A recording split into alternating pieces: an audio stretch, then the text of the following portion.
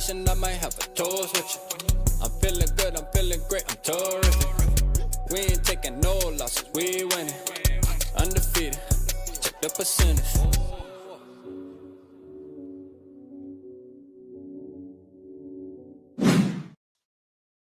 Yo, what's good? What's good? Make sure my mic good.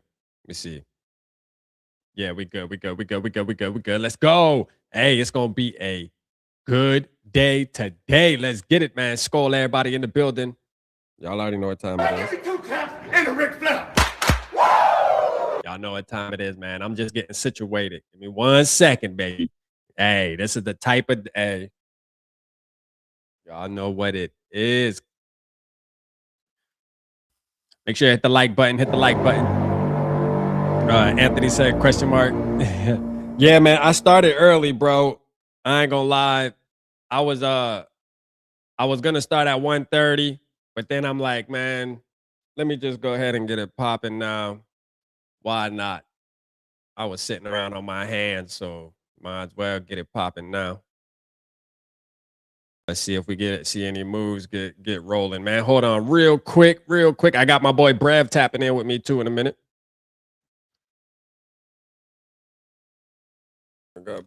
I got Brevski. I had to put the glasses on for this one. You know what I'm talking about? Hey, you know what I'm talking about? Let's go. You know what I'm talking about? I had to put the glasses on for this one. You know what I mean? You dig? Let's go, man. We're gonna pull up. We definitely we're gonna look at the free agency and we're gonna try to track every move that happens. Not just Vikings, but we'll try to track like any move that happens, really. And because there's gonna be moves that are going to affect how the Vikings season shapes out too. The moves that happen in the NFC North and in general are definitely going to shape us too. So let's wait for some more people to tap in, man. Cause and effect was good, my guy. Appreciate you, boy. Let's get it, man. Let's go, man. Shout out my guy, Cause and Effect. Appreciate you, brother, man. Glad you could be here, kicking it with me, man. Hey, everybody at work that's watching. Hey, look, man, I ain't gonna tell you, boss. Don't worry. I ain't gonna tell you, boss. Hey, just put your earbud in. You know what I mean? We gonna talk some Vikings football. It's gonna be all gravy, baby. You know what I mean? Some of y'all probably gonna be about to go on lunch break. Tap in with your dog, man. Tap in. Let's go. Tap in. I'm about to share this real quick, though. Give me 1 second. Let me just share this and let everybody know that we are live. All right. So let's see, man. Because I did confuse people. I'm good for that. I'm definitely good for that. Hey guys, I'm starting at 12:30 Central Time. Psych. I am good for that. You know what I mean? I gotta be honest. I'm good for that. I'm good for one of those. Good for one of those. All right, I got that posted there. Let's see. Boom. Where else I need to post that? I think I need to post it on. Let me go to my YouTube real quick. Sorry, y'all. Sorry for the delays on popping it. Just give me 1 second. Get comfy, man. Go grab a drink. It's gonna be a minute. We're gonna be here for a minute. My boy Brev gonna tap in too. So when he tap in, we gonna, he can catch some news. Let's see. Let me share this. Let's just do this right here.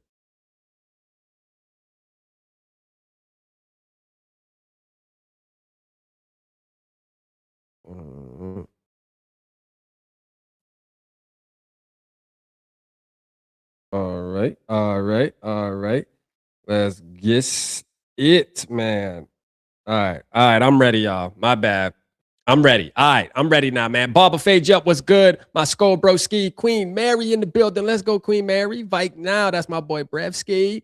Let's go. Shout out to you, man. Luft, what's good? What you appreciate you. Anthony said, how can Houston afford to pay Ingram and extend Hunter one more year for $40 million? I mean, look, there's an argument going on right now on X, man, with our boy D Woods. And D Woods and somebody else is arguing about the whole Ed Ingram and it was coaching and stuff like that. They going in. I ain't gonna lie, they going in. I don't know. But you know what? I know one thing's for sure. We missed on Ed Ingram. Yeah, we missed on Ed Ingram, bruh. Ed Ingram should have been a Minnesota Viking still. And I'll be honest, I was on the train of this dude is garbage. I'm gonna be honest. I was. So I'm not gonna sit here and act like I was advocating for him because I damn sure wasn't. But it just proves that coaching is an issue. Coaching has to be an issue at the offensive line. At the offensive line, but we fixed that. Shout out to Rob. Let's get it, man. Shout out to Rob. What are you gonna do today, my good sir? What are you gonna do today, my good sir? Because we watching you, baby. We watching you, man. Keep an eye out on the cornerback, running back, defensive tackle position for the Vikings ahead of the legal tampering period that starts in 4 minutes. 4 minutes. I tapped in a little early too, man. See, I was gonna wait till 1:30 Eastern time because I noticed last year it really didn't get popping until like an hour in. So I was like, man, let me not get in right away. But then I'm like, man, I ain't got nothing going on. Let's see if I just do NFL free agency and it pops out and see what we got here. Let's see if there's any extra news real quick. I think really who we need to be on is hold on. We need to be on Adam Schefter. That's who we need to go. We need to go look at Adam Schefter. That's who we need to have the notifications on.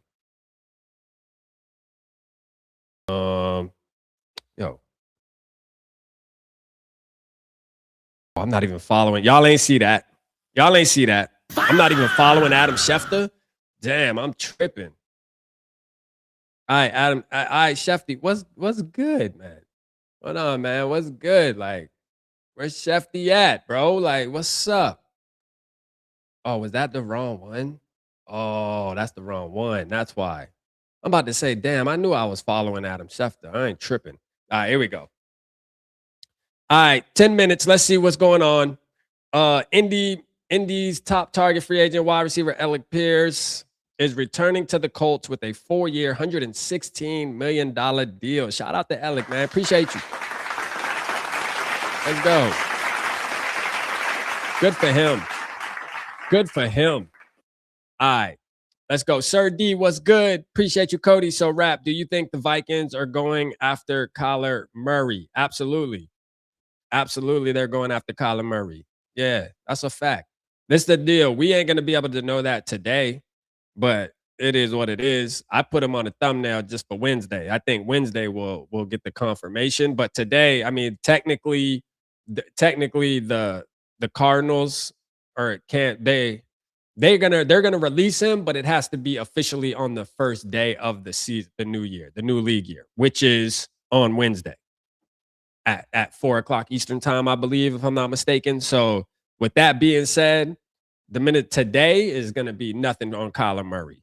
It'll be nothing on Kyler, in my opinion. Now, I could be wrong. Maybe the Cardinals are like, bro, do your thing. I think they may be able to verbally commit. Maybe we get a verbal commitment, like because all of this stuff is verbal commitment for the most part. Like Alec's already on the Colts, so that's a different story. But any player that's moving from this team to that team, all of this shit is verbal. Yeah. Broski Bear said, did you hear something about Kyler saying he's going to take his time and visit several teams before he makes up his mind? I seen the report with Tom Pelissero saying that that's what he believes that he's going to do. Again, that's Tom Pelissero's that's his opinion. You know what I mean? Like he believes he's going to. There isn't several teams, in my opinion. There isn't several teams that are going to entertain Kyler Murray. You know, that's my opinion. There isn't several teams. I think realistically, there's like 3 teams. You know what I'm saying? It's going to be us. It's going to be the Steelers and maybe Miami, in my opinion. Now, some people make the argument for Atlanta, but the Jets, bro, he ain't going to the Jets. I'm going to tell you that right now. Dog is not going to the New York Jets. And I don't blame him. Who the hell want to go to the Jets, bro?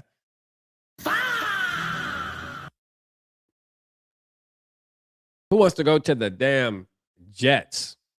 Let's see. I wonder how if I refresh it, does it stay on Shefty? Yeah. All right. Oh, my boy Brev Ski. Brev Ski, what's good, my guy? Yo. Let's go. I'm rocking the glasses. I'm rocking the glasses today, Brev Ski. You know what I mean? Oh, you got to. It's a big day. I just came on some big news. Yeah, what? Hold on a minute. What I missed? Break it. You want me to break it? Hold on. Let me get the horn. Break it. It's not Vikings news, but Skull Mafia got it. Kenneth Walker, Super Bowl MVP, is signing with the Kansas City Chiefs. Ah, nice. Okay, where's Shefty at? Shefty's slipping today, bro. He's supposed to be first on board with all of this stuff. Yeah, I think Rappaport got it. Oh, we got to go check in with Ian Rappaport, man. I think he's the one. Then you know what I mean. Shefty, bro, you slipping, dog. Well, you getting lazy, dog. You used to be the first one on here. This ain't his actual channel. Hold on. It's always a battle between Shefty and Ian Rappaport today. It was like Shams and Woj back in the day. What's Rappaport's? What's his at? Is it There's so many goddamn fake at Rap Sheet. RAPSHEET. Yeah, there we go. That's what it was. I knew it was something different and not his name. There we go. Nice. Look at Ian. There we go. Now we got Ian. All right, cool. So yes, the Chiefs are signing Super Bowl MVP Kenneth Walker. Dang, bro, like that's a big move. So I wonder if that's the case, Brev. I wonder what's happening with Pacheco. Does that mean Pacheco is out of the door? Yeah, I don't even remember seeing Pacheco that much last year. I mean, I didn't watch a lot of Kansas City games, admittedly, but it could. I mean, the Chiefs, this is a weird move for them because it feels like they never commit to a running back like this. Mm-hmm. So this is different. But also, I care a little bit more about what does this mean for Jeremiah Love?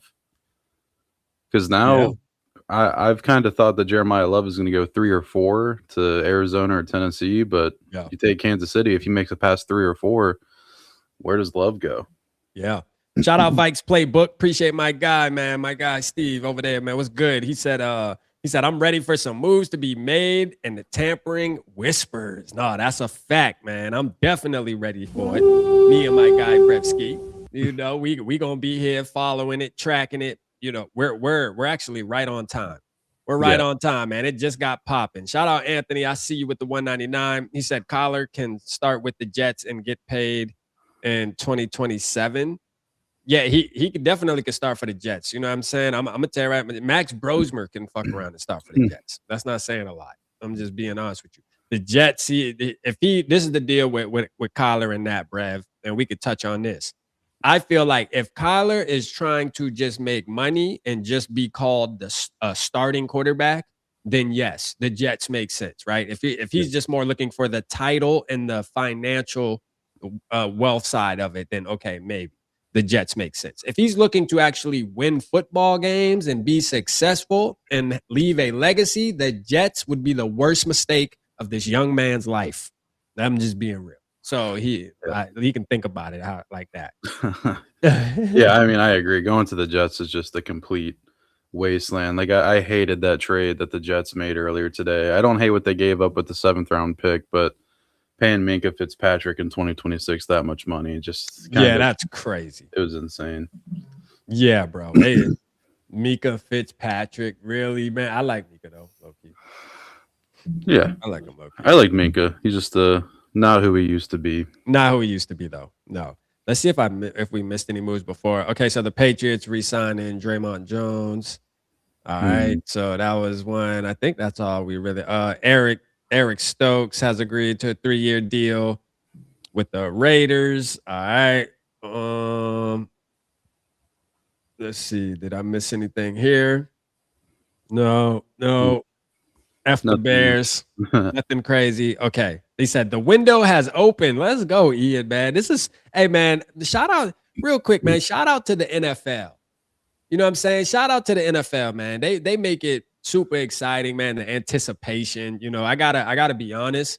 The NFL does a great job, bro, at just running a business of entertainment on top of it being competitive, being a super competitive sport.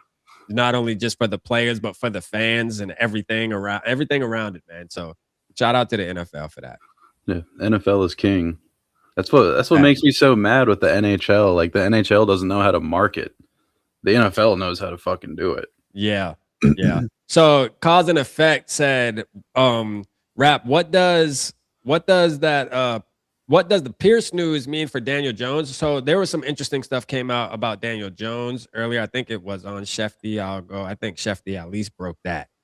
Maybe, or it might have been Tom Pelissero who did that. But let's see. I'm trying to use the OGs in the game, but we might got to go to the Tom Pelisseros, the Jeremy Fowlers. You know, them. They seem like they on top of their shit, man. I don't know what these other dudes, man. These old school cats, you know what I mean? They getting lazy out here. They just like, fuck it. I got noties on. I got noties on for all of them. All right. So what happened was, and I could do it like this. Here, we'll type in. I'm sure if I just type in Daniel Jones. So what happened with this, and we can touch on this, is Daniel Jones, bro, like he's asking for, what is it, 50 million? Is it 50 million or something that they said is I think his camp countered with 50 mil. Let me go to latest. Let me see if I can pull it up on the latest here. Yeah, he wants 50 million. Where's the dang post? Yo, I'm slipping out here, bro. Where the hell is it? All right. What's this? RotoWire? No. They talking about Alec Pierce. See, they don't even give a damn about Daniel Jones. They done already, you know what I mean? Here we go. Here's one. JPA. Shout out JPA. You know, sometimes JPA be putting some cap shit, but like this one is facts. All right. So right here, Daniel Jones camp entered negotiations asking for 50 million per season on a new contract, right? And that's according to Albert Breer. Bruh, 50 million is crazy, bruh, for Daniel Jones. That's insane. That's crazy money. I'd have to look up to see who even, like, what quarterback even, like, I know Dak is up there. I think Josh Allen is up there, but that 50 mil for Daniel Jones. For Daniel Jones, bruh. I don't know about all that. The Daniel Jones, based off of one season where he really technically played 9-10 games maybe. Yeah, something like that. Like, bro, and he did look good. I'll give him that. He did look good. Some can credit that to our boy Kevin O'Connell if you want to. You know, I ain't gonna be mad at you if you want to do it. I did it the other night. Shit, when I'm trying to talk about quarterbacks like Kyler Murray coming to the Minnesota Vikings, I use that as my argument was. You know, we look at rookie quarterbacks, but then we look at vets and how they turn out from working with a guy like Kevin O'Connell. And it just seems like the veterans look really good when they sit there. And I even included Daniel Jones. It was like, yo, look, he sat with us long enough, you know, with Kevin O'Connell. Then he goes to the Colts and looks like an MVP quarterback, him and Sam Darnold. I don't think that's a coincidence. Yeah, it's just facts. Yeah, and looking at the quarterback contracts around the league, just in terms of like their average annual value, if Daniel Jones, say he does get that 50 million, that puts him between Jalen Hurts and nobody else who else but Kyler Murray, because Murray's average is 46 million before his release. So he's in that top 12 quarterback contract range. Shout out Anthony with the 499 here. He said, do you think teams that miss out on Mike Evans will snatch up Jalen Naylor today, Brev? He's a hot name I'm hearing. Man, speak on that. Let's go talk about that. Well, and we know for sure that Jalen Naylor has a lot of interest from around the league. I think there's a lot of teams around the league that think he might have that wide receiver 2 upside. I don't know how much I agree with that. I like Jalen Naylor and all. With Mike Evans being one of the top receiver targets, you know, with Pickens off the board now, technically now Alec Pierce off the board, Mike Evans might be that next guy for a contender. With them being different styles of receivers, I don't know if just because Mike Evans could fall, Jalen Naylor would take that place, but Naylor for sure has a market. I said it months ago and people called me crazy on X. Like, Naylor's going to get minimum 10 million a year. I've been saying that for a while, so I think he could sneak up into 12, 13 million a year. Yeah. Yeah, so with that being said, man, boy might be good as gone for the Minnesota Vikings. Oh yeah. He might be good as gone. Somebody will offer him that and he's going to be like, yeah, I'm outie. I'm outie. They said could make up to 15, bro. That is crazy work. Yeah, we're not doing that. And all the power to him. Make your money. Yeah. Don't do it here, but make your We're money. not doing it. Exactly. Shout out Jackson in the building. I see you, real sir. D Chevy was good. We appreciate y'all tapping in for the goddamn what you call it? The what we gonna call it? The free agency frenzy. You know what I'm saying? Let's go, man. Straight up. And I know everybody and their mama is live today. All right. I'm not even talking about just Vikings content creator. We talking about Pat McAfee's of the world. We talking about every person you can think of, man, is live tracking this stuff. So what we need, I say that to say, you got to hit that like button. Make sure you're staying active in the comments. That's how it pushes it for people like to bounce back and forth. They're like, man, let me hear some new voices. They're going to come over and tap in with me and Brev, man, as we doing this. So appreciate y'all supporting the stream. And yeah, it's going to be a long day, man. We're going to sit here as long as we can before we get tired. Hopefully, the Minnesota Vikings do some fire activities, you know. Hopefully, they do some fire activities. That's what I'm looking for. We're looking for a big move, a big splash. If you could guess a splash, Brev, like if you could predict one, what would it be? Man, what move would knock you out of that chair right there you're sitting in? Oh man, a splash move, I guess, would be. I have to take a look at because honestly, like, there's not many people that I love in the free agency that would be a splash. Yeah. What would a splash be? Like, I got a couple people I like, but probably.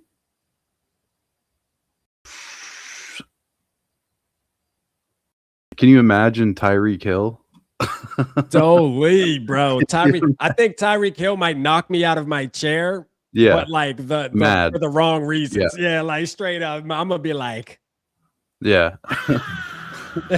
I'm definitely not endorsing it, but that would certainly invoke a physical reaction. Yeah, no, that would be crazy, bro. Like that would be crazy. But hey, look, that would be considered a splash move. Shout out D Woods from Skull State of Mind, my brother. Appreciate you tapping in. Shout out Broski. He said I'd rather chill with the dude from Charleston, South Carolina. Hey, facts, Broski. And not only me, bro, you be kicking it with Q and them over there at Black Cat Panther, you know?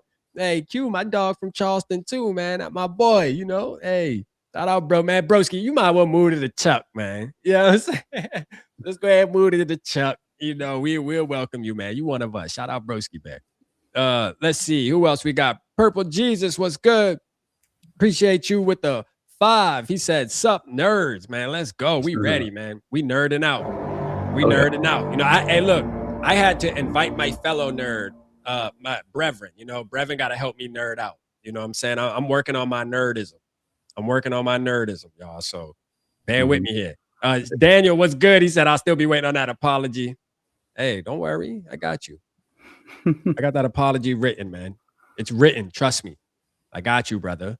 He said, I like possibly, shout out Vikes Playbook too, man. We probably should add some, we can get some extra content creators to pop in. If y'all aren't doing anything like Steve, hey, bro, Steve, if you want to pop in, if D Woods, if you're still in the building, man, if y'all want to ever pop in and talk while we live, if y'all don't want to do your own, set up your own live and stuff, man, y'all could always just pop in, bro.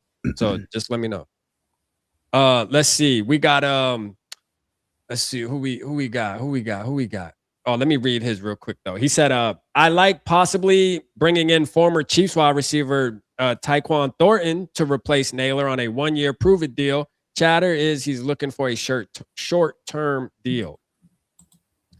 Yeah? What is he? You got some stats on, bro, Brev? You can look that up? I can look him up. I know a little bit about it. I think he was, a first-round pick to the Pats back in the day, I want to say, or second-round pick. I like my big body receivers. I'm not going to lie. You know how I feel about Malachi Fields. Yeah.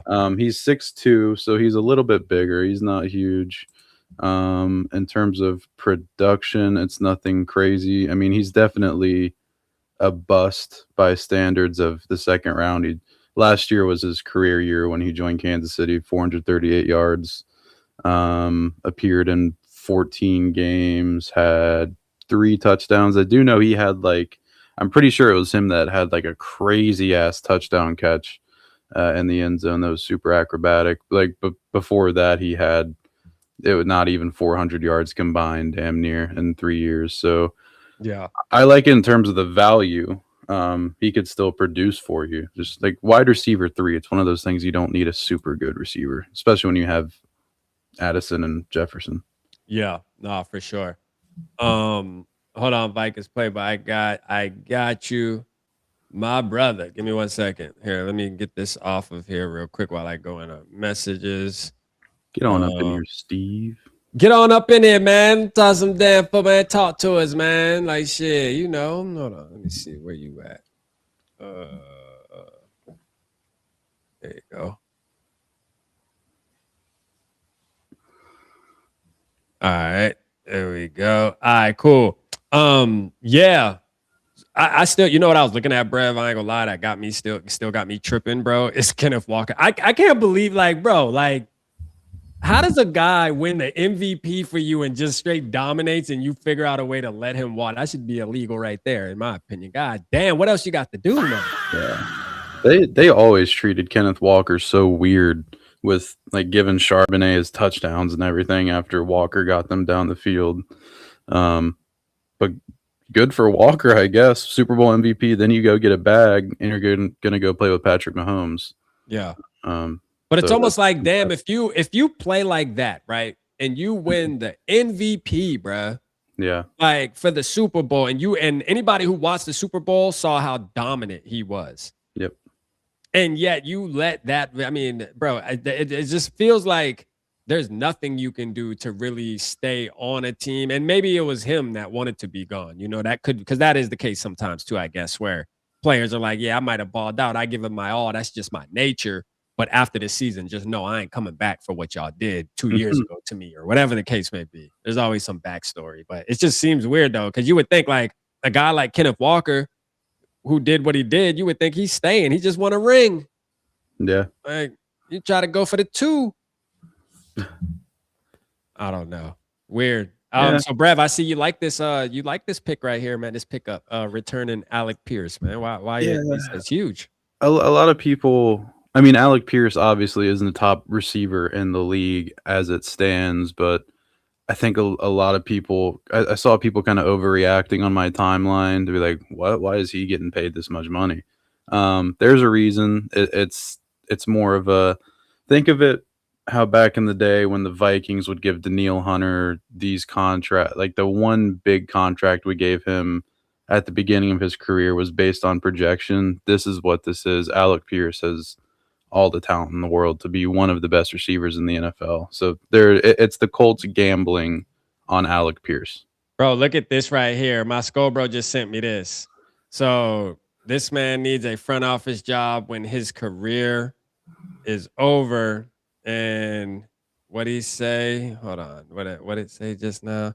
He said, "Oh, wait till y'all see this." So he playing with fans, man. Hey, Isaiah Rodgers crazy, man. Hey, Isaiah, he a damn jokester, but he probably right though. He probably like, bro, we got some shit cooking. Don't worry. Mm-hmm.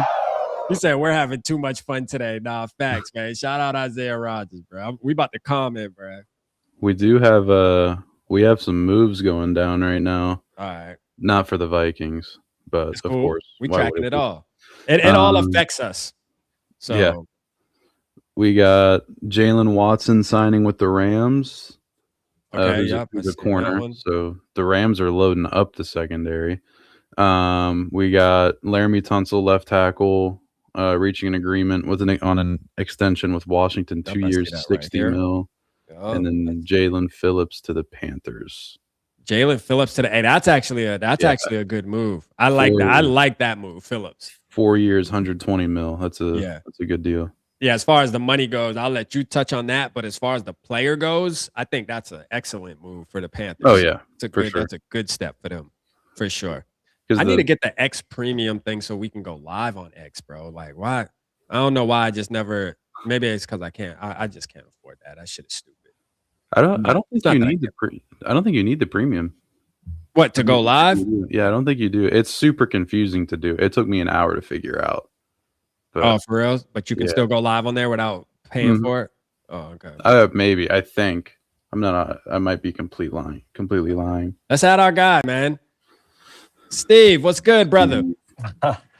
How's it going, guys? Good, man. Appreciate you tapping in a little bit, man. And Whoa!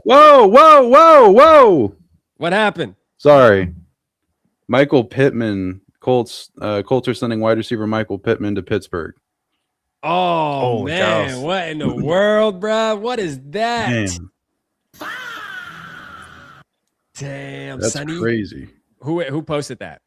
That was Pelissero. Sorry, Steve. Yeah. No. I mean, you sent Pittman to the Steelers.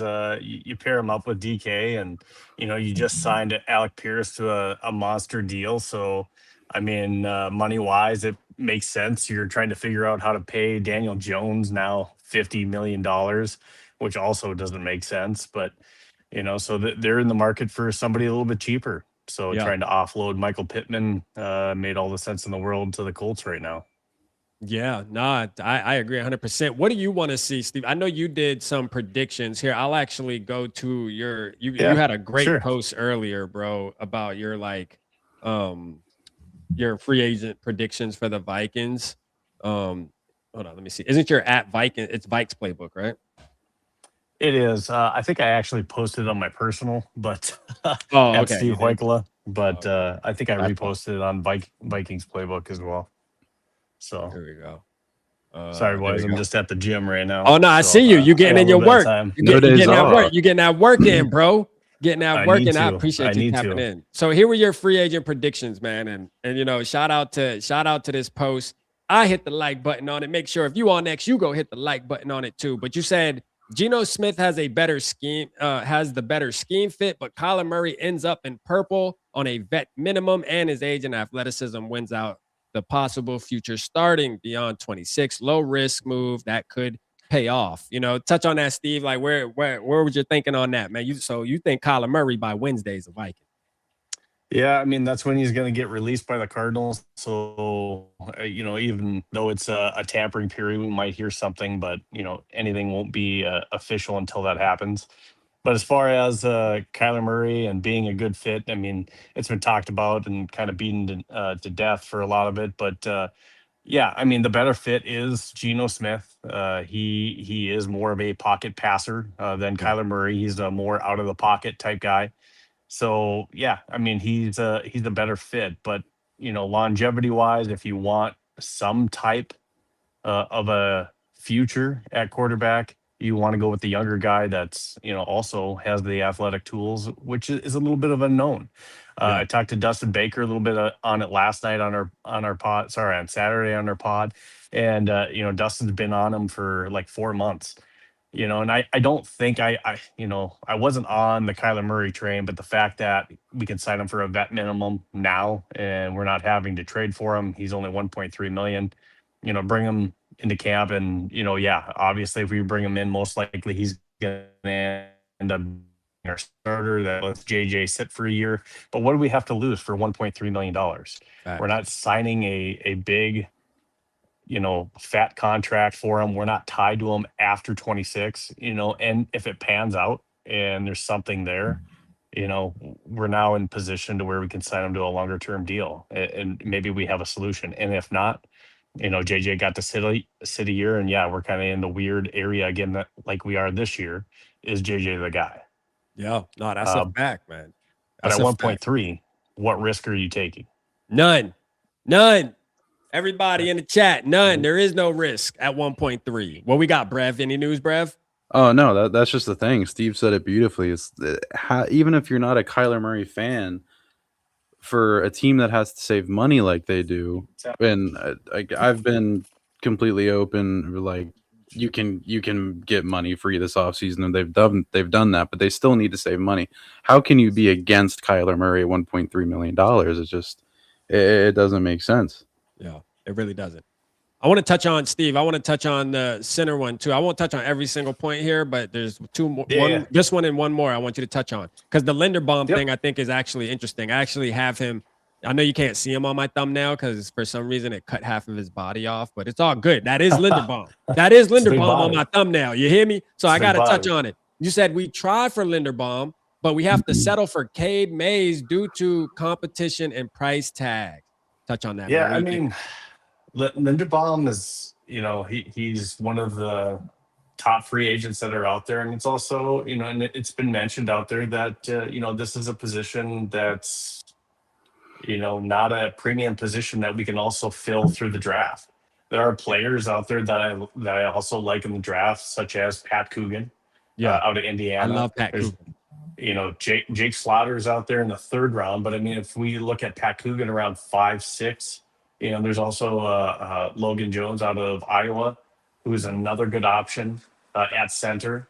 And honestly, when I take a look at it, I still have a hard time talking myself out of Blake Brandel. Yeah, me too. He's sitting there. He's on contract already. You give him an entire offseason to practice center. I absolutely think that he could be our starting center, and it's given the chance. Yeah. And then you're not having to dole out big money for a Linderbaum who isn't good in pass pro. He's good with run protection, but you're paying huge money for a guy that's not as great in pass protection. So that's just one of the concerns. Real quick, if Brev. you sign Linderbaum. Hey, real quick, hold on. My bad, Steve. What's up, Brev? You got to tell it. You look like you're ready to go. Yeah. Talk to us, bro. We got breaking news. I guess I'll be the breaking news guy if it doesn't come up against me. Yeah. Wow. Quarterback Malik Willis, formerly of the Packers, has reached an agreement with the Miami Dolphins. Oh, the Dolphins. Hey, you know what? I was saying that seemed like a good fit. So there you go. Kyler Murray sweepstakes the Dolphins are eliminated on that. So yeah, anybody who said Kyler Murray was going to Miami, kiss my ass. You know what I'm saying? And this matters. This matters for the Vikings. Like I don't think we were ever going to get Malik Willis, but we've seen like Tua. I predicted from the jump he was going to Atlanta. It just made sense for Tua to go to Atlanta. They're tailored to a left-handed quarterback. Malik Willis to Miami, that takes away what I thought was two big options for Kyler. With each domino that falls, it becomes more and more obvious. Or what I think has been obvious, that Kyler Murray will be a Minnesota Viking on Wednesday. Yeah, and maybe Geno Smith to the Jets. Yeah, Once Geno makes his decision, I think Geno's in the same boat with Kyle, where he has to do it on Wednesday. But if like Geno's news comes out first and he goes to the Jets, like you might as well just report Kyler to the Vikings at that point. Yeah. Now Geno did come out and they asked him where he wanted to go in his top destination, and he said Miami. So interesting that his first top destination was not Minnesota. You would think if at least there were some talk that way, and that there's always some tampering before it even happens. But you would think if there were whispers that, and if he thought he was in play for Minnesota, he would have said Minnesota, because that's everyone's top destination as far as those veteran quarterbacks that are out there. So let me ask you smart guys a question, right? And I mean this. I'm being serious here. Why is I'm being dead ass? Why is it that? So, for example, Malik Willis right now can say, "Okay, I'm signing with the Dolphins." It's breaking news. Why is it that Kyler Murray, that news can't come out today? Is it because he's actually under contract and Malik is a free agent? Is it just simple as that? Okay. Yep. And there certainly definitely is. Well, I guess would it at this point be tampering, even though it's Monday?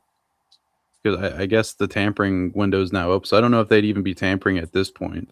But I mean, tampering just happens. So I guess it would be that if they're talking to Kyler before today at noon. But yeah. I mean, we might hear that, something's happening there, but the new league year doesn't start until March 11th. And that's why, they won't release him contract wise until that date.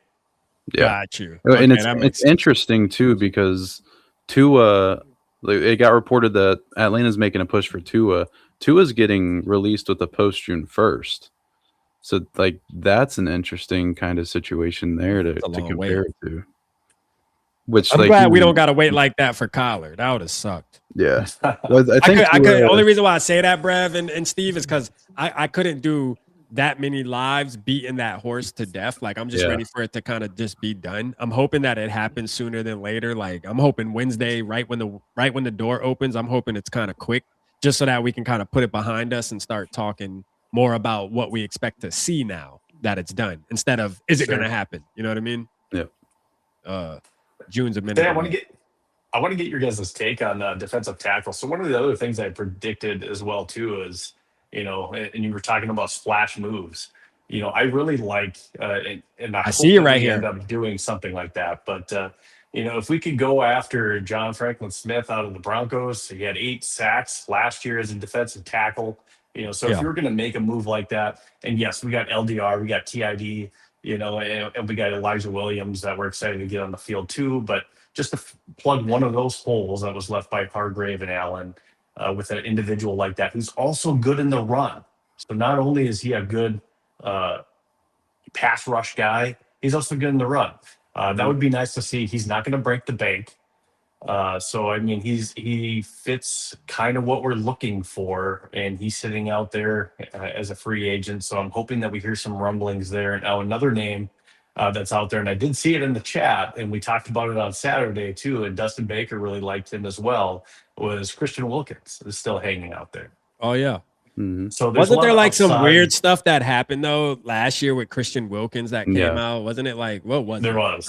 Was just some locker room some locker room weirdness. We'll call it antics. Gotcha. Weirdness going on with teammates. So, which is fine. I mean, shit, if he can play, he can play. I can care less about all that extra shit. Yeah. So he could be a name out there as well too. But I do expect before we go into the draft, I would be shocked if we went into the draft without bringing on at least, even though we're deep at the position, are we starter deep? Are we 2 starter deep at that position? So I do expect us to pick up at least one piece before we go into the draft here out of free agency. So I'd be surprised if we don't sign it with somebody. No, I agree 100%. How do we feel about the Jalen Carter bit though? Like I did a video just on some, look, it's one of those. I know he cost a ton of money, but I look at it like, does his amount of money equal getting rid of Jonathan Allen and Javon Hargrave? Like, does that not make up for that? Or am I just thinking too simple?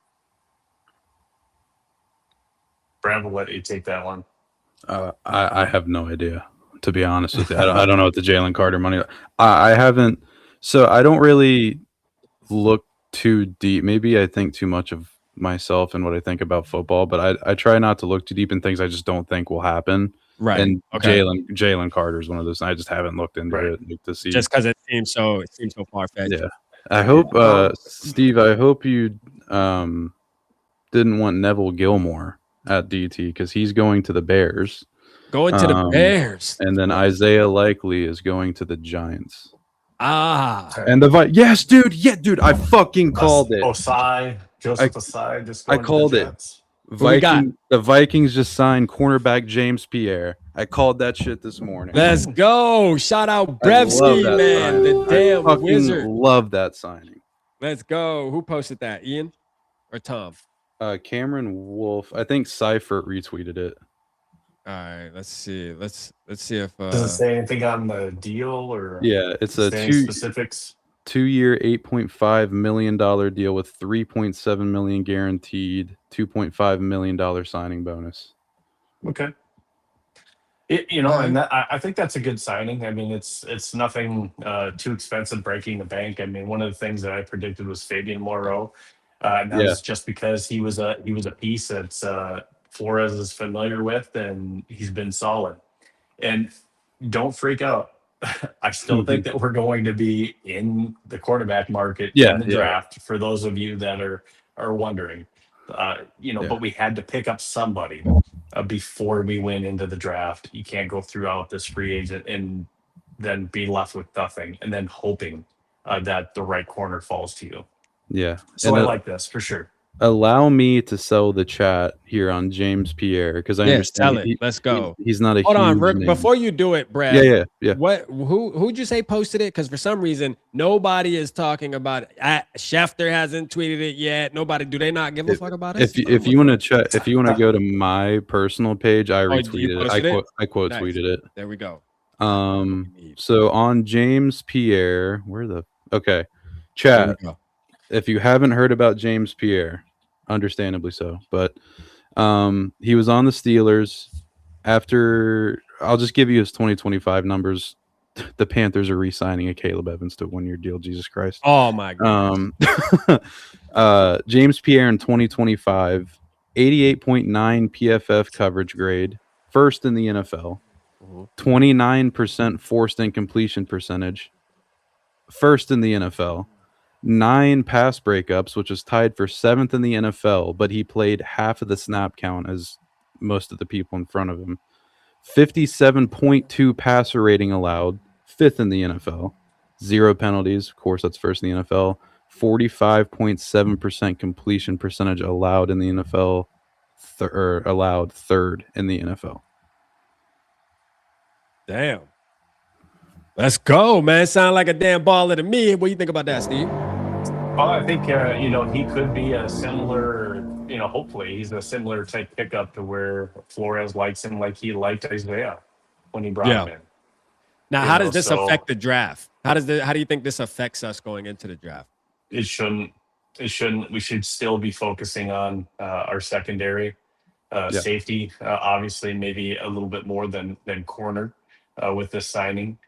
Because we have 1 to 2 positions. Another thing I'm thinking will happen after Wednesday, and once the quarterback's been announced, I think we'll get a decision soon after that from Harrison Smith as well too. Yeah. But I still think, regardless of what Harrison does, I think we're drafting 1 to 2 corners in this draft. I'll be surprised if we don't. But I don't think it changes anything. We still need to bulk up in the secondary. We need to get younger as a team. So I think a corner, 1 to 2 safeties in the draft is still coming.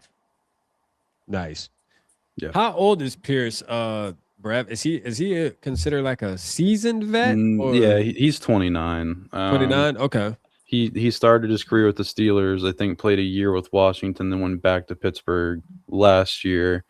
He was in Pittsburgh with Brian Flores in 2022, so that kind of made it not obvious that this was going to happen, but it kind of painted the picture. There was a link there. Yeah, he's also Lamar Jackson's cousin. Oh, really? Fun fact. That's a fun fact. Lamar Jackson's cousin. Kick is that dude? I don't know if we play the Ravens this year, but shout out Two Tone in the building. I see you. Shout out everybody in the building. Actually, make sure you go subscribe to Vikes Now. Tap in with my guy Brev. Make sure you go subscribe to Vikings Playbook. Shout out to my guy Steve. You already know what time it is. I'm actually going on with Steve. What is that? Next Saturday. The Saturday coming up. Next Saturday. And make sure, if you're not already following me on YouTube, it's Vikes Playbook on YouTube. Yeah. But I tell you what, Brev and Rap, I got to get going. Yes, sir. I'm on the clock work-wise too, so I need to get a little bit of workout in and get back to work here. Hey. So thanks, guys. I appreciate I appreciate you, brother. Yes, sir. All right, man. Get those gains, Steve. Come on. Let's go. Yeah. Flex, Steve. Flex. On with you, Rap, on Saturday. Let's go, man. Let's go. Right, Appreciate you, man. All right, man. Shout out my guy, man. He getting that weight up, man.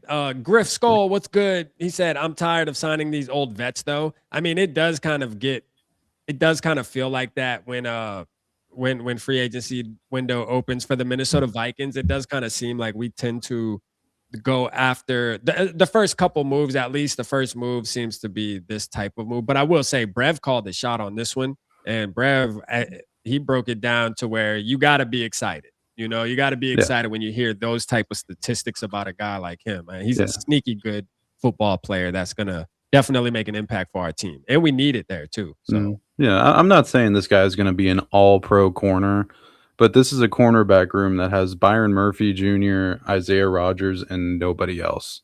So I'm tired of signing old vets too, I guess. But at the heart of that is I'm tired of not being able to draft, and that's why you have to sign those old vets. And hopefully the not being able to draft is something that changes next month. Yeah, let me put my noties on all these guys. There we go. That's probably what I need to do here. Let me add my I turn them off because they tweet so much to where I'm like, bro, if keeping the noties on, be going crazy with these dudes when it's not like free agency. Yeah. Free agency, man, it's time to turn the noties on. Let's go. All right, who else I'm missing here on the notice? Let me do Ian. I think I gotta put him on. There we go. All right.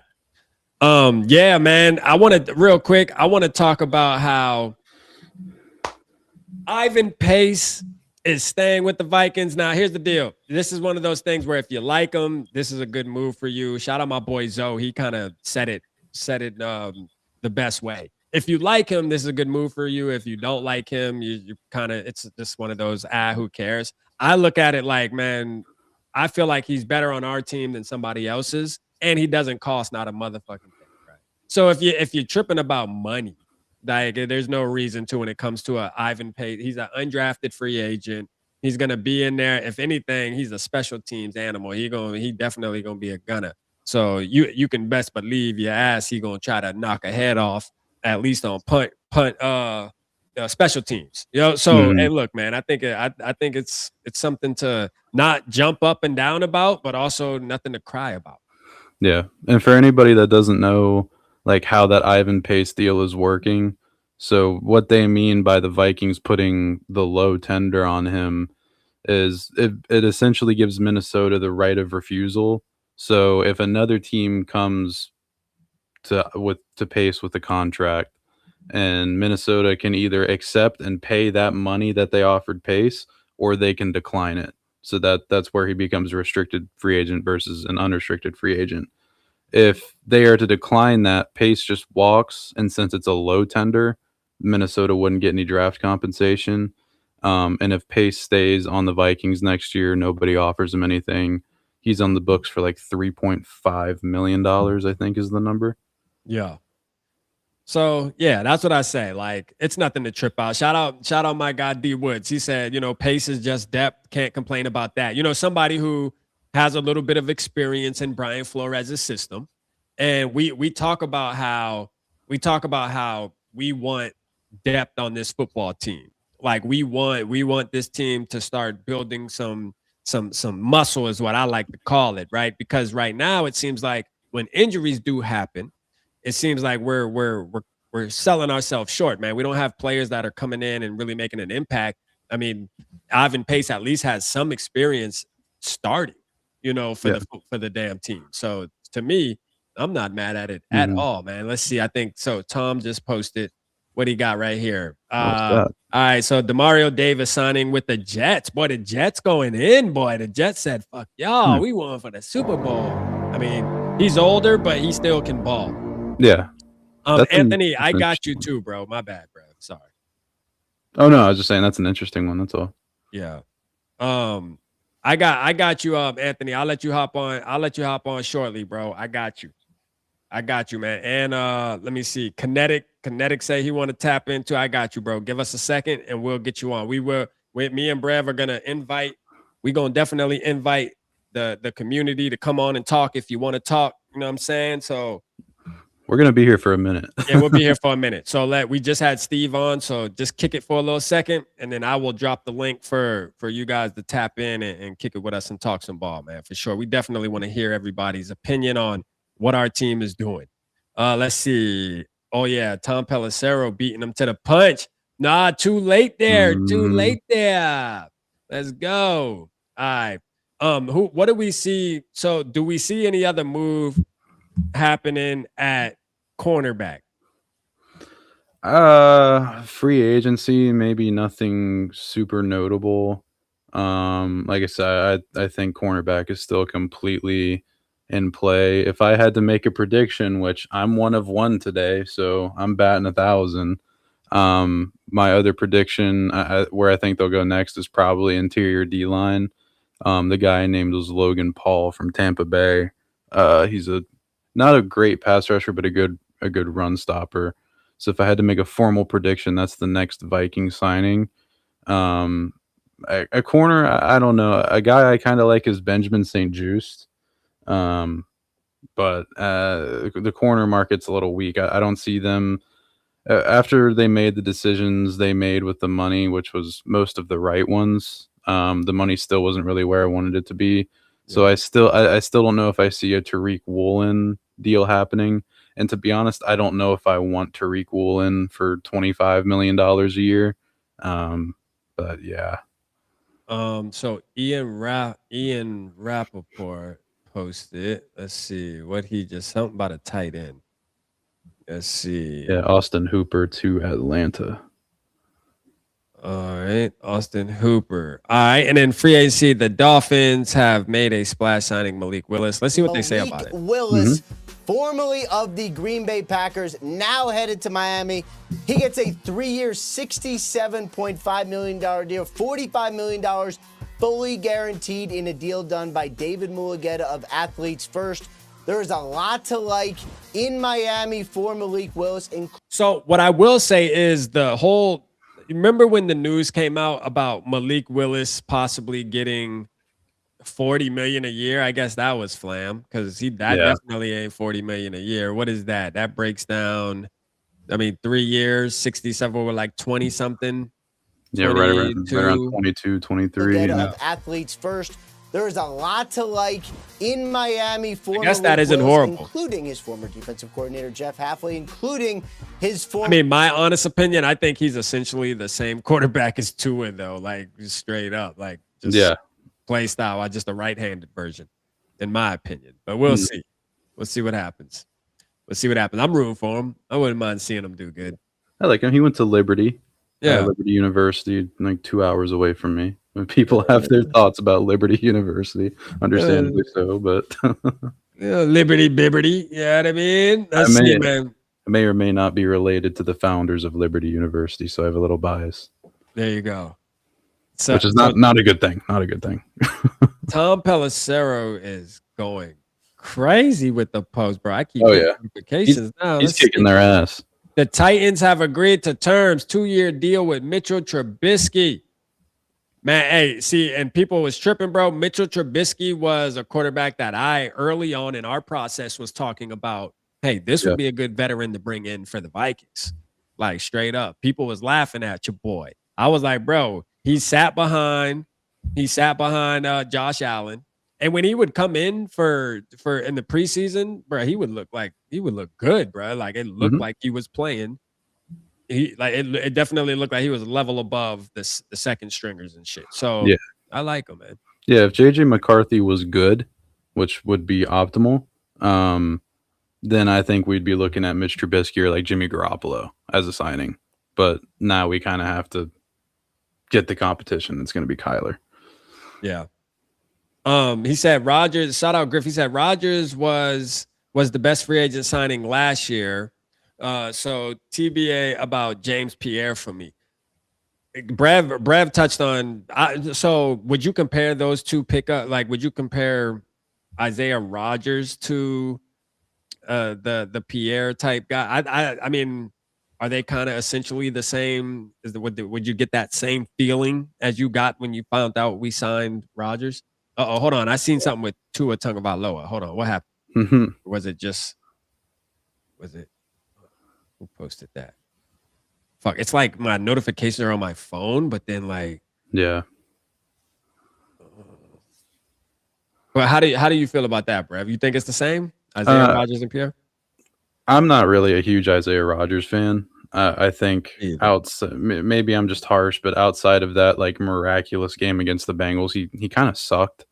Individually, the defense as a whole was good, and the secondary as a whole was actually good, just not good on paper in terms of the name power. But I would say Rodgers' ceiling is higher than James Pierre's, but that's also tough to gauge because for much of James Pierre's career, he's been kind of in the background in the corner room, and he was really mostly a special teams guy to begin with, if I'm not mistaken. So yeah, I would say Rodgers for the ceiling, and his draft pedigree is there because I think he was a second or third round pick, if I'm not mistaken.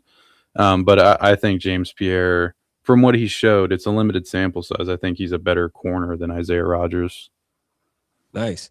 So this is the Tua stuff they were talking about. It doesn't because the Miami Falcons are making making a Tua Tagovailoa would be released. Teams are allowed to speak with him, and very quickly the Atlanta Falcons. Let me just interrupt myself a little bit. We have some fascinating news from the New York Jets. So Mario Davis. The longtime member of the New Orleans Saints. So the Falcons go after Kirk Cousins, right? They go after Kirk Cousins, bruh. Sign him. He look hot trash. Then they at the same time they draft our boy Michael Penix Jr. He don't look that good, but then obviously he has deeper issues with the injuries, which was something we were concerned about when we were going through that process of, damn, should we draft Michael Penix because his injuries, he's been injured a lot in college, bro. Both knees, both shoulders, like there's just a lot going on. So that's what made me want to stay away from him. But then now they want to go after Tua Tagovailoa, brother. All I'm saying is it could be worse for the Minnesota Vikings. I see it. It seems like the Falcons are just fucking desperate, bruh. Super desperate. I would say, aren't the Vikings also kind of in that situation? Because we had Kirk. Explain. Let's hear it. We had Kirk. Yep. We drafted JJ McCarthy, who I love JJ McCarthy in the draft, obviously. I hated Michael Penix Jr. in the draft. I laughed very hard when the Falcons took him after selecting Cousins. But, you know, they have some uncertainty with their quarterback they drafted in the 2024 draft class, and they're looking maybe to Tua. We have some uncertainty with our quarterback from the 2024 draft class, and we're looking to Kyler Murray. So it's not the same exact thing, but I feel like we're kind of in that boat too. I get where you at. I just think we're a much better team than Atlanta for sure. True. That's probably, you're right. This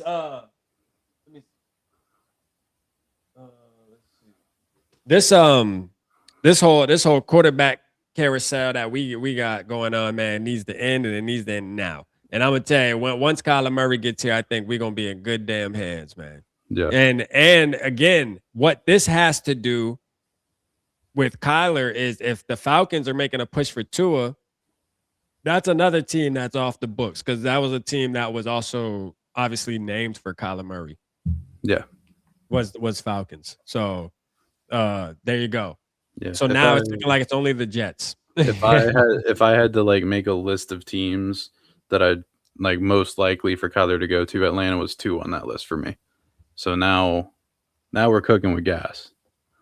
So you didn't like you don't like the Pittsburgh idea? You don't think Kyler would consider Pittsburgh? I think it's a good. Well, I don't know if it's a good fit, but I think there was probably a good chance there. Atlanta, just with Stefanski there, kind of screamed like more of a fit to me, and a team that would go after Kyler. I don't know if Mike McCarthy, I don't think has ever really coached a mobile quarterback, because like his quarterbacks were Aaron, Dak Prescott, and some people in between there. So it just seemed like more of a fit in Atlanta. You think? And I wonder. Well, damn. Did Aaron Rodgers and Mike McCarthy have a good relationship? Because if so, that if Aaron Rodgers comes back, I mean, that's a no-brainer then. Yeah. It makes you wonder. I mean, I don't know what is certain with Aaron Rodgers and where he's at on things regarding anything, but I'm sure they're fine. I'm sure they're all good. So some fullback just signed with the Patriots or agreed to terms. Ian we also had Kenny Gainwell sign with the Buccaneers, which kind of sucks. I liked him a lot. Gainwell to the Saints. I mean, to the Steel, or no, the Bucks. That's right. Mm-hmm. To the Bucks. Yeah.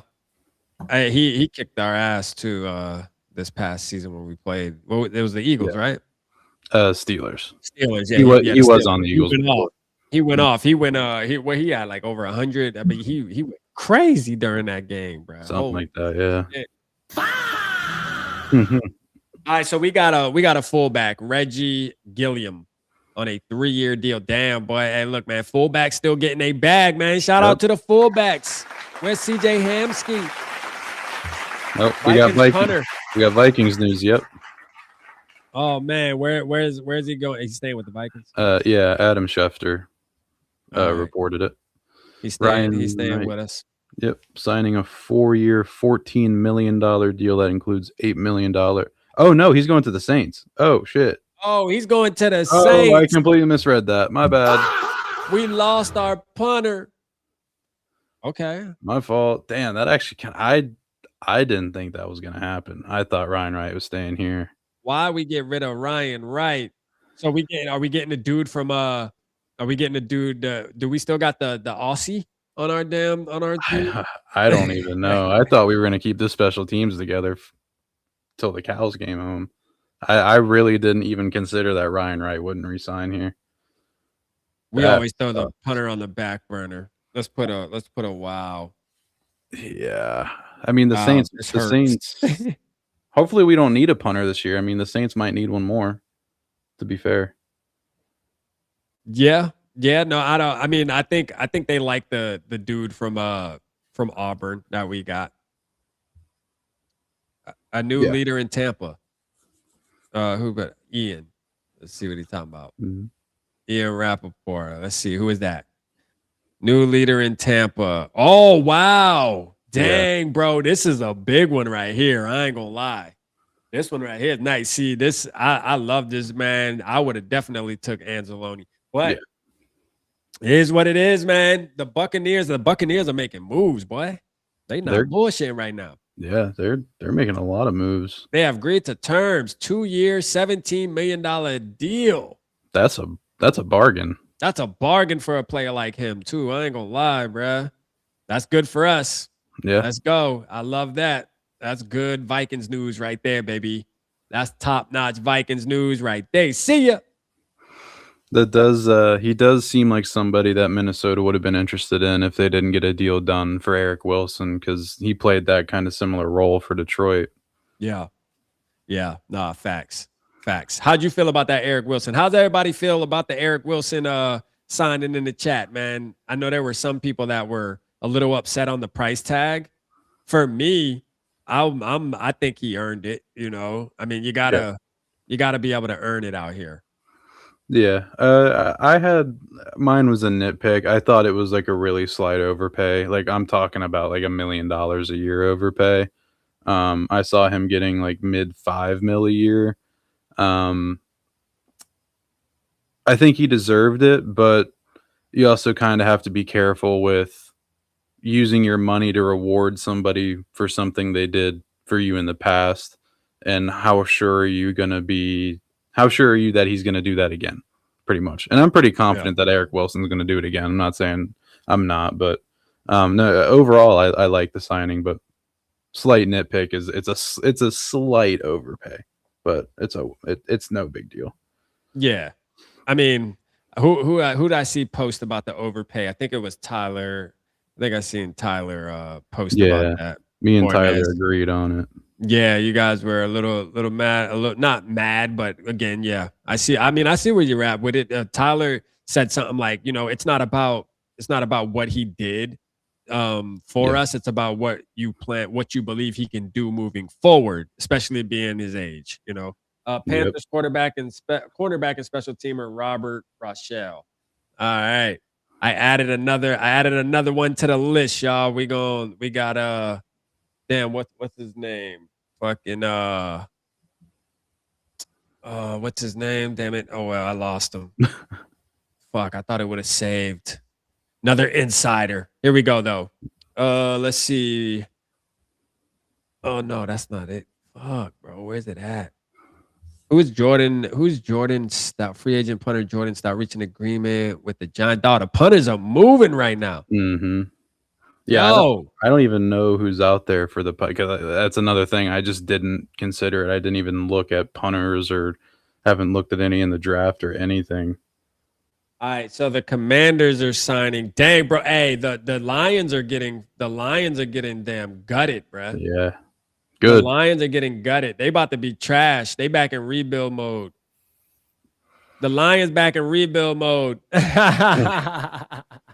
Was Amik Robertson the one that like? Yeah, talk shit to Justin Jefferson. Yeah. Mm-hmm.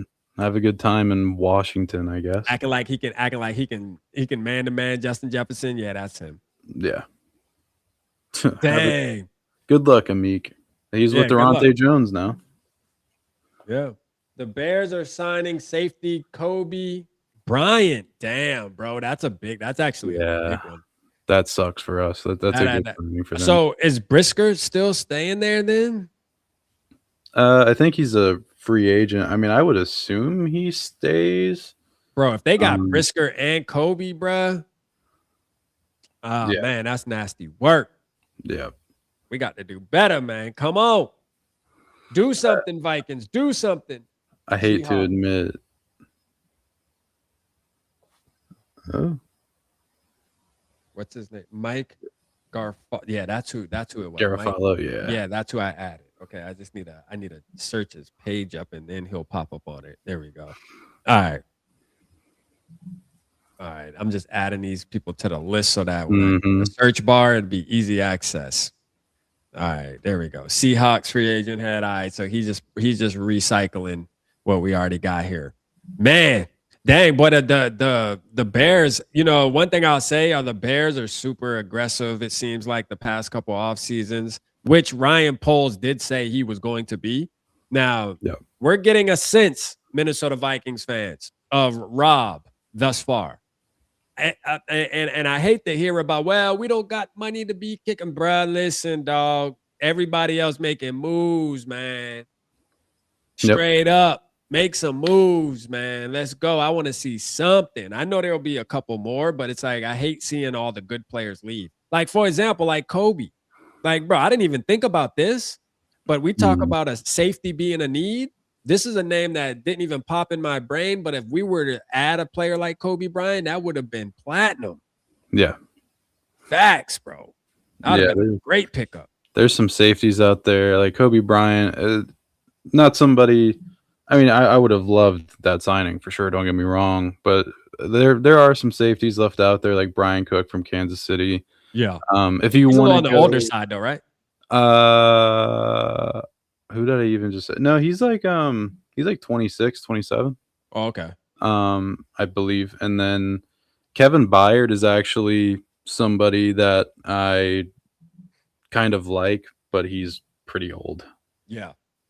Shout out Nano. He said, "Look at these slackers. Did you guys take the day off? You didn't hear, Nano? me and Brev are now official insiders, bro. We do this for a living. What you talking about, man? Shout out to us. Yeah, we don't work. Day off. Man, we don't know what a day off is, man. We're working. All right. We are officially insiders now, man. We do this 24/7 now. Call us. You know what I mean? Call him Brev Pellicero. Call me Rappaport. You know what I mean? Like, straight up. And if you don't believe him, go check my Twitter page where I told you that the Vikings were signing James Pierre 5 or 6 hours ago. Thank you. Thank you. Cook. I mean, quit playing with us, man. We official over here. You heard? Like, straight up. We official. Shout out Broski Bear in the building, man. Let's go. Vikes Playbook said Nick Cross is someone I have my eye on too. So Nick Cross, yeah. Like him. So do you feel like if we don't go safety in free agency, like absolutely Dylan's going to be probably top priority in the draft? I know you don't like him at 18, but like from figuring how our team has been operating, whether we like him or not there, just looking at our team and how it's operating, it's almost like, that's probably going to go down, isn't it? Honestly, it's not because I want not because I think Dieneman is this good. I tweeted, I think this morning, me and my buddy Dominic, he pops in the chat sometimes center stage.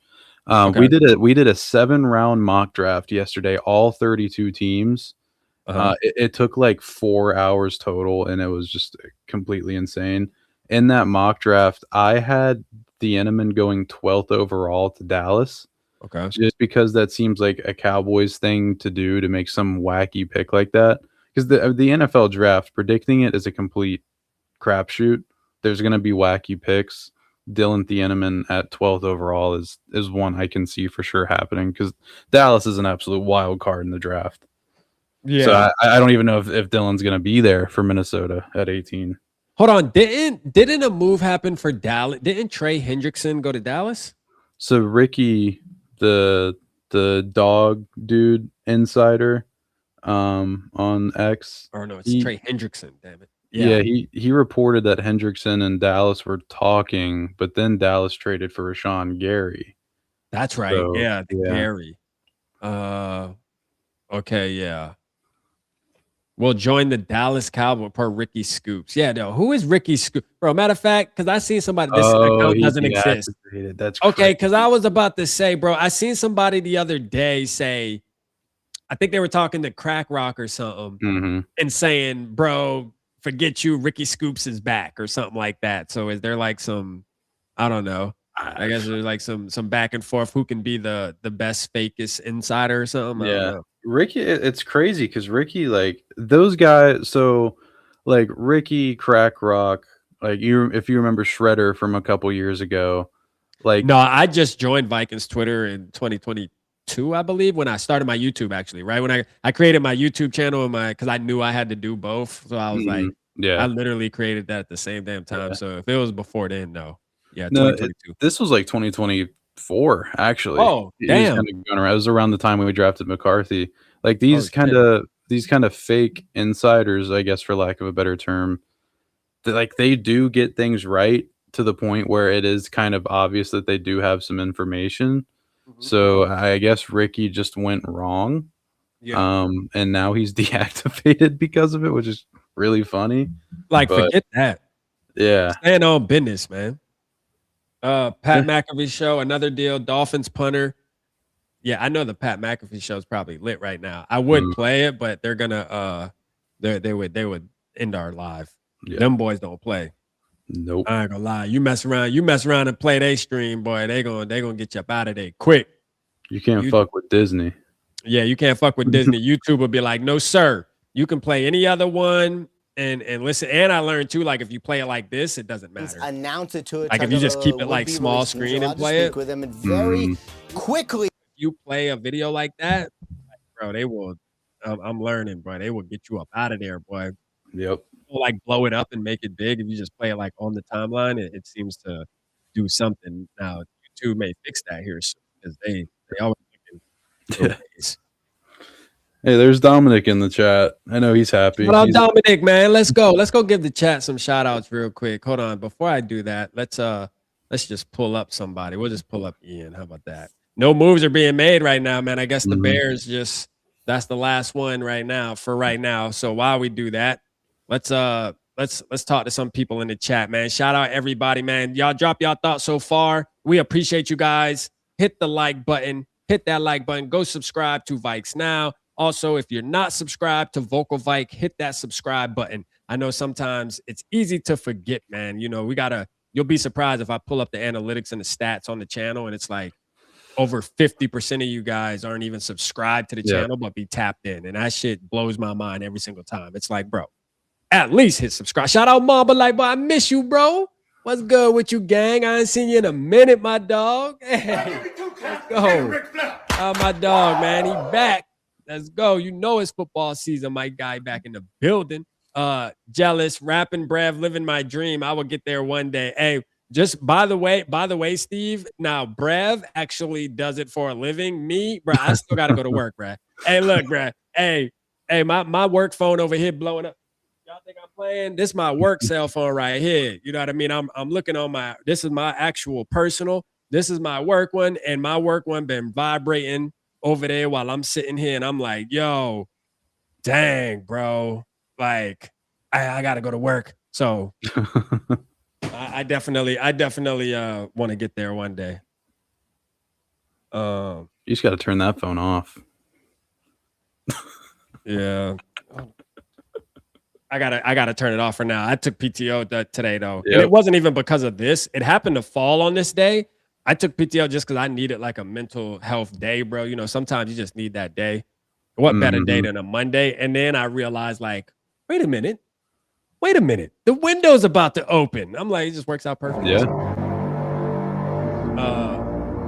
So let's see, which I know Wednesday's gonna be lit. Hey, Brev, tap everybody in with what you got going on Wednesday, man. I know it's a big day for you. Oh yeah, we're gonna be doing this over on Vikes Now on the social network. So Wednesday is gonna be huge because we're gonna do a live stream starting around in the 4:00 range, because that's gonna be another big day for these signings and everything to happen. Of course, Kyler could be signing that day with Minnesota. So earlier that day, I'm gonna have a show come out with Thor Nystrom. We're gonna have an interview pre-recorded with him. And then later that day, we're going to have a live stream. Dominic is going to be there, center stage draft up there. He's a Steelers fan. Go show him love. And then I'm going to have Jason Harmon's going to be on there. Dustin Baker might swing through. Rap, the door is always open if you want to come through for sure. Facts. So I'm going to tap in and show an appearance. Yep. Show an appearance, man. I appreciate my guy, Brev, man. I'm glad me and you connected. And I know everybody in the chat's glad we connected, man, because I just feel like it's just a vibe when we sit and talking ball, man. So appreciate you, bro. Sure. Mamba was good. He said, hey, I finally got life back in order on my end, man. Hey, blessings, Mike G, for sure, bro. I love to hear that right there. You know, always got to see my brother get back up on his feet. You know what I'm saying? Hey, look, all of us, we fall off, bro. It's about how you get up, though. You heard? And I know straight up, Mamba, that's a fact, bro. We here for you, too, man. I'm glad you back. Baby. Let's get it. Shout out to Weevil. He said, Rap, it's great to know U.S. Bank toilets will be cleaner than ever with McCarthy as the starting janitor on the squad. Those stains are a real problem, man. Let's go, Tweevil. Shout out my bro, man. I love you, Tweevil, man. My God, that's a fact. Depending who you ask, McCarthy is the stain. Yeah, damn, we on to something there, man. You know what I mean? Might be on to something. I didn't say if you ask me, just if you ask some people, you know. For sure. Blake Brandell at center, I wouldn't be mad. He was solid. I know. Facts, Griff, man, you talking my language. Me and Steve, too, feel the same way. And somebody who's always in the chat is a boy, Davey OG, who also feels that way. We've been pushing that line. Like, I think Blake Brandell deserves a fair shot. I do believe he deserves a fair shot. You could do worse than Brandell. Yeah, facts. Let's see if we can go to. But here we go. We got Mays to the Lions is interesting. Not a great run blocker, but QB be happy. All right, Vikings TW. Appreciate you, man. Let's get it. He said, what Tuiva said, Thor doesn't. Dante does analysts compared to Thor watching highlights. That's crazy. Hey, I've seen the work that Thor does behind the scenes. Yeah. I know a lot of people don't vibe with Thor because of how much he loves JJ McCarthy, but yeah, that man knows what he's talking about. Nah, he definitely puts in that work. You know, it's easy to hate somebody like him, to be honest with you. I mean, I got my other reasons why he rubbed me the wrong way, but it's not. It's not. I don't like him though. Like I rock with Thor. He came on the channel and shit, man. Dog, he a good dude. He a good dude, man. So shout out Thor. I'll definitely tap in. That's a fact. Let's see. The Lions are signing center Cade Mays. So that's Blake Brandell. I mean, that's Steve. Your guy's off the board, brother. Unfortunately, your guy is off of the board, man. Son of a gun. Who else we got? Joseph. He has agreed to a 3. Y'all, the Jets are goddamn. They ain't playing, bro. Nope. The Jets aren't playing, man. The Jets are they in their bag right now. The Jets definitely in their bag right now, man. They trying to get it. I mean, props to them too for trying. I mean, I guess they're kind of in a spot like Aaron Glenn's in a spot where he's got to lead a team to save his job too, kind of like Kevin O'Connell, except unfortunately for Aaron Glenn, he's coaching the godforsaken New York Jets. So yeah. Hey, Brev, do you have the Vikes now? Can you post the Vikes now in the chat real quick? Just go grab the link. Yeah, grab the link and drop it. Joker's asking what's your channel. Bet. And I'll pin it. Skull State of Mind, my boy D Woods, he said I always take Wednesday. Yeah, Wednesday, man. I'll be doing like more of a recap video on Wednesday. I'll go live Wednesday night. So if anybody else is live, man, I'll go live Wednesday night. I know some people wanted to get on. Shout out my boy Dylan, man, my twin. You know what? Me and Dylan, you want to know a fun fact about me and this guy right here that I have pulled up, Brev? We got the same birthday, dog. Let's go. Nice. My broski, man. My twin. Let's get it. He said, appreciate you, family. All love, my bro. What's up with Ryan Wright bailing on us? Hey. That's crazy. I can't believe that. Honestly, that's my biggest shock of the offseason so far. We got to get us a new leg, bro. Gotta get us a new leg. And the Jets, damn, the Jets again. Oh, Kingsley and Grotter. Yeah. It's kind of that's a prove it deal. Yeah, 10 million or 1 year, 10 million deal. Yeah, I mean, I don't know. I to be real, I haven't heard much about him. I don't know if he's that good or not. So all I know is one thing though I'll say is at least they're making moves though. Yeah. Like, what are we doing? You know what I'm saying? At least they making moves. What are we doing, man? Come the hell on. I was hoping if a Grenard trade is going to happen, it happens while we're on here. Because logic would tell you that that's going to happen today. And that's something I forgot to mention with the Jalen Phillips signing to Carolina. The Eagles have been one of those teams that's rumored to be in the market for Grenard. And they just lost Jalen Phillips. So, which makes sense. Yeah. Yeah. Maybe Grenard. Maybe we deal Grenard here soon. Yeah. No, facts. I remember 1 year too.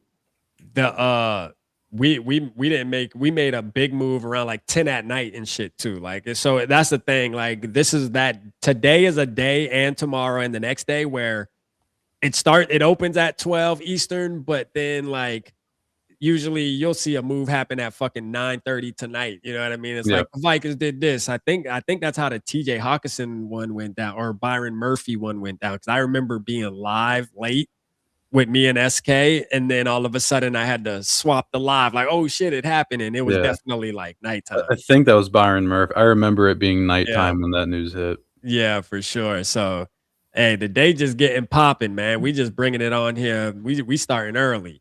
And I started an hour earlier than I was supposed to. I text Brev. I'm like, man, you know what? I think I'm gonna just go ahead and start rocking out now. Why not? I had Popeyes on the way. I was like, oh shit. I was like, no stress, bro. Just tap in.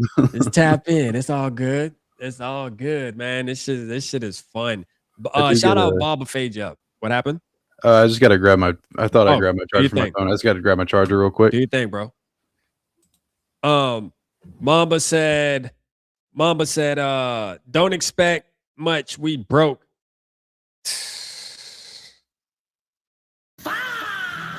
Man, every year we broke, man. Every year we broke. You bummy to me. Oh, no, I thought I was Mamba. You bummy to me said that. Yeah, man. Shout out your bummy to me. Shout out my dog, man. Hey, man. Every year we broke. Every year. Mr. I Want to Mark was good. Devin was good with you. I see you, man. Appreciate y'all tapping in, man. Thank y'all for tapping in with us today. For sure.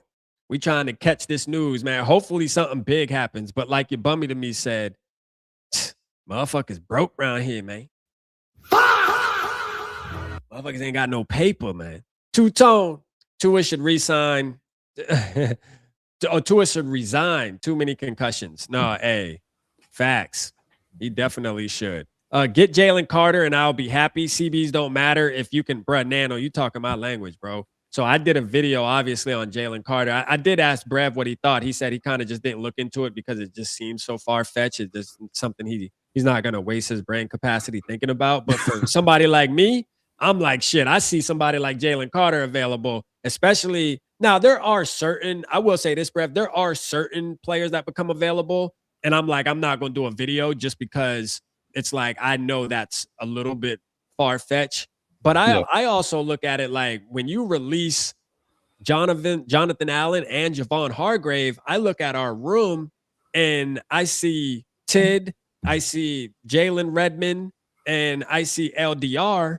And I'm like, yes, so Jalen Redmond, hey, if he plays a couple more seasons, even this season, he could become a star, low key, like really. But like you look at LDR, you look at Tid, I mean, bro, yeah, we have hope. Like we believe they're going to be somebody, but we're still in a period of they're not proven NFL players on the defensive line. So it's like that room is pretty much, the cupboards are empty, bro. If Jalen Redmond goes down, we have no interior ball game, bro, in my opinion.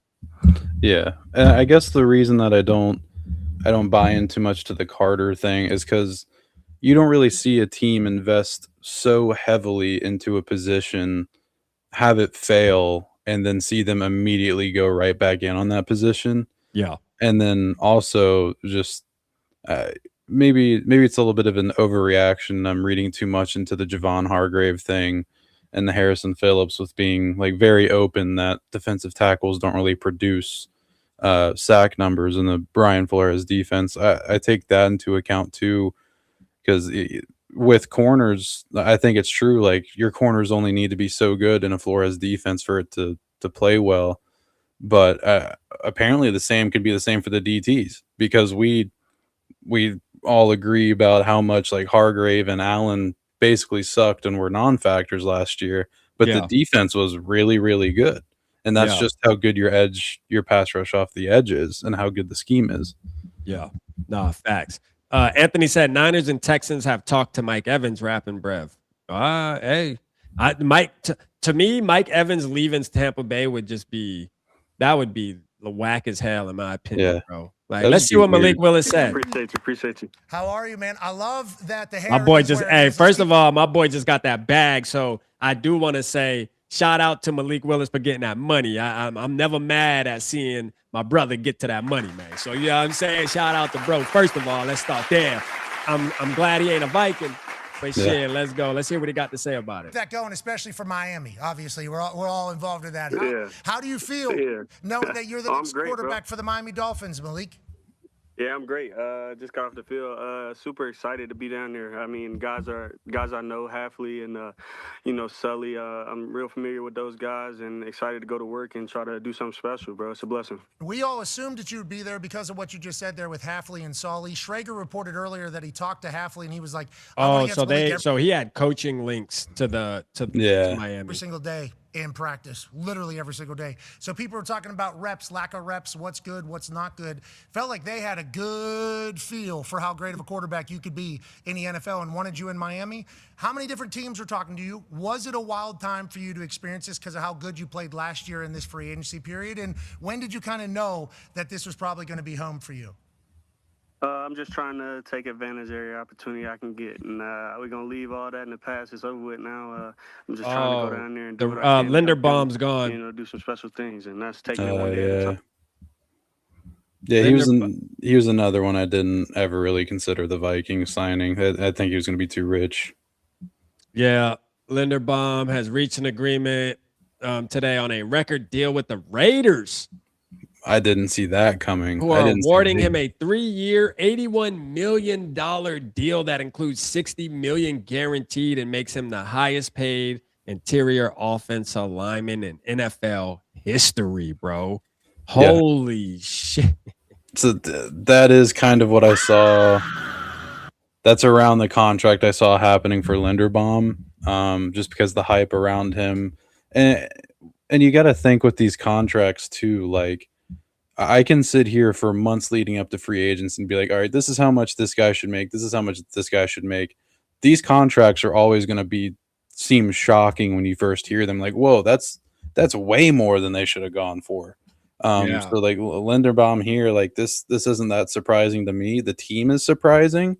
I didn't really think about Vegas, but obviously they're going to want to protect Fernando Mendoza. And that's a really good center O-lineman from a Ravens team that was obviously really good running the ball, so that's going to pay dividends for Ashton Genty too. Yo, that is crazy, bro. I wonder how my boys over there at OLV Raiders are reacting to that on YouTube. My boy Graphic, I know they probably like, yo, they probably happy about that. I ain't gonna lie. That's a big move. That's a big move. Tyler, they got money to spend. All right, we got another move happening here. I see some moves happening. Hold on. Who is it? Tyler. There we go. We got running back off the board. The Arizona Cardinals have agreed to terms, 2-year, $12.25 million deal with former Falcons running back Tyler Algier. That's somebody I liked from Minnesota. Okay, you were looking at him coming to Minnie. My running backs I liked were Gainwell, Algier.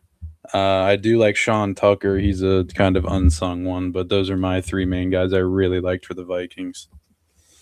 Yeah. He's I like bro. I like bro. The Raiders. Okay, that was the Raiders one. All right.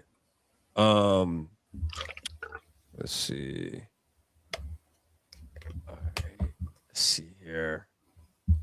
I can't believe they paid him that much money, bro. I think that's crazy. Was he really like that? I remember the year that he was coming into the draft, bro, and we were like, yo, the Vikings need this dude, bro. But think about this. We would have been at this moment and we would have had to pay this guy. See, like, this is the time where you have Ravens fans saying, yeah, he's good, but you know, we don't want to pay him that much money, you know, and it's like, all right, well, now you got to go find his replacement, especially, and I'm curious on how Lamar Jackson feels about that, because this guy right here protected Lamar for sure. He did his job good. So we'll see. Brees Hall. So Brees Hall reacts to the Jets free agency. Let's see. Oh yeah, I saw his tweet. Yeah, let's go. That's funny. Brees Hall said, let's see if I can find it. Here we go. He said, damn, we sure got a lot of money in Florham Park, all these contracts dudes signing. Damn. Wow. He wants some of that. Wow. Hey, Brees. Hey, bro. Hit me out. You know what I mean? Hit me out, man. Yep. Shit. Hey, we could pay you. Can we afford them, Brev? Like, what's up? Like, is it? Can we make it happen? I say make it work. You can make it work. You could backload the contract. I mean, I don't know how much you'd want. It'd take up a considerable amount of what the money you have to spend, but you can make it work. Yeah. Queen Mary said that's crazy. Yeah, that amount of money, Queen Mary, is out of this world for him, bro. Jackson Powers Johnson was a center at Oregon. Yeah, and he plays guard too. So that would, that would be interesting. I don't know. They might be keeping him at guard though, and having Linderbaum step in at center, obviously. So I think we'll see. Yeah, I think they like JPJ actually. They're building that interior O-line up really well. Yeah, they really are. The Raiders, they need to though. They need to, because to get Ashton Genty, to get the best out of their first round draft pick, you ain't got no choice. You better. Before today, Cowboys guard Tyler Smith was the NFL's highest paid interior offensive lineman with a deal that averaged $24 million per year. Tyler Linderbaum's deal averages $27 million per year. So the market is going up. The market is going up for the interior offensive lineman, which it should. We found out how important that joint is, man. We know that as Vikings fans for sure. Yeah, and that $27 million. I mean, we all kind of know the number's a little fake. The only number that really matters. Well, Dustin Baker tweeted it earlier today, and I've said it a couple times on the show. I think all these deals are really that are more than 2 years. They're 2-year deals, and everything else is dressing. It's 2 years in the guarantee. So the Raiders are probably backloading the hell out of that contract, and you're going to be looking more for Linderbaum because they can restructure it after a year or two and everything. So there's ways for them to undress that contract, I guess, for lack of a better term. Yeah, nah, facts. Like, let's see, man. Shout out my boy Baker though, man. My boy Baker active. He like Shefty them boys. Like Shefty them. That boy on top of it, man. My guy. Let's go. And what other moves we got going on, man? This shit does it. I feel like it's pretty active. I would say it's pretty active. Oh yeah, this is as active as any other year. Yeah, pretty active, man. There's some shit happening. So, Brev, do you know about the tampering and the difference between teams being able to actually do things like this where it seems official, right? Like, obviously, we got Wednesday where it's like, okay, now you can. So Wednesday, from my understanding, correct me if I'm wrong. Wednesday, players can actually put the pen to the paper. Today, a lot of this is just verbal agreements, right? Like players could, like technically, Linderbaum can say, "Nah, I'm good. I don't want to." He's not going to, but he could technically say, "Nah, I'm good. I don't want this deal." Yeah, so players can go ahead and verbally agree today. They can't really put pen to paper actually till like Friday. Wednesday is the day that like all these contracts expire. So like that's why Kyler Murray will be a free agent on Wednesday and Geno Smith will be a free agent on Wednesday. When you make that commitment to release somebody, and like when a contract expires, because when you see these deals, there's like 2-year deal, whatever amount of money, it doesn't expire at December 31st at midnight. It expires on whenever the first day of the league year of that amount of years that you signed them to, if that makes sense. So that day is Wednesday, March 11th this year.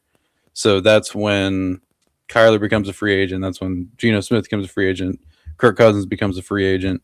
Today, so legal tampering isn't like an actual name that the NFL, it's a media created name to just that kind of describes what right now is. So you can talk to players right now. Tampering is illegal no matter what. Anything before noon today was tampering if you're talking to a free agent. Like saying legal tampering is like saying legal murder. It's just not. It's not a thing. It's not something that is. So you can talk to these players right now, but they can't put pen to paper till Friday. So basically, they have this week to kind of talk to teams and have those decisions be made. Got you. Hey, Brev, hold it down 1 second. Hold it down for me real quick, bro. I got to go. Let me go see if these people at my door. I got you. Solo on this. Yeah, was the stream cutting out for you too, Tom? The stream's good for everybody else? I think it's good for me. I'm watching it back here. But yeah, shout out everybody in the chat. We're going to be going for a while. We got 50 people in here. Yeah, today, so the stream's fine. Okay, cool. Thanks, Griff. Yeah, today is, of course, as you guys all know, the true beginning of NFL free agency. League year starts Wednesday. Friday is when these deals can officially be signed. So some of these guys that you're seeing signed, signed, quote unquote, they're not going to be able to put a pen to the paper till Friday. So some of these guys that are making verbal agreements, you can see back out of those agreements before Friday. So if Tyler Linderbaum decides he doesn't want to go to Vegas, he wants to stay in Baltimore where he's already settled in, he can do that. I guess it's kind of a shitty thing to do, but but fill up the chat with if you guys got any questions, anything you want to pick my brain about as far as free agency goes. We're still, just the interview, pretty much. That's a good way to put it. Let me know if you guys have any questions for me. Still waiting on the Vikings to make some moves. And then shout out everybody on Twitter that's following me because I called the James Pierre thing. I've gained like 100 followers from calling James Pierre. It's kind of crazy. How you doing, Vikings? New skull. But I made a couple minutes ago, if you guys weren't here at first, made my official prediction. Since I'm 1 of 1 today on Viking signings, my next prediction is Logan Hall from the Buccaneers. Who's your favorite player in the draft? Mine's Avion Terrell. Funnily enough, Griff, I don't like Avion Terrell that much. I actually don't think Avion Terrell is a first-round corner. That's a hot take. My favorite player in the draft, if you're talking about for who the Vikings should take at 18, I don't like a lot of people at 18. Honestly, I want the Vikings to trade down. And I really, really love Emmanuel McNeil-Warren out of Toledo, the safety. As far as like a late round guy, I have a late round guy or mid to late round guy. I kind of plant my flag on every single year. 2024, my guy was Jalen Coker. 2025, my guy was Harold Fanta Jr. This year, it's Malachi Fields out of Notre Dame, the wide receiver.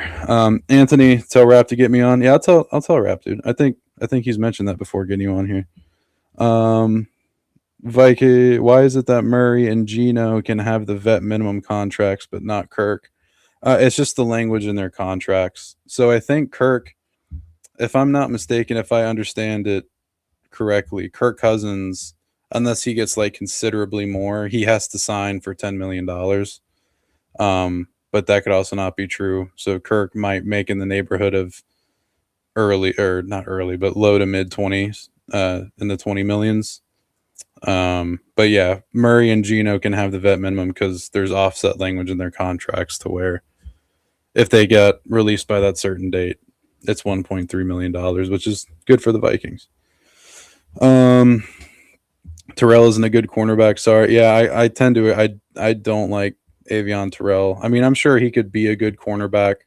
If the Vikings drafted him, I'm sure I would talk myself into it and convince myself that he's good.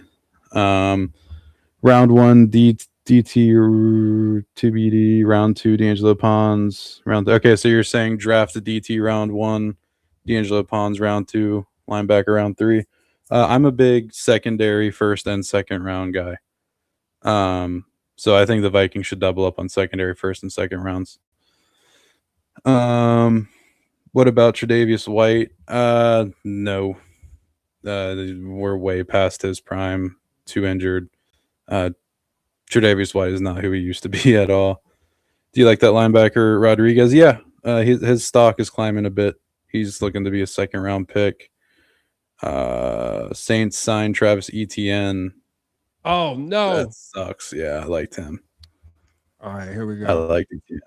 Brev, who you got us getting next in free agency? My official prediction after my 1 of 1 on James Pierre is Logan Hall of the Tampa Bay Buccaneers.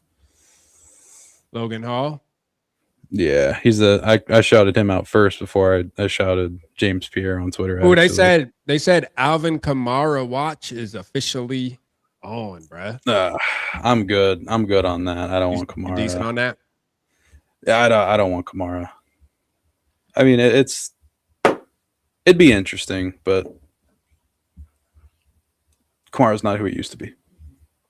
No, that's a fact. He definitely ain't. Let's see. What about the Ohio brothers? Brevy, what about Reek Woolen? Ohio brother, for some reason I'm not understanding the reference. Reek Woolen. I mean, that'd be great, but I don't know if I want the Vikings to spend mid-20s on him. You're spending, depending on how you structure the contract, you're probably spending a lot of your free money up this year to sign him. I just don't know if Tariq Woolen's worth that, to be honest.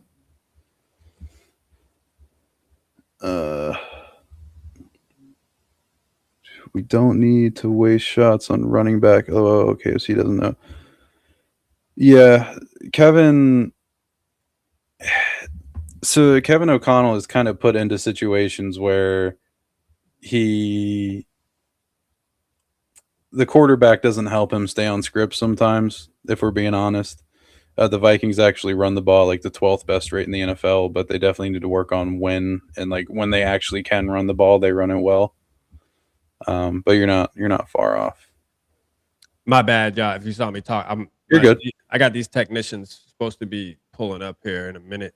Brevski gonna hold it down. I wonder, is there a live tracker I can pull up while I talk to them, Brev, on somewhere? I don't know if they're like how ESPN have like the game tracker and shit. Yeah.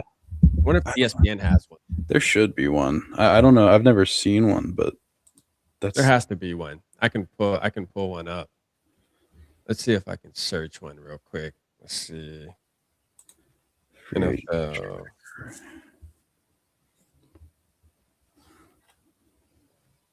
You would think ESPN would have one. Yeah. Oh, Wan'Dale Robinson to the Titans. Back with Brian Dable. He loved him some damn Robinson. I like Robinson too. Shout out TP Way the Giant. TP Way would have been mad about this right here. He'd have been mad. My boy juked. Okay, ETN, but god damn, ETN ugly than motherfucker. I know he. Yeah, that's crazy. That's crazy. I know my boy was getting it like that, boy. Hold up. Shout out my dog though. He can play some football. Mm-hmm. Nakobe Dean rumors legit. I would love a Nakobe Dean signing. I mean, I haven't heard anything about the Vikings being in on him, and I haven't read anything about it, but I think that would be a great fit. I'd love Nakobe Dean, but that's another pretty expensive guy.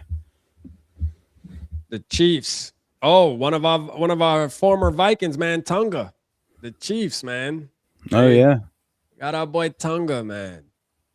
Tunga guy. Let's see, who is that posted that? I think that might have been I think was I just on Chef D? That's what I was eating. Mm. Shout out to him for sticking around the league. Tom Pelissero had it. Oh, Tom. Yeah, there we go. Tom Pelissero. Yeah, man. Shout out for sure. Shout out to him. We slept on boy, man. We should have. To be honest with you, I mean, he isn't like a game changer, but No. I don't know. Oh, they at my door. All right, hold on You're one good. second. All right, hold it down, Brev. I'm gonna keep it right here. Just hold it down for me real quick, y'all. Make sure y'all ask Brev y'all questions in the chat. Roll them in. Roll in the cues, and I'll answer to the best of my ability. We're still waiting on the Vikings to make some big moves. If you guys missed it, Wan'Dale Robinson has signed with the Titans. Alvin Kamara, or not Alvin Kamara. Travis Etienne just signed with the Saints. Big moves happening. I mean, this is kind of what we expect from this day, is all these big signings. I'm trying to just ETN phone home, yeah. It's hard to keep up with all these things happening. Like, my phone is just going crazy. I wanted ETN. He's going to a losing team with the bum Saints. Yeah, ETM, he was up there on, I guess, my board, for lack of a term, as well, for the running backs. But because another guy I really like is Sean Tucker. He's pretty cheap, and I just love the way that Sean Tucker runs. What rounds did the Ohio brothers go? I want the younger one. Are you talking about Sonny and Lorenzo Styles? Sonny Styles is probably going top. I think I mocked Sonny Styles going like top 7. So we definitely want to have a shot at him. I wonder if Luke Fortner's a legit option at center. Yeah, the Vikings, I think they have a lot of options at center. You just got to choose where you want to spend your money. Like, I'm a big fan of the Vikings drafting a center. I like Jake Slaughter from Florida in the 3rd round. I like Pat Coogan a bit. I like Logan Jones from Iowa. Those are some legit options that they could look at center in the draft. I'm also just somebody that, like, I love the draft, and I'm always usually going to prefer that we try to draft these players, because I mean, the Vikings haven't been able to draft for 4 years since Kwesi was here, and that's not all on Kwesi, but you know what I'm saying. Devon Achane would be too expensive. Oh yeah, I saw my guy Brendan. I keep hearing Devon Achane to Minnesota. Yeah, it's not happening. That would be awesome, but it's not happening. Parker Brailsford. Yeah, Parker Brailsford from Bama, right? I like him as well. Yeah, I wish Ryan Kelly could have worked out. What about Rashad White? I'm indifferent on Rashad White. I mean, I don't know if he'd be worth the money. Like, you really got to watch the money right now. Sean Tucker, good receiving back, not really. Which I'm kind of a hypocrite, admittedly, on that, because I didn't want the Vikings to sign Kenneth Walker for the fact that he's not that good of a receiving back and he's not good in pass protection. Because Kenneth Walker, just like, he's not. Jordan Mason isn't as good as Kenneth Walker, obviously, but they're the same style of running back with the same flaws. But Kenneth Walker's highs are just so much higher than Jordan Mason's, obviously. Ethan Pochich, yeah. I mean, I'm all for O-line depth, but of course he'd be the starting center. Yeah, I mean, it goes back to what my draft philosophy is this year, which is I want the Vikings to go secondary back to back, like with their first and second round pick, whether it be corner, safety, corner, whatever. That's what I want them to go. The 3rd round is kind of where it opens up, and I'd love to see Jake Slaughter from Florida get drafted there. So like I said, I always want to draft. Trade JOC before he gets fired next year. We're going 8-9. we way too far for a playoff. I'm assuming you mean KOC. You mean KOC, right? I actually not just maybe it's just the Vikings fan in me, which I'm usually kind of a more pessimistic Vikings fan. I think the Vikings are going to the playoffs next year. Personally, I think Kevin's going to save his job. I'm also the further we get into the offseason, the less that I'm certain that Kevin O'Connell is truly on the hot seat, because this is a weird, like, the Vikings have to win this year, but it's also now kind of a transition year, if that makes sense. That might not make sense at all, but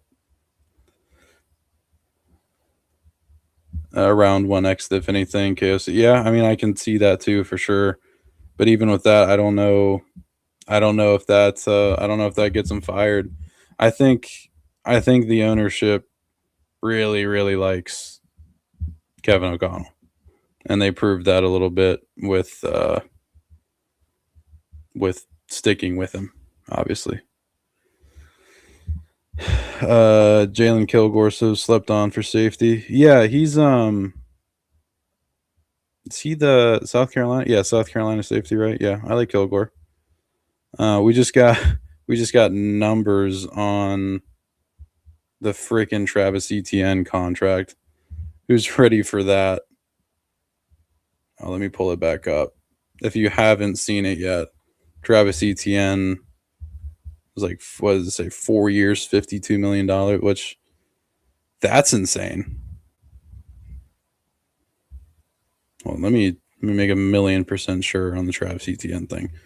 Let me make sure that said 4 and not, 4 years, $52 million. We got to see the contract structure of that, but like, that's running back market. That I don't want to pay a running back. Wan'Dale Robinson, 4 years, $78 million. That's a good deal for him. Who would you rather have for head coach? Other than Kevin O'Connell, are you asking Kevin O'Connell or Brian Flores?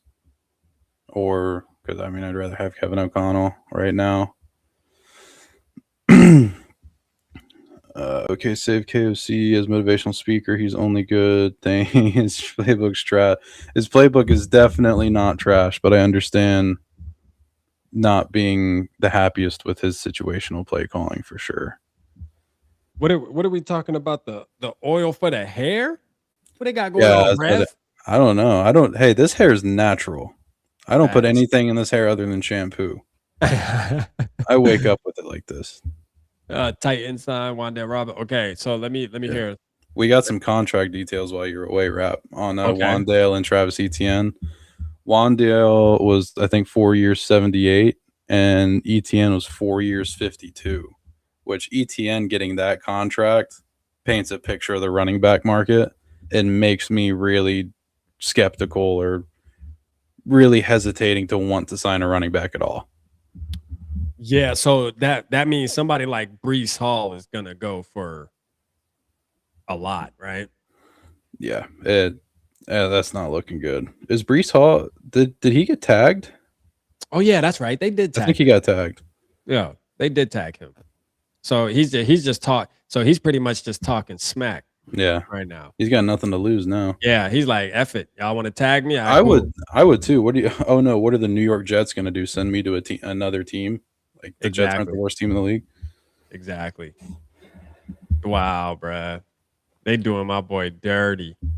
Jahan Dotson has reached a deal with the Falcons, which somebody shout out One Bar and Lupagus, man. I was tapped into them earlier, and that was somebody who they actually thought would be a great fit if Jalen Naylor actually went somewhere else to play football. They said Dotson would be somebody they would look into to bring him back. So 2 year, $15 million deal worth up to $17 million, $10 million fully guaranteed.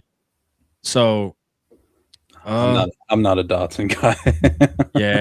Yeah. I mean, when they said it, I was like, I mean, it is what it is. Somebody has to come in and definitely replace him. you know, and Ty Felton, we can kind of talk about Ty Felton and what we believe. Yeah. But I don't know if Ty Felton is that guy. I don't know either. I mean, I'd rather sign Tutu Atwell over Jahan Dotson. You've heard me say that times. I want to see a Viking signing a Tutu Atwell. That's another flag plant. I want to see a Viking signing, period. Yeah, that would be the nice. Giants release veteran punter. The Vikings are going to do it. We're There's going to do punter. it, guys. There's our new punter, guys. We're getting to it. He's a Viking. Look at everybody put Viking. Got him. Yep. Oh my god! Everybody's gonna fall in love like they fell in love with T.J. Hawkinson just because he looks like the Norseman. Yeah. Yeah, I can see it coming now. Great. We'll be super excited about the new punter that we added during this free agency window. Yep. Judd Zolgad actually made a good point I didn't think about on Ryan Wright that I'm just not reading. What he said? Ryan Wright signing with the Saints doesn't just cost the Vikings a punter, but also the only NFL holder that Will Reichard has known. Don't discount the importance of that relationship, which I agree with. That actually is kind of a big deal for Reichard. Yeah. Damn. Raiders. Jalen Naylor. There it is. 35 mil over 3. Oh, let me see if my. Hold on. You should. Man, who's been saying for months that Jalen Naylor was going to sign for over $10 million a year, and who was crazy for saying he was going to sign for over $10 million a year? Dang, bro. Jalen Naylor is a Raider, bruh. Who posted that again? Is that Ian Rappaport? Schefter. Oh, it's Schefter. Dang, bro. I mean, I'm not like super mad, but I'm not either. We kind of expected it, and you did have it on the head. 3 years, $35 million, including $23 million guaranteed. Yeah. I think it depends on. Well, I guess they're gonna have. Damn, he gonna struggle though, bro. They're going into it with a rookie quarterback. It's not gonna be the same. I guess they're gonna have the same type of. He's gonna be in the same situation he was here. Probably a lot of frustration of the quarterback trying to figure it out. He just got his bag. That's all it is. He got his money while he could. Yeah. Hey man, shout out to Naylor, man. I ain't mad at Naylor, man. I'm definitely not mad at him. I'm not mad at him. Go get your money, young blood. But we got to figure out how we going to replace that. David Edwards gets, let's see, the Chiefs aren't done signing defense. Okay, that's Ian. That's all that stuff coming in. Yeah. All right. DT/fullback, Kyrus Tonka. They got him listed as a /fullback? They just reported as DT/fullback. Mary said, wow, Ravens. Hold on, did the Ravens do some? Or you mean Raiders? Vikings try to get Mike Evans. I would laugh. Mike Evans is worth way too much money to try to be going after. Yeah. Mike Evans needs to keep his ass right there in Tampa where he belongs. He'd be so weird in another uniform. He really would. I feel like he's somebody he's already committed, bro. Yeah. He also, I don't know. I mean, I guess Brad, my boy coming down. Go ahead, hold on. You're good. This won't be long. Yeah. Mike Evans. Again, that's somebody who's going to be way too expensive. And yeah, I don't know about that.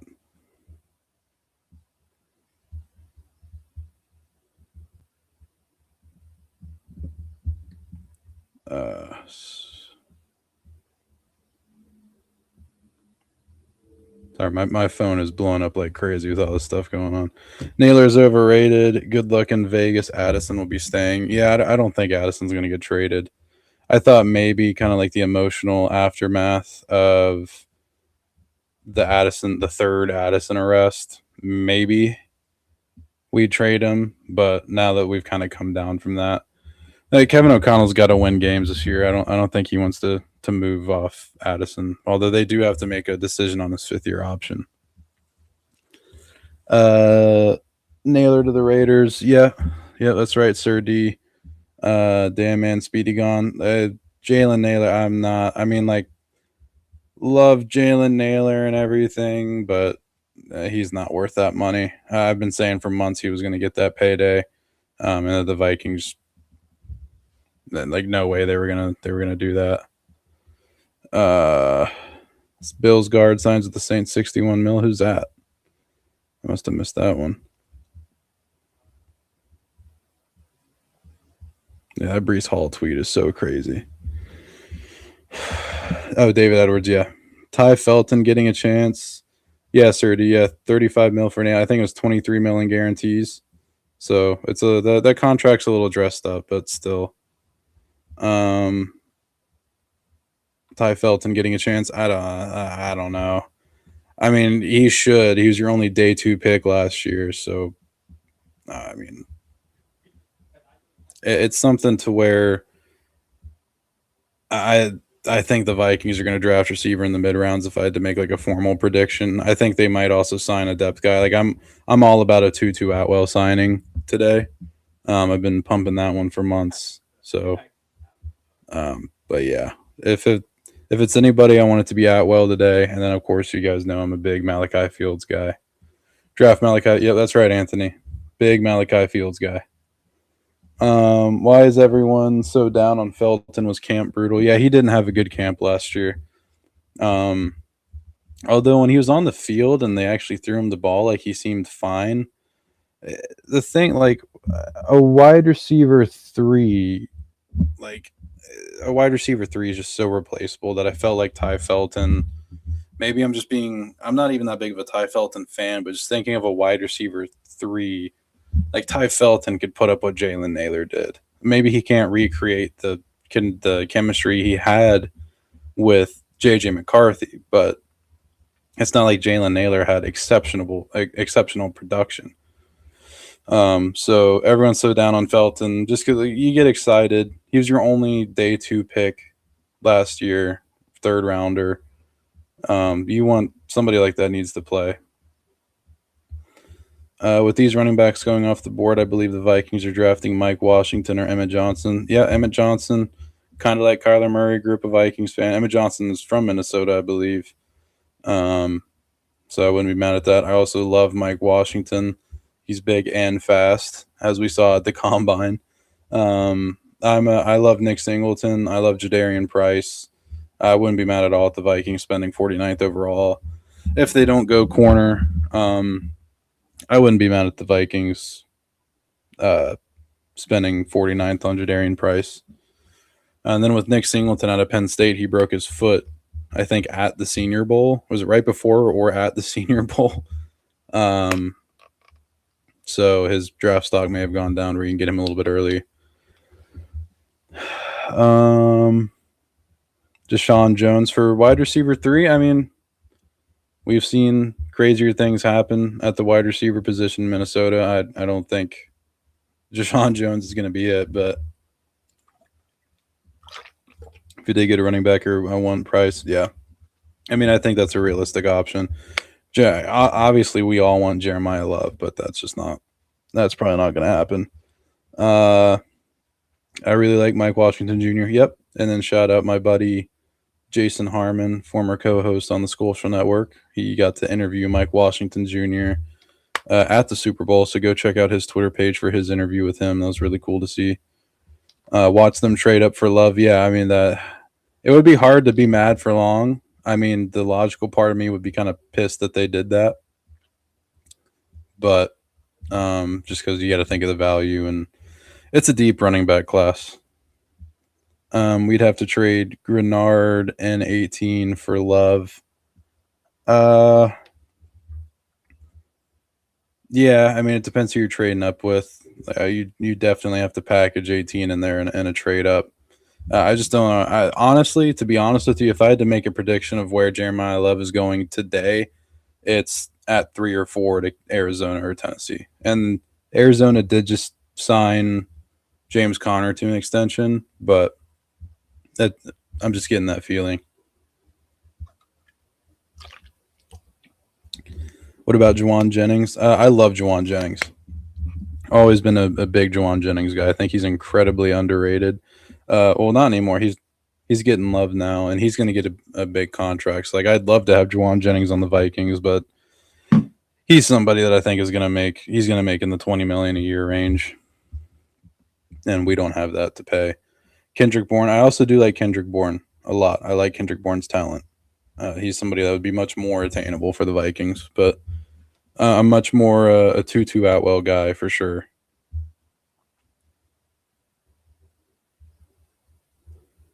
Reports are coming out that the Vikings offered similar money to Travis Etienne. So the Vikings tried for Travis Etienne, and he decided to stay close to home. So Minnesota took a shot at Etienne, and they fell short. Send 4th rounders to the Colts. Bring back Bynum. Respectful disagree. I'm not a huge Cam Bynum guy. I mean, I love Cam Bynum as a person is an awesome dude, but he wasn't really that great of a safety, if we're being honest. Nick Singleton broke his foot and will probably turn out like Jonathan Brooks and stay hurt. Yeah, it's certainly possible. I mean, it's a gamble to draft him for sure. So I understand that. Sign Stephon Diggs. He's gonna get too much money. Even at this point in his career, it's gonna be too much money. That would be fun though. That would be fun. Should have just got. Yeah, I loved Kenneth Gainwell Vikings. I was a big Kenneth Gainwell guy.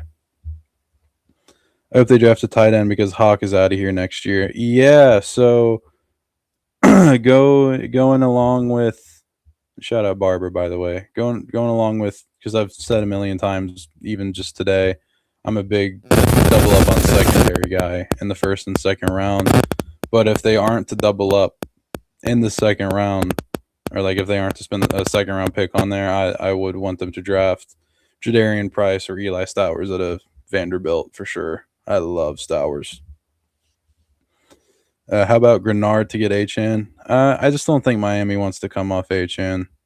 If Grenard's going to go, like I don't think, and I hope I'm wrong, but from what I know and what I've heard, we're not going to get the haul if Grenard's traded, if that we all want to get. Like I would be shocked if we got a 1st rounder.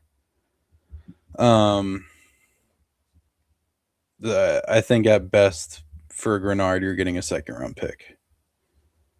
Bynum can't tackle. Yeah, he can't tackle. He wasn't that great in coverage either. Like he had some right place, right time interceptions, but yeah, Bynum. We overrated Bynum a little bit because he yelled movie, but it's all love to Cam Bynum. I like Tanner Kozile. Yeah, I like him too. Hawk gets a new contract, guarantee it. If he plays well, get over 65. No. That's another respectful disagree. TJ Hawkinson's next contract might be for $10 million a year, maybe. And that's if he plays well. And even then, I wouldn't give him that. That's not something that I'd want. I wonder what the language in that contract is like, because I wonder if the Vikings even can take a shot at re-signing him when they just deleted that final year. KOC loves him. Talking about Hawk. Yeah, it appears that way. I wish he didn't, but what can you do? I can just yell into the abyss, and Kevin O'Connell's not going to listen to me. Next time I talk to him, I'll put that in his ear that TJ Hawkinson sucks. Like I haven't already tried. 2nd, 4th, Grenard, and a 6th. We need a 4th. Are you talking about getting H.N.? I mean, I would not make that trade. I think that's too much. I want to hang on to that 2nd round pick for sure. Like if you could do a Grenard and like a day 3 pick, I'd think about that. But I don't want to. I don't want to give up that second round pick. Give you $5 million. That's it. Talking about Hawkinson. Yeah, I honestly wouldn't even give him that. Yeah, maybe I'm just a hater, but and maybe I got a little too mad about the Hawkinson restructure, just because like I just think he's not a good football player, and I don't want bad football players on my team, so that's why I don't like the restructure. Draft Daquan Wright in round 7. Yeah, Ole Miss kid, right? He played at Virginia Tech first. Yeah, I like Daquan Wright. So are we Vikings fans giving KOC a pass for non-development of QBs after being the so-called guru or whisperer? Zero accountability. I'm shocked. I don't know if we're giving him a pass. KOC is not. I'm not going to say KOC is a perfect head coach. He's not. He's actually pretty bad situationally. Are we going to give him a pass for quarterback development? So there's being able to develop a quarterback, and then there's that quarterback that you're trying to develop not being able to complete like a 15-yard out route on the sideline. Kevin O'Connell can't do much about that. Kevin O'Connell has a playbook that every quarterback that's played here, other than J.J. McCarthy and Max Brosmer, has been able to move the ball down the field when they're running that playbook. So am I going to say Kevin O'Connell's a perfect head coach? Absolutely not. That doesn't exist. That's not a real concept that he's a perfect head coach. Is he the main issue for J.J. McCarthy not being able to develop? No. The main issue for that is health. And then the other main issue is that J.J. McCarthy might just suck, to be honest. Oh, no. Oh, so for that Grenard trade, we get the second and the fourth? I think Miami would say no to that. KOC is not the issue. Yeah, he's not the main issue. There are issues with KOC. I've seen several tweets about signing Kamara. Yeah, I haven't heard if that's really going to happen. I kind of hope that doesn't, because then you're just replaying the Aaron Jones thing, and then we're going to be talking about drafting a running back again. I just want the Vikings to draft a running back, and we don't talk about the Vikings. We don't talk about the Vikings drafting a running back for a while. You guys like my Christmas? I haven't changed my alarm sound since Christmas, and this is waking me up during the Christmas season. You guys like that? Waking up to Mariah Carey. Mike Evans is expected to sign a 3-year deal with the Niners. Mike Evans to the 49ers. Whoa. So Jawan Jennings is definitely out.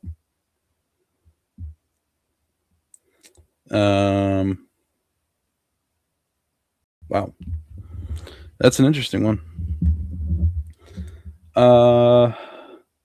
Trigg should be our guy to replace Hawk. Obviously love Stowers as well. Yeah, Trigg out of Baylor, right? Yeah, Michael Trigg.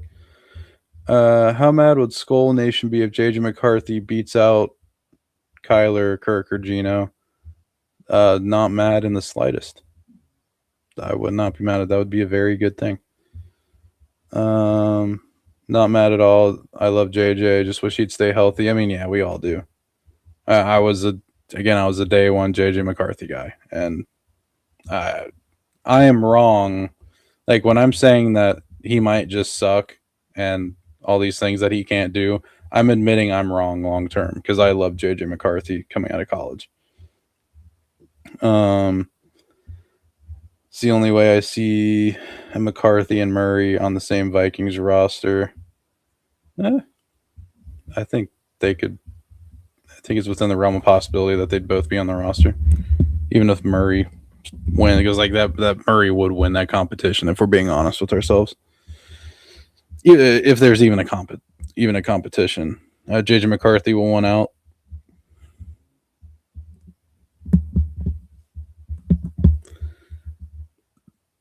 Bring back Diggs. I don't know about that one.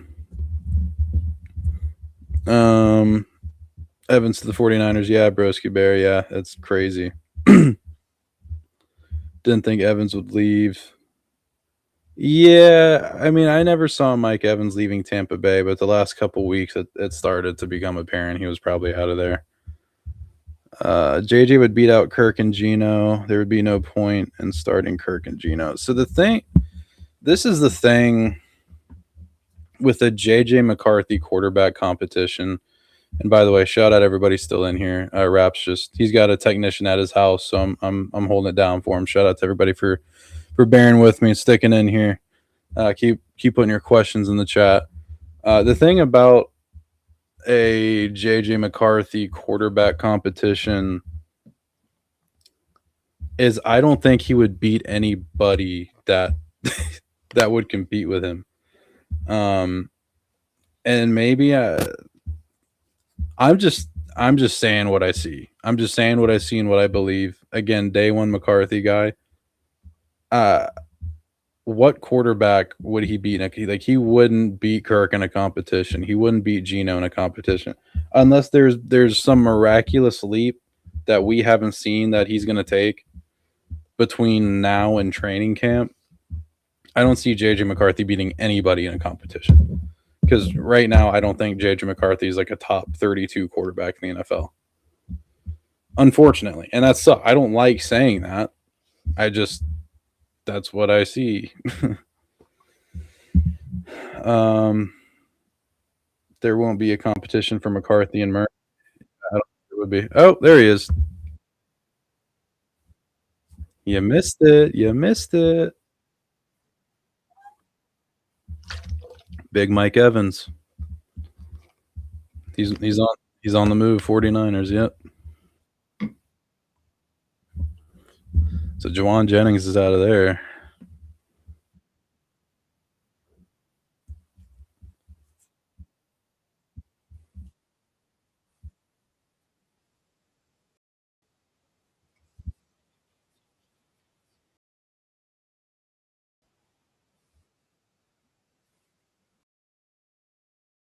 Mm-hmm.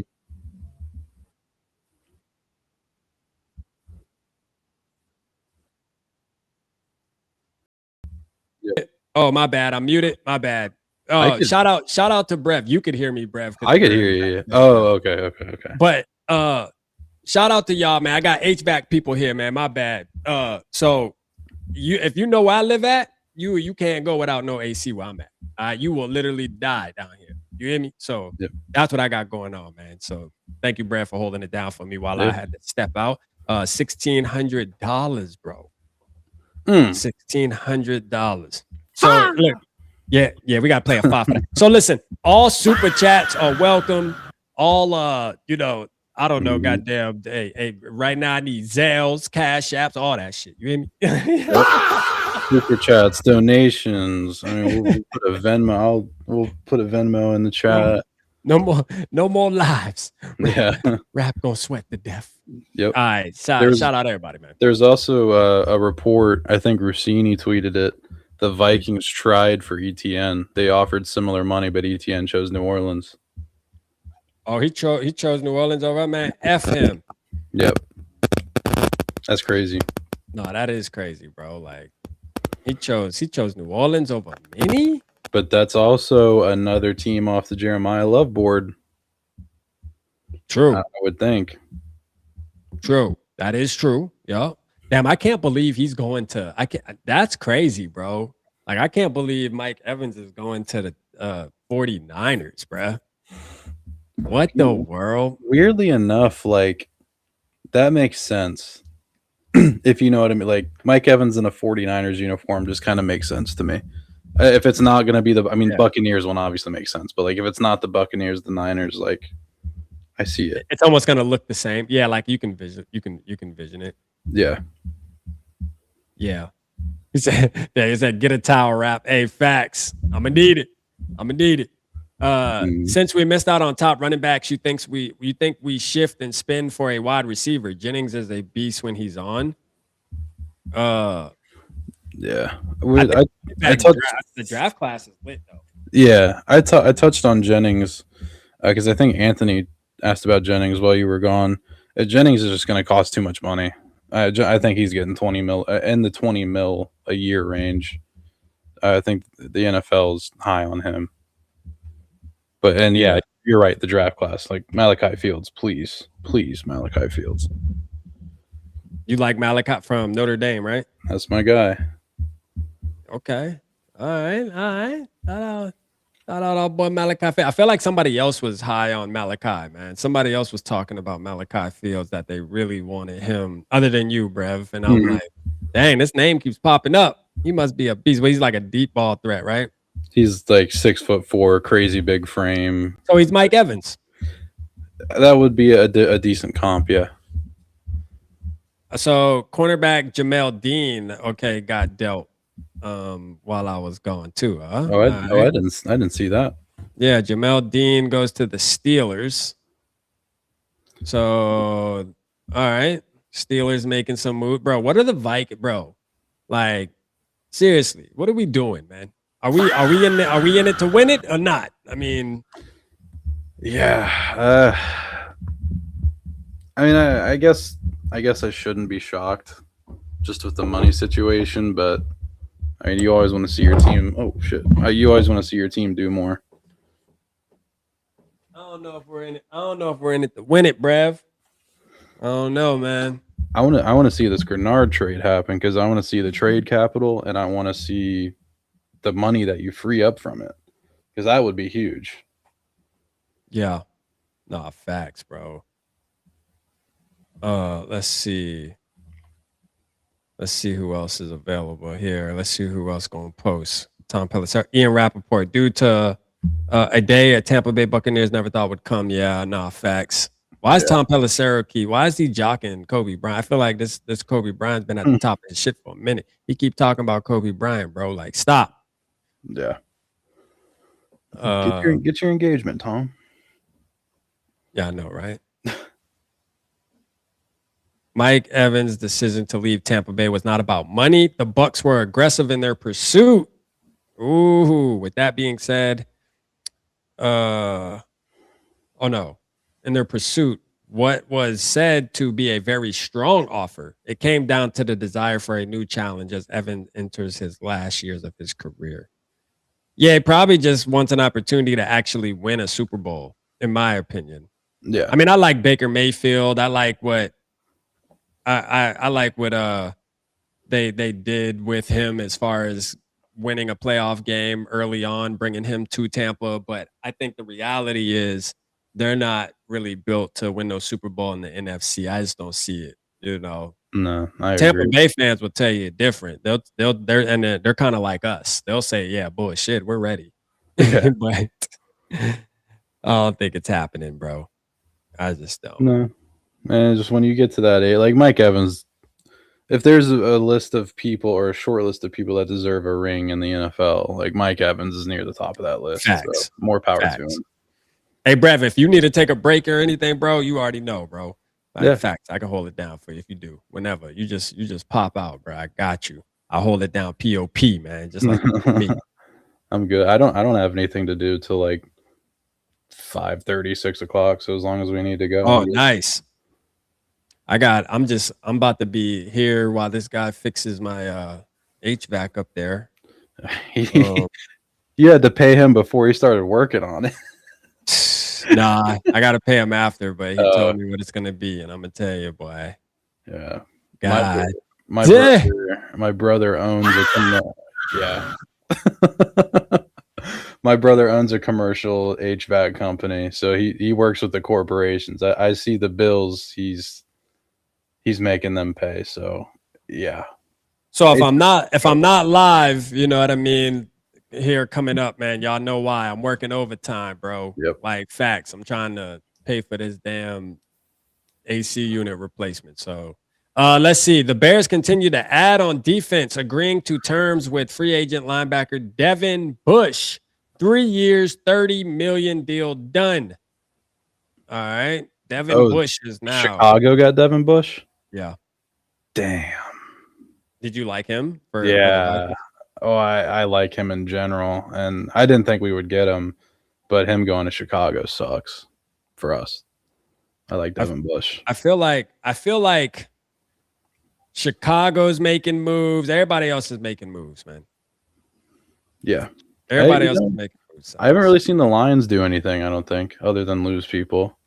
So that silver lining, I guess. Yeah, the Lions are losing people. We're I mean, shit, you technically could say we're losing people too.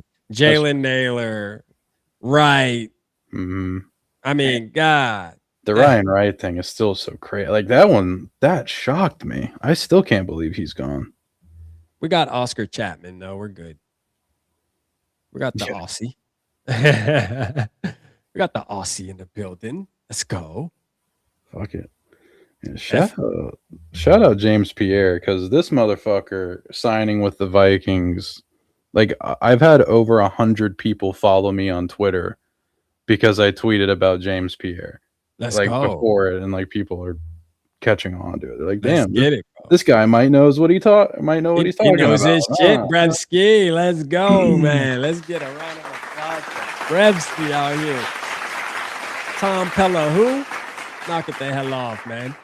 Tom Pella Brevo. Tom Pella Brevo, let's go. Oh, shit, I love it. Hell yeah. No, that's a fact, though. Oh, yeah, the Lions got Cade Mays. Yeah, that doesn't really move me. Oh, Cade Mays, he's ass. No, I'm just playing. Well, maybe he is. I don't know.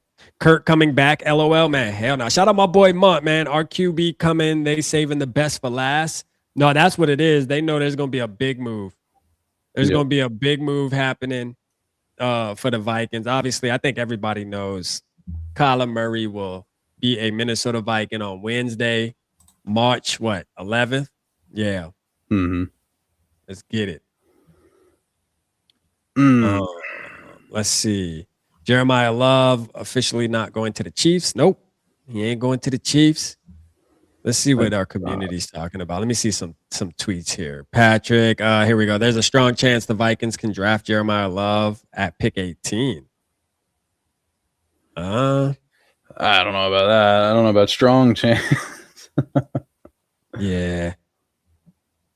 That would be awesome. Love that.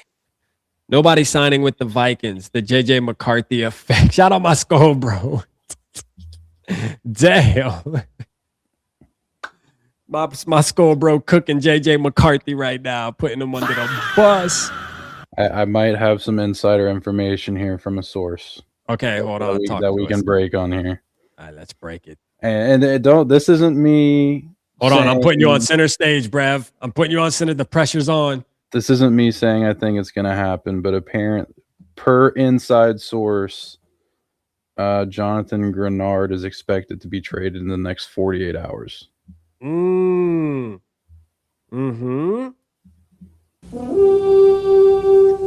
I don't know.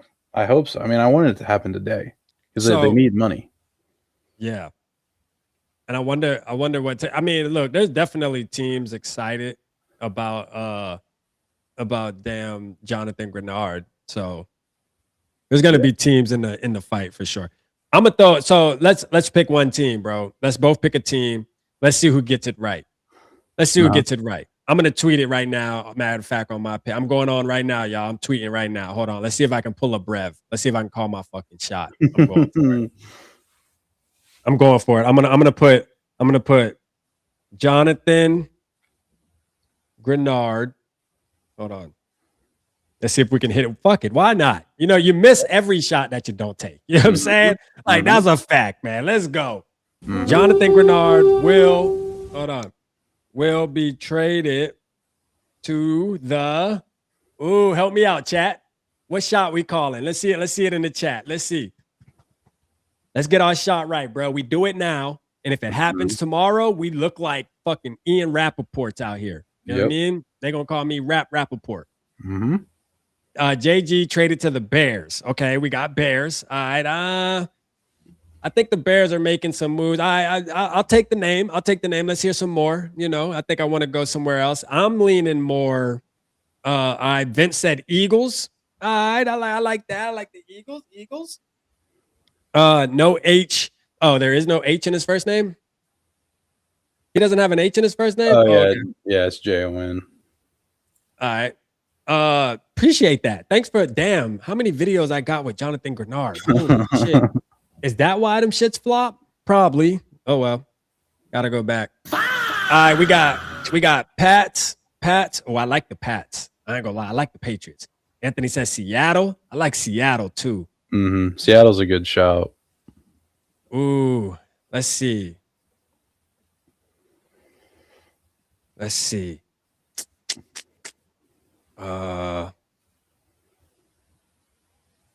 think those are probably the top three. The Eagles, Patriots, Seahawks are the top three. Okay, so I'm gonna call my shot with the Eagles. Yeah, I'm gonna call my shot with the Eagles, y'all.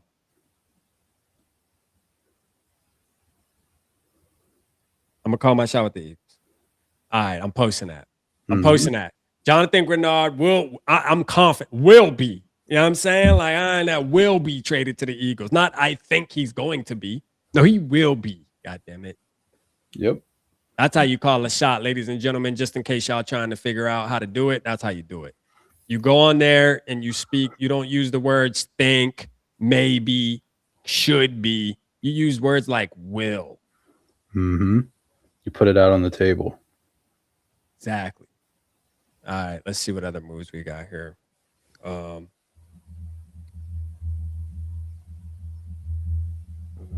see. It slowed down a little bit here in the last half hour. Yeah, it really did. That's the thing. Out of nowhere, it can just boom again. I wonder if it's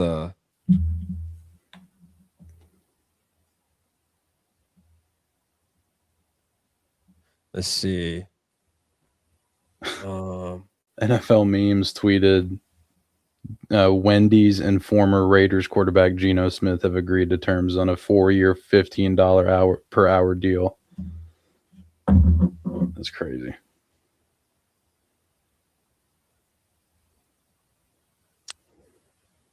Hold on, Geno. Hold on. What'd you say, Brev? I'm sorry. No, it was a meme tweet that said Wendy's and Geno Smith agreed to a 4-year, $15 an hour deal.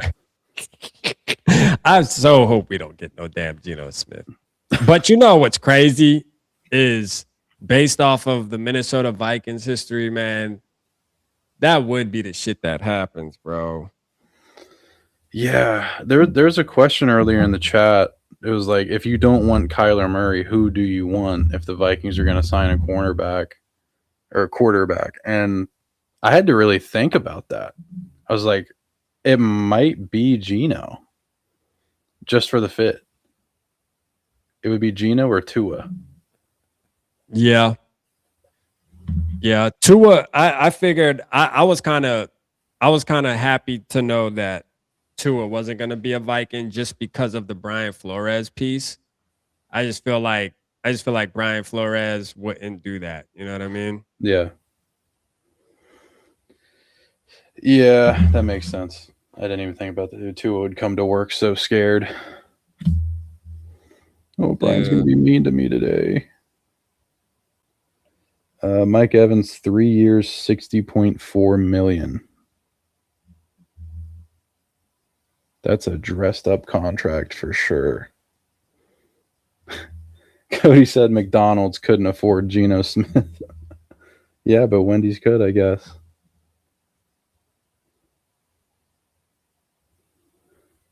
Kyler hasn't officially been released, and quarterback needy teams are getting their guy. AZ might hang on to. No, they've already. Once you send that transaction into the league, it's done. They can't hang on to him. There's one team in the NFL that Kyler can't sign a deal with, and it's the Arizona Cardinals. So that's gone. Let's see. They might just tank for next year. Don't sleep on Felton. We drafted him for a reason in the 3rd round. Naylor started off slow too. Yeah, Ty Felton. I mean, look, Ty Felton actually could still turn into somebody. I mean, we don't know yet. I think this year we're gonna find out for sure, because he definitely moves up the depth chart now with him being gone. The Ravens are tendering Keaton Mitchell.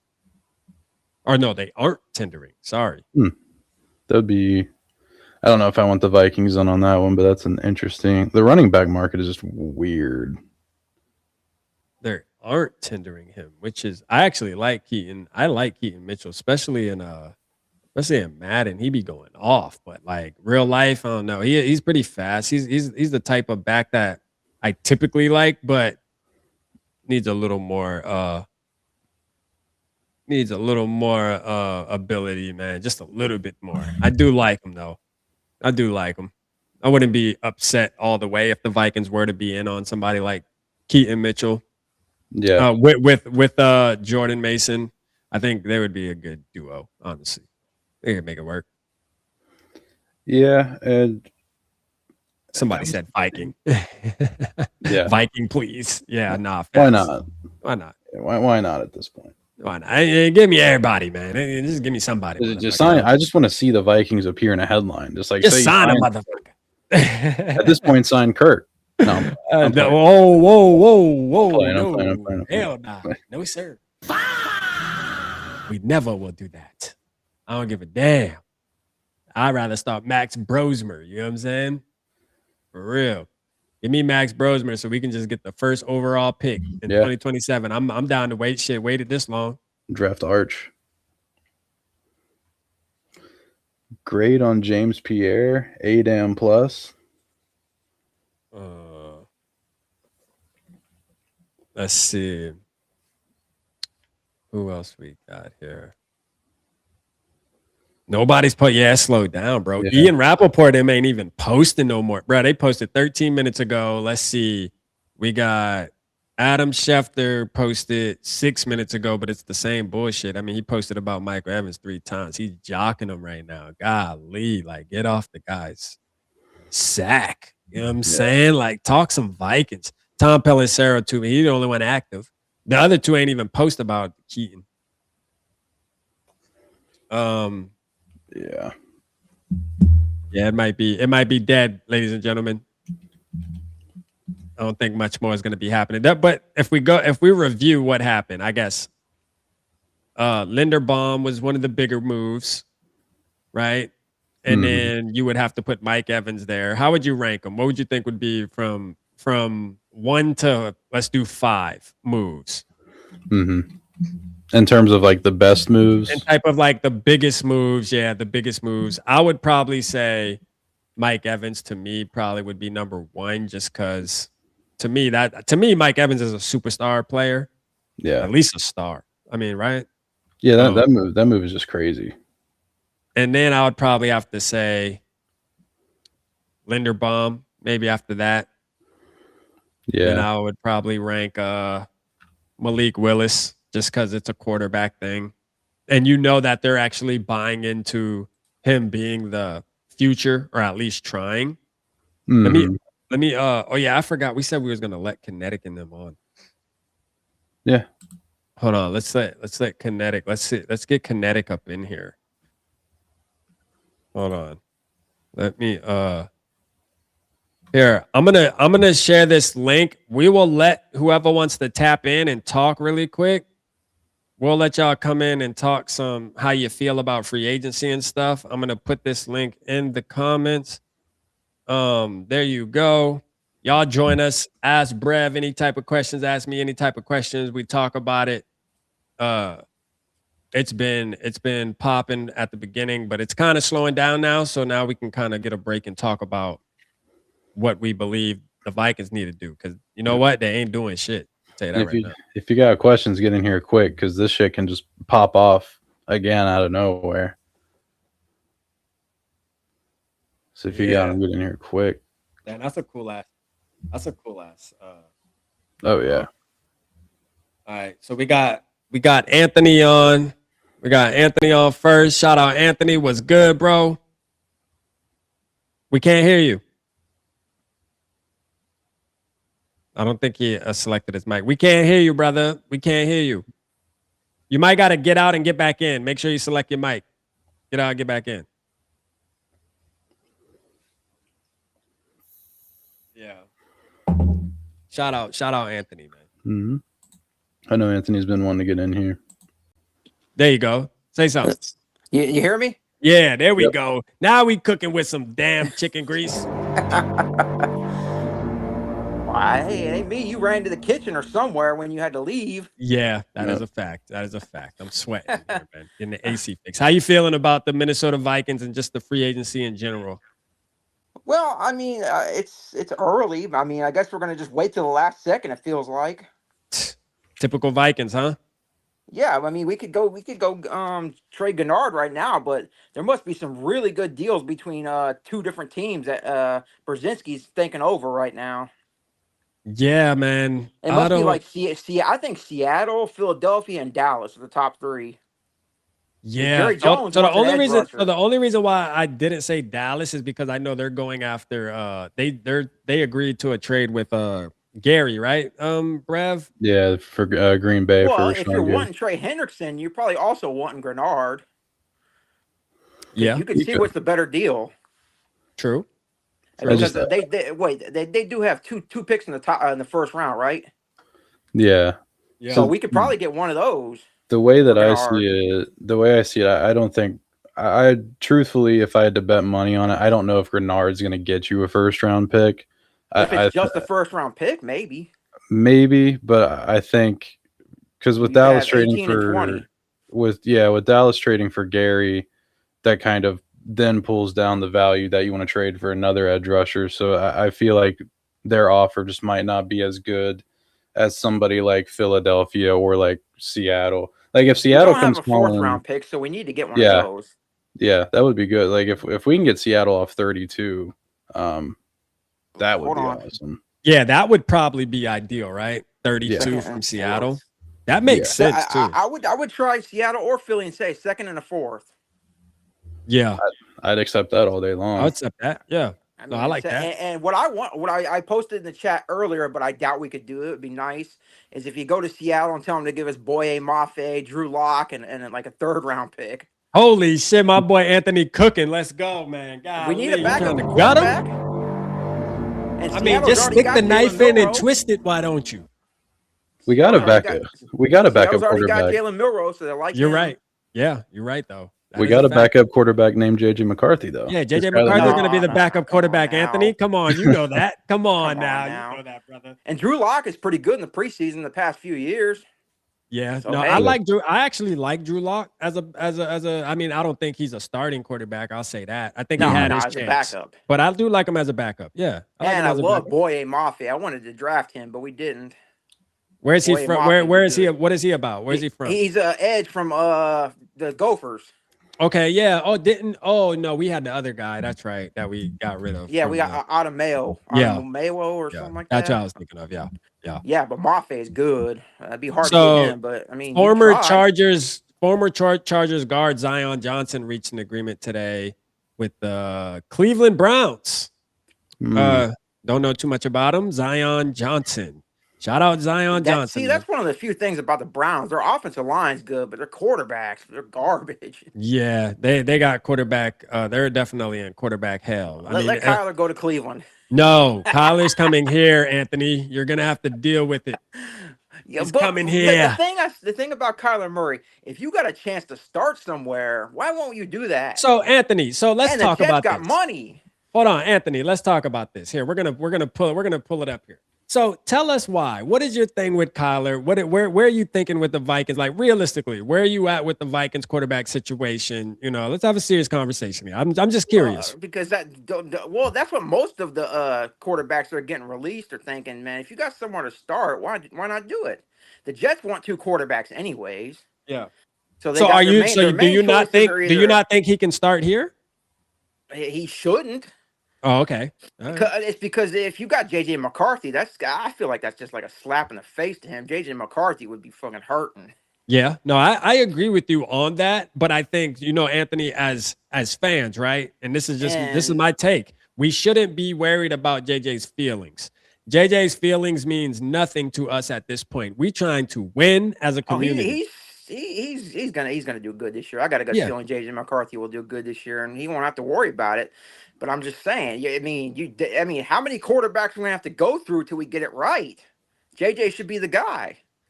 Yeah. Man, I no. want to go into 2027 and say, oh, should we go after Arch Manning or the Julian Sayin? Nah, man. We got Yeah, our like I guy. get you. Yeah, no, I'm with you on that. And I pushed the JJ McCarthy line like hard, bro. Like I'm a JJ fan. So, I definitely pushed it hard, especially in 2024. So I get where you're coming from and I want to have the patience. But I just think this opportunity specifically. Now, if this is the thing, Anthony, if we're in a situation right now today where it's, hey, the Cardinals don't want Kyler Murray, but they have to trade him and you got to take on his contract and you get into all the $40 million a year, you got to pay him this, that, and the third, then I'm out on that, right? I don't care. But I think what makes it intriguing is the facts of we can pay him 1.3 million. And it's almost like, bro, Drew Lock would cost more than 1.3 million. You know what I'm saying? It all Like Drew depends on Lock. how you perform. Yeah, but why not take Kyler for Murray can go to 1.3 Jets million, and Anthony? then Kyler Murray can go to the Jets and be ass, and then he can get like 40 million next year. Jets got money. Yeah. I mean, I got you. There's 3 guys the Jets are looking after. I heard of Murray, Geno, and Cousins. Yeah. And 2 of them 3 are probably going to go there now, especially now that Malik Willis went to the Dolphins. So that takes him off the table. We don't got very much intriguing options and look at quarterback left anyway. So what do you feel about Geno Smith? Are you a fan of Geno? No. He was hurt last year. I think he had was like a calf. So here's the thing though, Anthony. We need another quarterback though. So Drew Lock is your guy. Probably be somebody out of left field that nobody's even talking about. That's freaking only cost you pennies.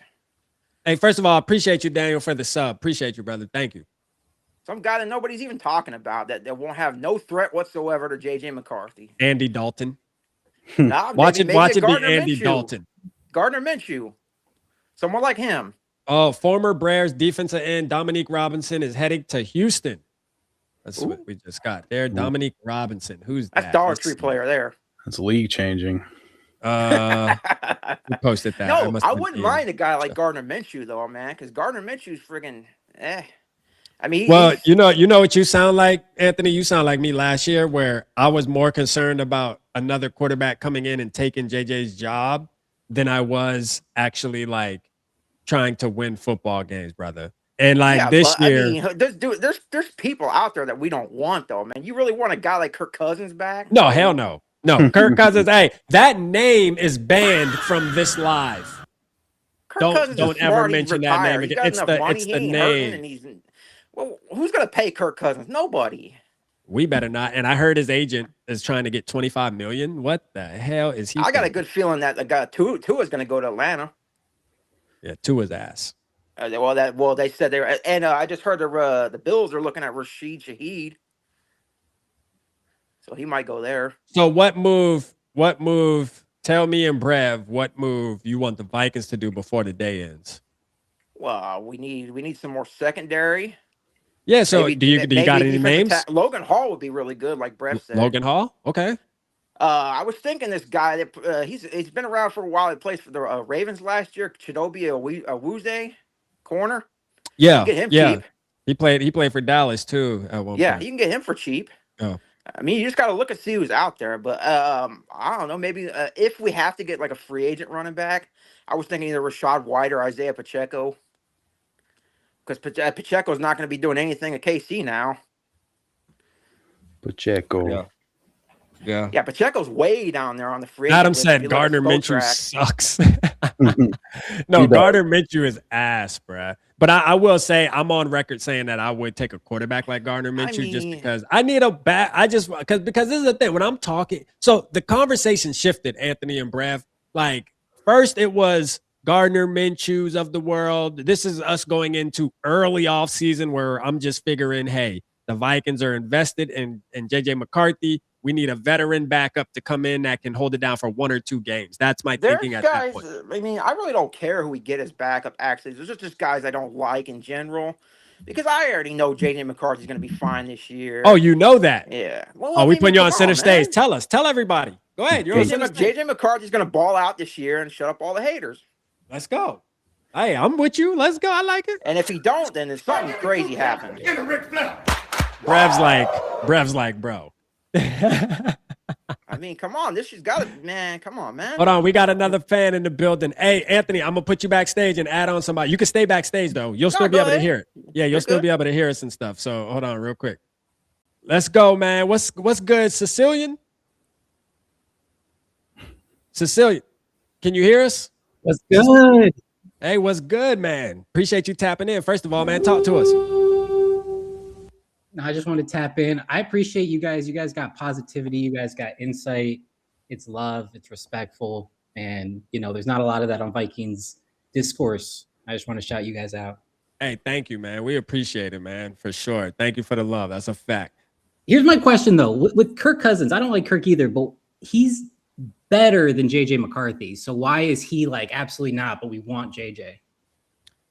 You want to go first, Brev? Because I don't know where you're at with that, actually. So you touch on that first and then I'll go. I know everybody knows what I'm about to say. Yeah, I mean, I agree with the sentiment that Kirk Cousins right now is better than JJ McCarthy. And the thing, I guess to put it bluntly, I don't know what quarterbacks are not better than JJ McCarthy. I don't think JJ McCarthy is a top 32 quarterback, if I'm being completely honest, just from what we've seen.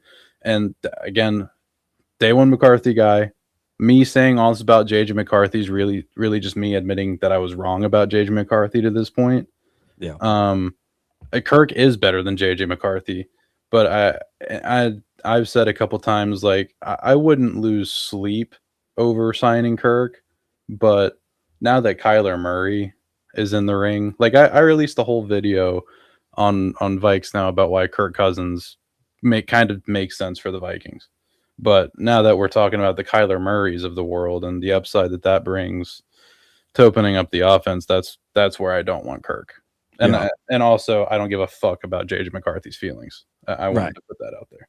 Yeah. And mine, Sicilian, is, so when it comes to Kirk Cousins, to me, I hate that our team tends to want to go backwards. And for me, with Kirk specifically, is we've already tried it for 6 seasons. So I sit back and I ask myself, okay, he's 2 years older now, that the time we're going to bring him back.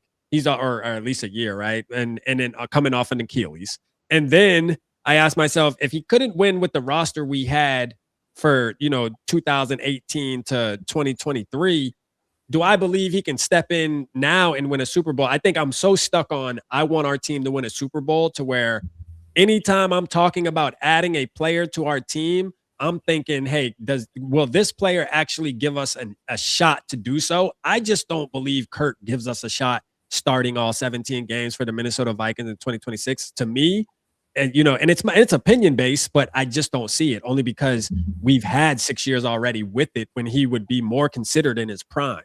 You know what I mean? So that's kind of where I'm at with it, bro. Yo, those are really cool answers. I appreciate you guys. I'm gonna go back to listening. Appreciate you, man. Shout out Cecilia, man. Let's give Cecilia a Ricky. Let's go. Kinetic, what's good, brother? So I know you heard the news of shout out our boy Sicilian, because he's asking, why wouldn't we want Kirk to come back? And then you heard Brev said, look, he's just admitting the facts that JJ McCarthy is not a top 32 quarterback. Now listen first, hold up, because I know, hey, Brev, I know you a JJ boy. You was a JJ supporting savage around these damn NFL streets. But we got to talk the truth, Kinetic. And today I want you to admit the damn truth on live right now in front of everybody. JJ McCarthy, right? I love him. You love him. Michigan guys, we know that. But be honest. Do you honestly believe that he is better than Kyler Murray in 2026 for this Minnesota Vikings football team? You think he's better? Do I believe that today, he right now on today's date, he's a better quarterback? Like he would give us a better chance in 2026 to win. But do I think that it is better for the team overall to run with him in 2026 than Kyler? Yes, because I'm looking beyond just this year. And I've said from the very beginning, listen, I know you guys think that I'm just a JJ apologist. I'm not just a JJ apologist. I love JJ because I have watched him since his senior year at IMG. I have watched everything about this kid. Saying that he's injury prone is crazy because he never had an injury at all that kept him out of a game until he got to the NFL. And sometimes shit happens, guys. Sorry, I didn't mean to cuss. I don't know if I'm... Man, come on. This vocal Vike, man. You can cuss on here. But listen, there's not very many quarterbacks who are all-star quarterbacks after 10 games. JJ's biggest problem is reps, game time reps at a high level, as far as passing reps, throws, right? Reads. As much as I loved him at Michigan, it was a pro style run first offense, run first and second down, throw on third. And he was great at it when we needed him to step up and do it. But pure volume, he needs the reps. And my problem with all the Kyler talk and all the talk about stuff from last year, JJ's biggest issue is he needs reps. Anything that takes away from him getting first team reps and getting game time reps is, in my opinion, the wrong move. I think the best move for us is to run with JJ, bring in somebody to compete with him. And I don't hate Kyler. My problem with the whole Kyler thing is that Kyler's not signing here to compete with JJ. He's got 3 or 4 other teams that he's going to get a promise of QB1 from. So he's not going to sign with Minnesota if he's coming in and not being told he's going to be QB1. That's where I have the problem with it. I do think that JJ can beat Kyler out in a competition. I don't like the idea that he's not going to get the chance to beat Kyler out in a fair competition. So my opinion is we rock with JJ, bring in somebody else, bring in Geno, bring in whoever else to have a competition. I'm confident JJ wins. And then we rock through 26 with him, and he either steps up and we've got our franchise quarterback, or we get a good pick in next year's loaded draft class. Yeah. All right, bro. Hey, stand on your take, brother. I appreciate that. That was a great take too, man. Hey. Look, you heard how you know how we feel about it. Shout out to Evil with the 199. He said, "Is Anthony secretly a Packers fan sabotaging us?" Nah, man. I think Anthony die hard. Real quick, dude. Breaking news: John Franklin Myers is signing with the Tennessee Titans. Man, mega deal. Shout out Purple Dope for Hopes too. Was he another one that went from the Giants? No, he Broncos. Oh, Broncos. Okay, no. Yeah. Who am I thinking of? The John Schmitz guy, right? Was on the Giants. Anyway, it doesn't matter. Yeah. Shout out Purple Dopes. He said Kirk won 13 games with statistically the worst defense in NFL history. Imagine if he had the defense he had last year. Just saying. I think we would still see a lot of 3 and outs. We would just see a lot more of our defense on the field. That's kind of what I think.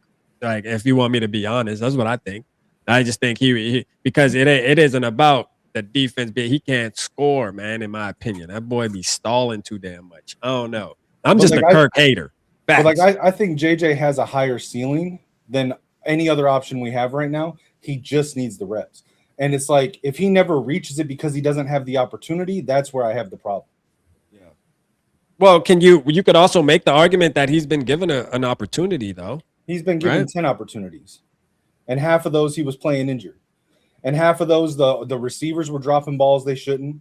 The offensive line wasn't working the way it was supposed to on paper. And I think the KOC let him down with the play calling. He was so focused until the end of the season of making him fit into the Sam Darnold mold instead of looking at what are the best throws that he can do. What are the 10, 15 throws that he's making the most in practice? Let's focus on those. Let's get the run game. I mean, you drafted him at 20 years old.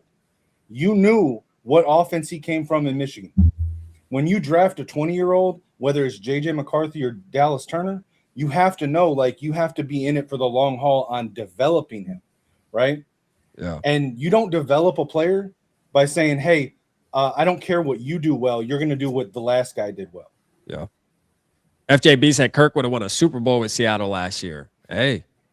Giants have agreed to terms with linebacker. Damn, shit popping right now. Hold up, bro. Yeah. Pelissero going crazy. But I said it comes up out of nowhere. Hold on a minute, man. We got some moves real quick. So here we go. We got tight end Charlie Kolar signed a 3-year deal with where's he going? To the Chargers. All right. And then we got Harbaugh. Here we go.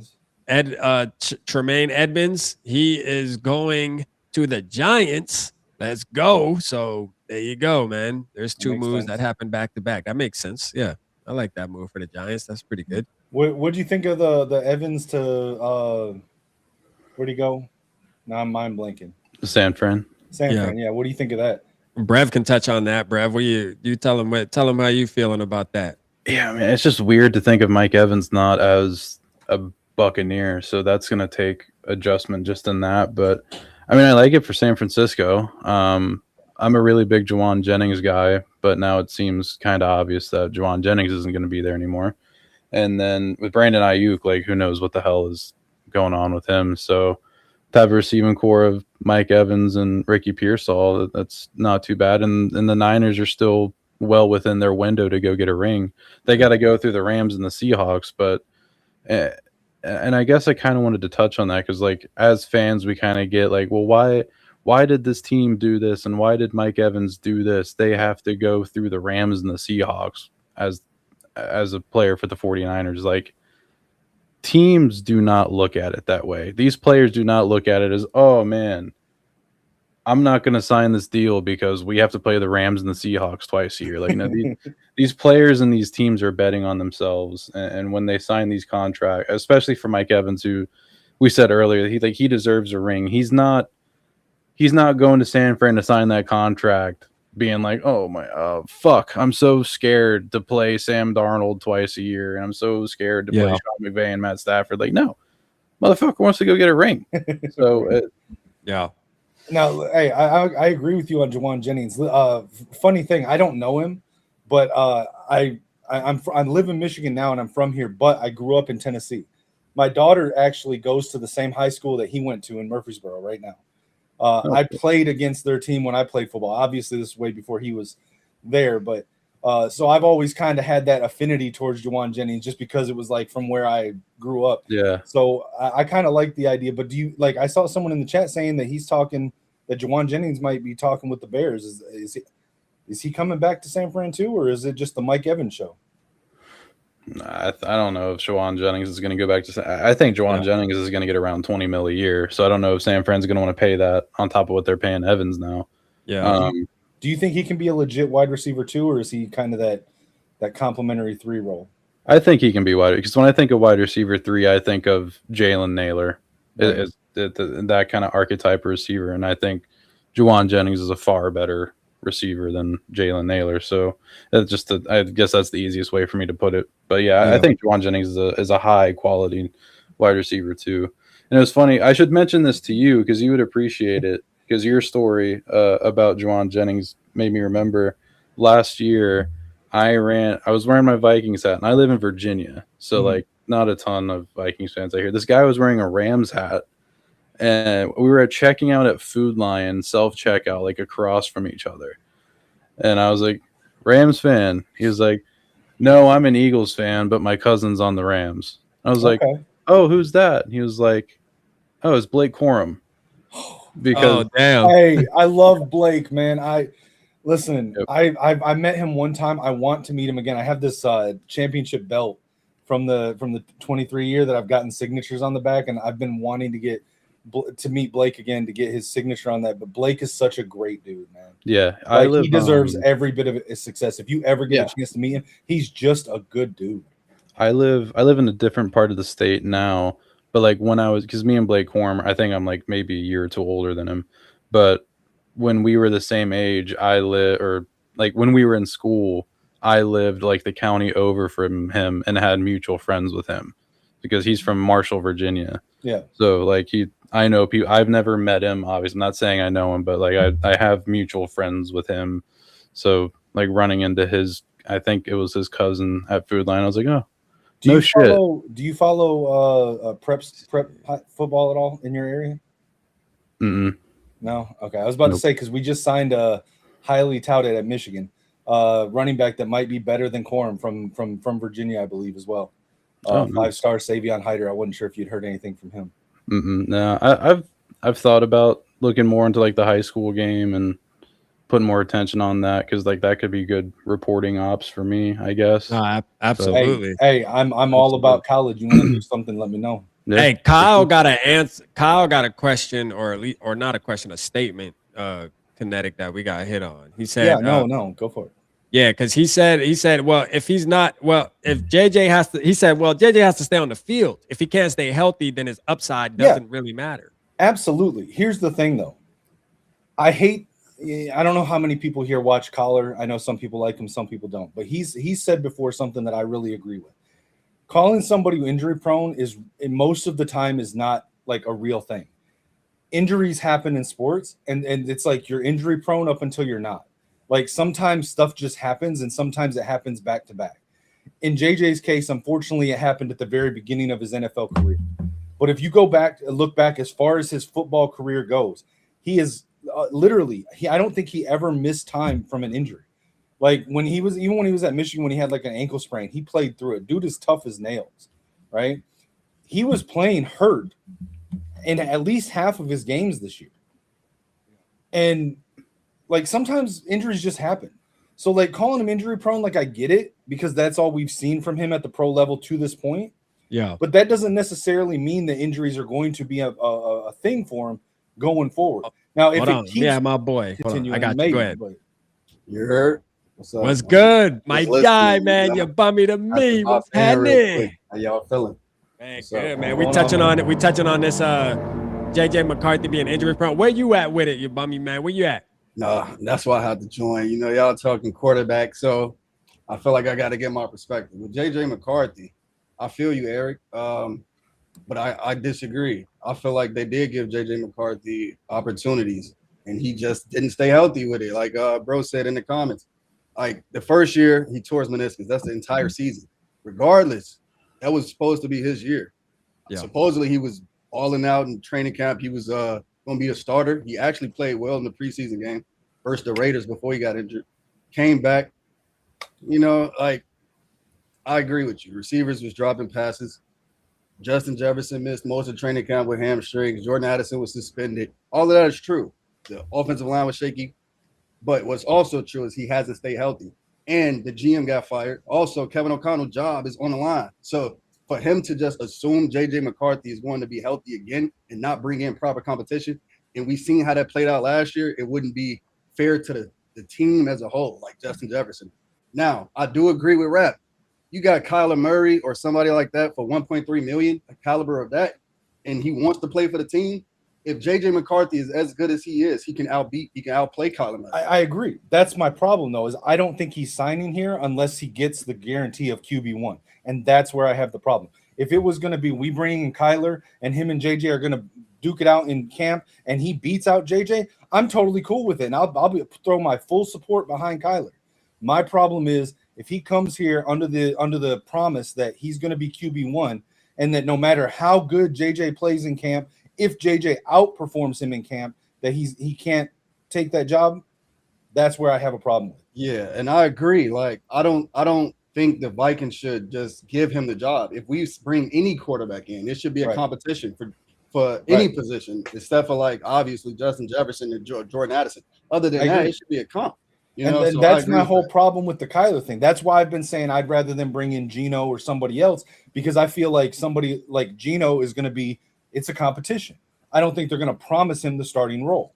I don't think So Kyler do you think Kevin O'Connell will just guarantee it? Even let's say training camp happens, JJ McCarthy is going to get reps. He has better chemistry. So if he's looking better, do you think Kyler Murray is just going to be like? I mean, Kevin O'Connell is going to be like, Kyler Murray, here you go. Even though you're getting outperformed, we promised you the job. I think it goes back to what was promised in the contract signing.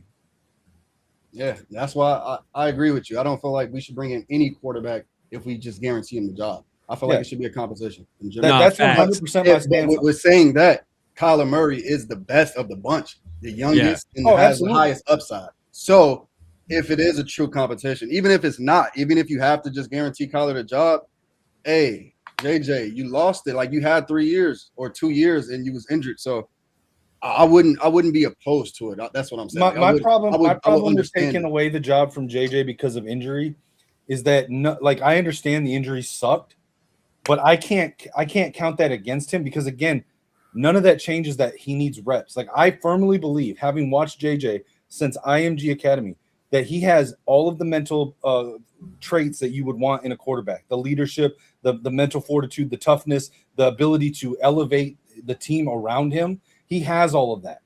He has the physical abilities. He needs the reps. Yeah, and so, anything else that people want to bring up about it, it's like, Okay, but that doesn't take away from I understand that you're saying, okay, it's his third year. He should be better by now. That doesn't change the fact that he needs the reps. I firmly believe if he gets the reps, he's 23 years old. He hasn't taken a snap since he turned 23. If he gets the reps, he will become a great quarterback in the league. But if he's never given the option to get the reps and then he doesn't realize that potential, that's on the coaching staff. And to the other point that you said earlier, I firmly admit my opinion is on the long-term development. I understand KOC's situation this year. So I understand why he would make the decision. But I'm saying for the team as a whole, for our future beyond just this year, I think that it's a bad move to bring in somebody, promise them the QB1 spot, and not even give JJ the opportunity to take that job and keep running with it. I think we agree on that. Like, my thing is, let's say we brought in Kirk Cousins, right? Somebody that really is not going to outperform JJ McCarthy in training camp. So JJ McCarthy has the job. Let's say he gets injured and Kirk Cousins comes in, we miss the playoffs. Kevin O'Connell's fired, and the new coach is probably going to get rid of JJ anyways. Yeah. Maybe. If Kirk Cousins comes here, he's starting. There is no. Yeah, and that's that. I was going to say that earlier. That's the other thing is Kirk is the other guy that I think is not coming here unless he gets a promise. That's why my focus has always been on the people outside. But the thing is, too, Kinetic, I gotta give you a little pushback on that. So, what quarterback do you believe could come in that isn't going to be guaranteed starting, but also is good enough to challenge a quarterback like JJ McCarthy? Because, like, if you're saying, well, we gotta make sure whoever we bring in, it's some trash quarterback, because we don't want JJ we don't want him to have any competition behind him. We want to make sure JJ keeps the job. I feel like we got to bring in somebody who can at least challenge JJ McCarthy, though, in my opinion. Like, I think Kyler Murray makes the most sense. Again, all things equal, if it was going to be a competition, no matter what, Kyler would be my number one choice. Yeah. But as far as who I think will potentially sign without a guarantee of QB1 week 1, I mean, I think that has starting experience. I think Geno Smith has to be at the top of that. So a question I want to throw into the mix here. If we're worried about Kyler not wanting to come here for a quarterback 1, what team is there that is going to guarantee a quarterback 1 job other than the Jets? And the Steelers. If Rodgers isn't coming back, the Steelers. Yeah, the Steelers. Yeah, I didn't think about them. That's fair. It's just if you're one of these quarterback, like, you might not get guaranteed QB1. The Vikings are going to want to call it a competition until it's not anymore. All these quarterbacks want to come to Minnesota, and they're looking at JJ McCarthy knowing damn well that they can all beat him. So I just don't know how much the prospect, like, do you want to take a guaranteed number 1 job with the Jets, or do you want to compete with JJ McCarthy, who's not proven anything in the NFL yet, and have one of the best setups in the NFL? No, I agree. Again, I don't think Kyler will sign here without that promise. But if he does, like, dude, more power to him. And I just became a bigger Kyler fan that he came in and didn't demand that. Like, legit, I don't personally have a problem with us signing Kyler if he's going to come in and win the job. I just don't want him to be guaranteed the job to sign. Like, real talk, you like, honestly, Kinetic, you really think JJ can beat out Kyler Murray? Yes. I think JJ has the ability. What you say, Bummy? Yeah, I don't think JJ McCarthy beating out Kyler Murray is far-fetched either. Like, I really don't, especially if he can stay healthy. I believe in JJ McCarthy, but I understand the upside of a Kyler Murray. Because imagine if instead of Carson Wentz last year, it was a Kyler Murray on a backup position, or Sam Darnold, we would have jumped right in and still made the playoffs, in my opinion. So that's the way I'm all for a JJ Kyler QB room and best man wins. Like, if that's the case, I'm all for that. But like I said, assuming and maybe I'm wrong, but assuming that he's not willing to do that, that's why I say, in my opinion, rock with JJ, and we either and Brev, earlier, I think you were saying that you're starting to believe that Kevin O'Connell's job might not be on the line, right? And we don't know what he's talked about with the Wilfs. So if they at some point tell him like you're not on the hot seat for this year, then run with JJ, because then again, like I said, worst case scenario, we get a top 10 pick in the draft next year that has 8 first-round caliber quarterback. That's an exaggeration, but you know what I'm saying. Mm-hmm. Yeah, it's feeling like I think Kevin O'Connell's seat is still warm. Like, it's still, if the Vikings have like a disaster season, they only win 6 games, I still think he's probably let go. Where I think Kevin O'Connell's less on the hot seat, the more we get removed from the Kwesi firing, is like maybe if we make the playoffs and don't win a playoff game, I think he might still be safe, because I really do think the Wilfs love Kevin O'Connell. Right. That's just the vibe that I get from it. But yeah, I think I still think you have to be in save your job mode, and I think we can all agree, because like we were talking earlier about Gardner Minshew and Drew Lock and whatever other backup quarterback. Like, okay, would you rather have Gardner Minshew at probably $6 million? Would you have Kyler Murray at $1.3 million? I feel like that choice is obvious. I'll take Kyler over every other quarterback under any other circumstances, as long as it's a competition. Yeah, and I can agree with that. I just think either way you go, like even if you want to ride McCarthy, pause, and if you want to sit McCarthy down immediately and just go Murray, like that's what I've been trying to say for like the past week. Like, there is zero downside to either side of the McCarthy argument, because if you love McCarthy, you believe he can beat Murray out. Personally, I don't, but everybody knows that, so I don't need to go on about it. If you believe in McCarthy, you think that he can beat Murray out. You think he can beat these other quarterbacks out. If you don't believe in McCarthy, you've got Kyler Murray as your fucking quarterback. Yeah. So like this feels win-win for both sides, but that's just how I feel about it. I agree, it's win-win as long as it's competition. I just don't think it's win-win if he comes, because if Kyler comes in with a promise of QB1, that's effectively saying that even if JJ were to take a step in the offseason and beat him out in camp, it would not matter. And that's what I have a problem. I see what you're saying. So how do we feel about KOC? Like, do you think he can adjust the offense to fit whatever quarterback he gets, or he going to force these quarterbacks to play in his scheme? Okay, this is a two-part answer. Do I think KOC can? Yes, I do believe KOC is that good of a coach that he could. I also think he has an incredibly huge ego, dating back to when he feels like he wasn't treated right by coaching staffs as a quarterback. And I think that he is so stubborn that I'm not confident in his willingness to do it. Yeah.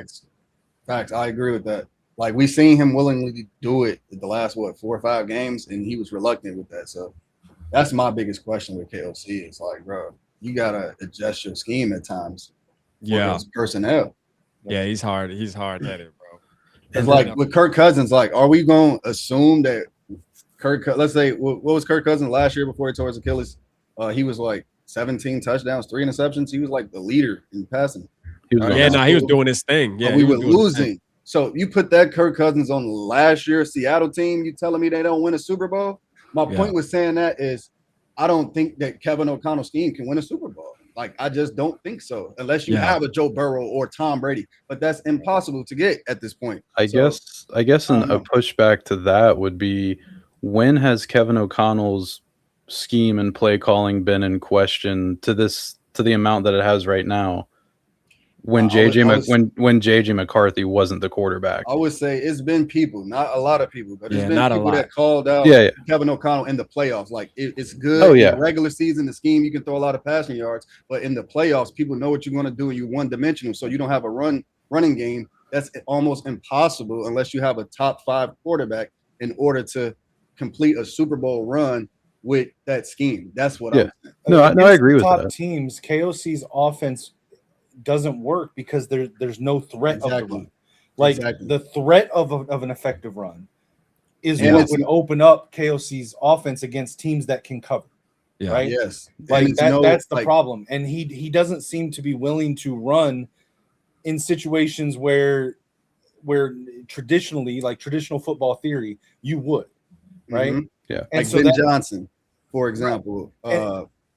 and that mentality can work in the regular season, but it doesn't like you have to shift for the playoffs. Like Exactly. I know. Listen, I live in Michigan, so I'm surrounded by Lions fans, right? Mhm. I get into this argument with Lions fans about Dan Campbell all the time because his style works in the regular season, but it doesn't work in the playoffs. And we saw that a couple years ago with the failed fourth downs and they lost by 6, right? He'll never win a Super Bowl.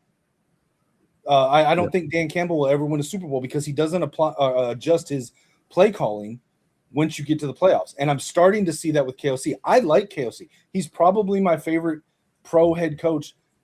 I mean, you know, Jim Harbaugh is always like special for me because Michigan, right? But like, I like KOC probably above any other coach, but I am very disappointed with what I saw from him this last year. Just the unwillingness to adjust your game plan. Like, you're telling me that you've been with JJ, you watched all of JJ's film, you've been around JJ for 2 years, you couldn't tell where he differed from Sam Darnold and be able to tailor your offensive scheme and play calling to emphasize his strengths as a 22-year-old quarterback that's like still acclimating himself to the speed of the NFL game. Like, I know he's a good enough coach for that. That's why I ride so hard against him for what happened this year, because it's not like you're a bad coach that doesn't know how to do it. You can do it. Yeah. Let this sink in. Let this sink in really quick. Marcus Mariota just signed a deal. He's going to be back with the Washington Commanders. $7 million. You can get Kyler Murray for 1.3. I ain't trying to hear what y'all talking about. Hey, listen, let me go off Eric's point real quick. So I agree with you, but like Kevin O'Connell's scheme is so complex. And if you know Vikings football, when Kirk Cousins first entered the scheme, he was saying like, this is the most complex game I've been in. And he was in the NFL for like 8 years at that point. Yeah, but we got to give him a little bit of grace. He also went to Michigan State, so you know that makes sense. Well, I'm just saying, like, that's a complex scheme, and to, like you said, assume JJ McCarthy is just ready for that after you've been working with him for this whole time, and you wasn't ready to adjust to his strengths. Now, what I'm gonna say is, like, if you look at Ben Johnson or Shao Kanahan, they schemes work in the playoffs because it's deceptive. They don't know if they're going to pass or run the ball. Everything looks the same. So if I come out in 2 tight ends, in a 2 tight end personnel with a running back behind me, and I motion the receiver, and every time, every play call, the receiver get motion, I might hand it to him twice to keep you honest, but that same identity is wrapped in a deep pass, a play action, a run to the right, run to the left, run up the middle, and it all looks the same. So the defense is guessing.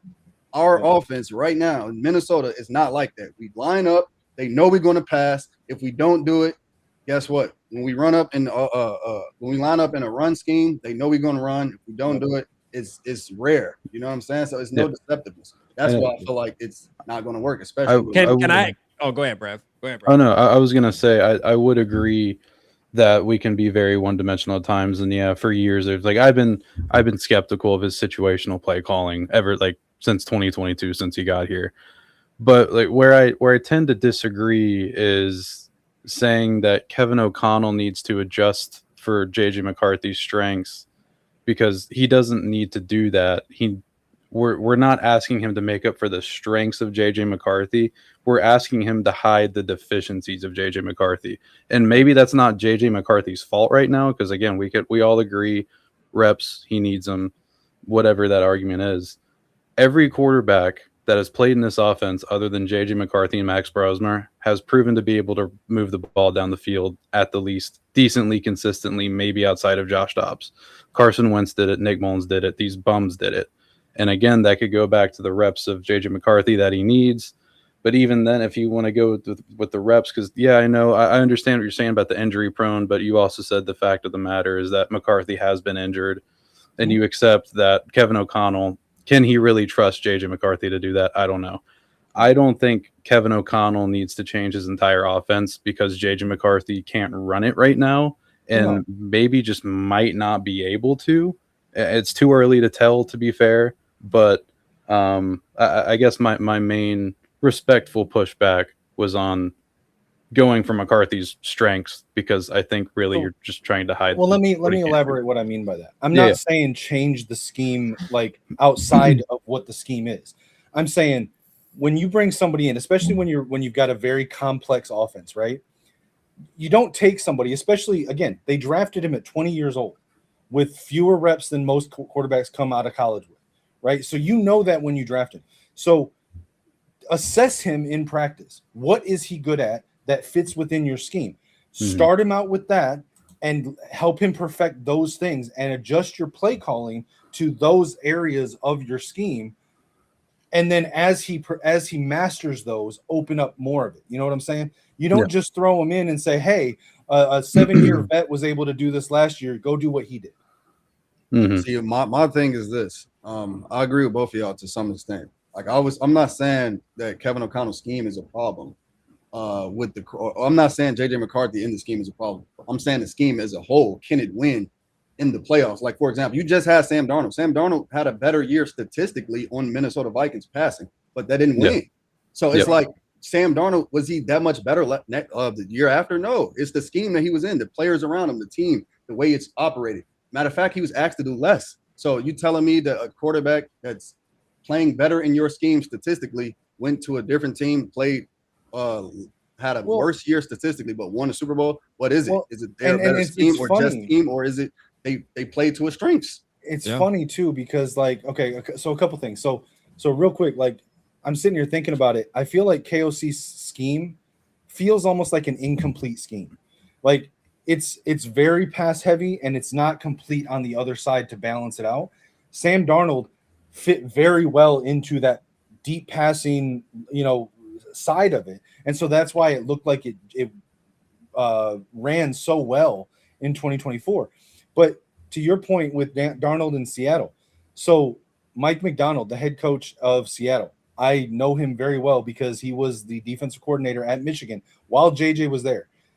The offense that he runs there, I mean, it was influenced by Kubiak, but it was very similar to Jim Harbaugh's scheme. It was run game, opens up the play action pass, opens up the routes for the receivers. That was very similar. Yep. That's a complete Ben scheme. Johnson.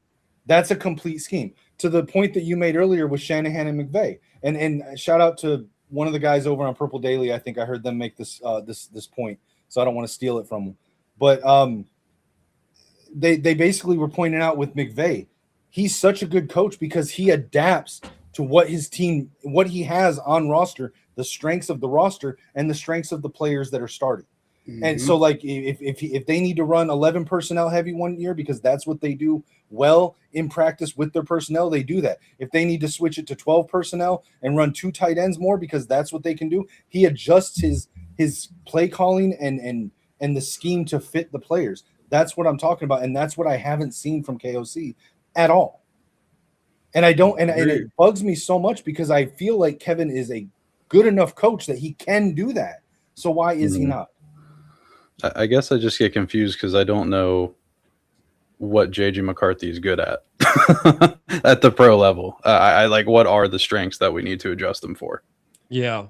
See, like my thing is not even like McCarthy. Like, let's say we had Sam Darnold right now. Again, do we think we win in the Super Bowl?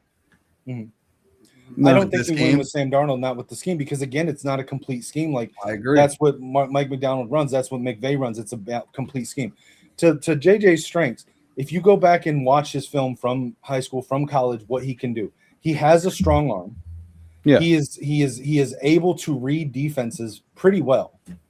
Okay, he is, and he's not afraid to step up into the pocket. He doesn't shy away from hits, from contact, from pressure. He has a very good sense of pressure coming in. Now, I think one of the problems last year when he would get pressure in the pocket is that he was trying so hard to play to the way that Kevin O'Connell wanted him to. It looked to me from watching him for years that he was ignoring his instincts on when to escape the pocket, when to try to make things happen, extend the play, because he wanted to show that he could stand in the pocket and do the things that Sam Darnold did, right? Yeah. And I think that was a mistake. Whether that was on JJ or whether that was KOC telling him to do that, whoever was, but that's what it looked like to me as someone who's watched JJ for years. And I'm gonna say this too about JJ. I'm not like I wasn't the biggest JJ McCarthy fan when we drafted him. Right, I remember that. Yeah, like, I really wasn't. I was like, I'm a Vikings fan, so I'm a root for him. You know, like it is what it is. But watching him play, he has the clutch gene that Kirk Cousins didn't have, and I'm gonna just say that now. Like he's going to either throw a touchdown, go out swinging, throw the back shoulder, or and not throw the check down on 4th and 8, and like he gonna believe it. So the team rallies around him. Like week 1, I was at the game in Chicago. Aaron Jones actually got me tickets, and I went after and seen the team and like met him, and it was crazy. But I'm gonna say this: JJ McCarthy, his perseverance in late games is next level, and that's something you can't teach. Now that's one thing I will say. Like from watching the games, like okay, when he was in the game healthy, which was rare, in the 4th quarter, and we was down, I believe the whole team believed in it. I can't say absolutely. I mean, and that's what I mean. He has the leadership. Brev, are you good, Brev? Good. He has the ability to elevate the team around him. So this is the deal, real quick, Brev, and I'll let you land, bro. I know you gotta say it, bro. Like so, and Bummy knows how much of a JJ supporter I am too, and Kinetic. You know, y'all have seen me live in action. Like, I mean, hyping that shit up to the top, bro. Like nobody could tell me anything. But I will say, you know, there is a such thing, in my opinion, as a quarterback just not being good in the NFL. Like, can be great in college, can be great in high school, but then the NFL just doesn't work out. Now, I'm not saying that I'm there yet with JJ McCarthy, but it's damn near, it's getting there. I'm gonna tell you right now, bro. Like, if he and a lot of it has to do with his like completion percentage and stuff too.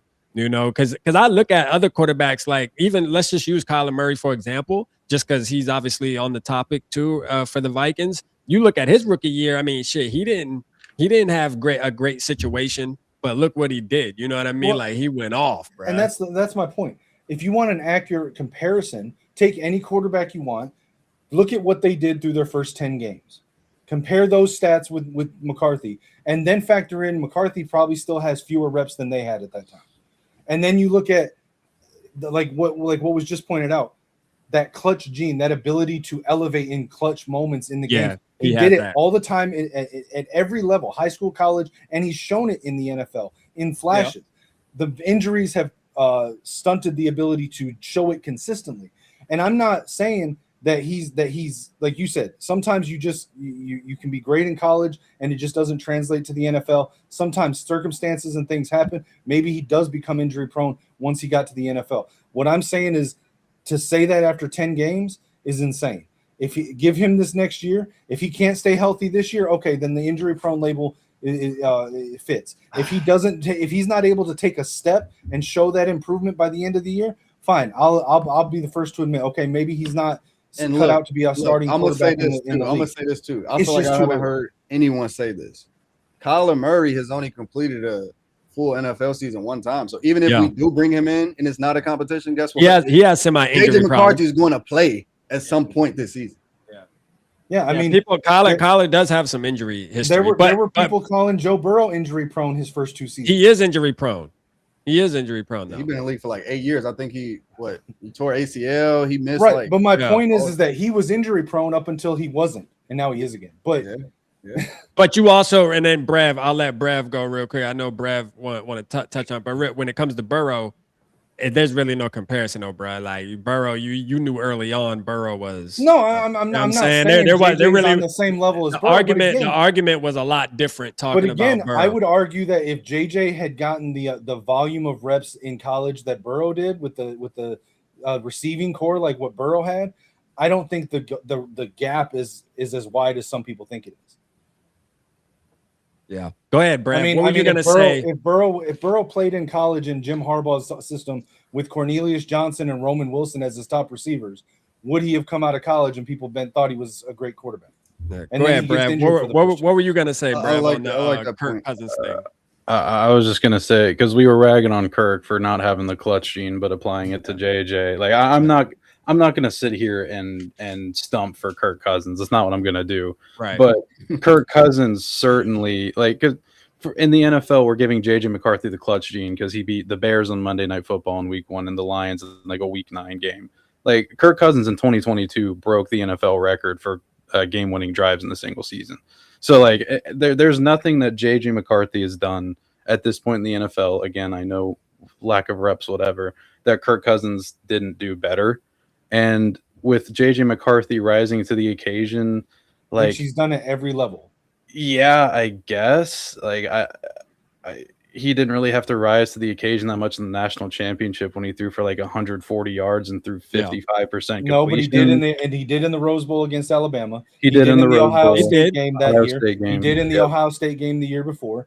I mean, every big game he was in Michigan, when we needed him to, he did it. He never failed us when we needed him to do it. But even his one loss in college, if you go back and watch the TCU playoff game, like he threw 2 early interceptions, and those were bad. Yeah. The rest of the game, he played lights out and almost came back and won that game almost single-handedly for us with Ronnie Bell and Cornelius Johnson as his receivers. It was leading to my main question of all the things, because like I know what JJ McCarthy did well in college and everything with the processing, with the throwing over the middle of the field, with the being able to step up in the pocket, not afraid to take a hit. He's for sure shown he's not afraid to stay in the pocket in the NFL. Other than that, what has he done well in the NFL? Because I don't think it's anything. Like sincerely, that is the real question. Yeah, like he hasn't done a thing well. And we're going on year 3 too. This is for you too, Bummy. We going on year 3. So I kind of feel like with Brev on this, and this is coming from somebody like I said, I'm not a McCarthy stan. I'm a Vikings fan. Right. So at the end of the day, like I said, if McCarthy is good enough to beat out any quarterback that we bring in, I'm all for competition. Now, if he's not, it's going to show. That's my point. Like, now I'm not going to shit on JJ McCarthy like he's the worst quarterback of all time. Like, I'm not going to do that either, because we've seen quarterbacks given the right situations over time, and like we've seen Max Bros grown to be a better player. You know what I'm saying? And JJ McCarthy, yes, he struggled, but he also showed flashes of brilliance in the last few games. You can say it's bad defenses. Yes, but I'm not saying that to say keep JJ McCarthy. I'm saying bring in the best quarterback possible and let the best player win at any position. That's my point. Yeah, and listen, I fully admit, I am a diehard Michigan fan. You're a diehard JJ fan. I will ride for JJ till the end.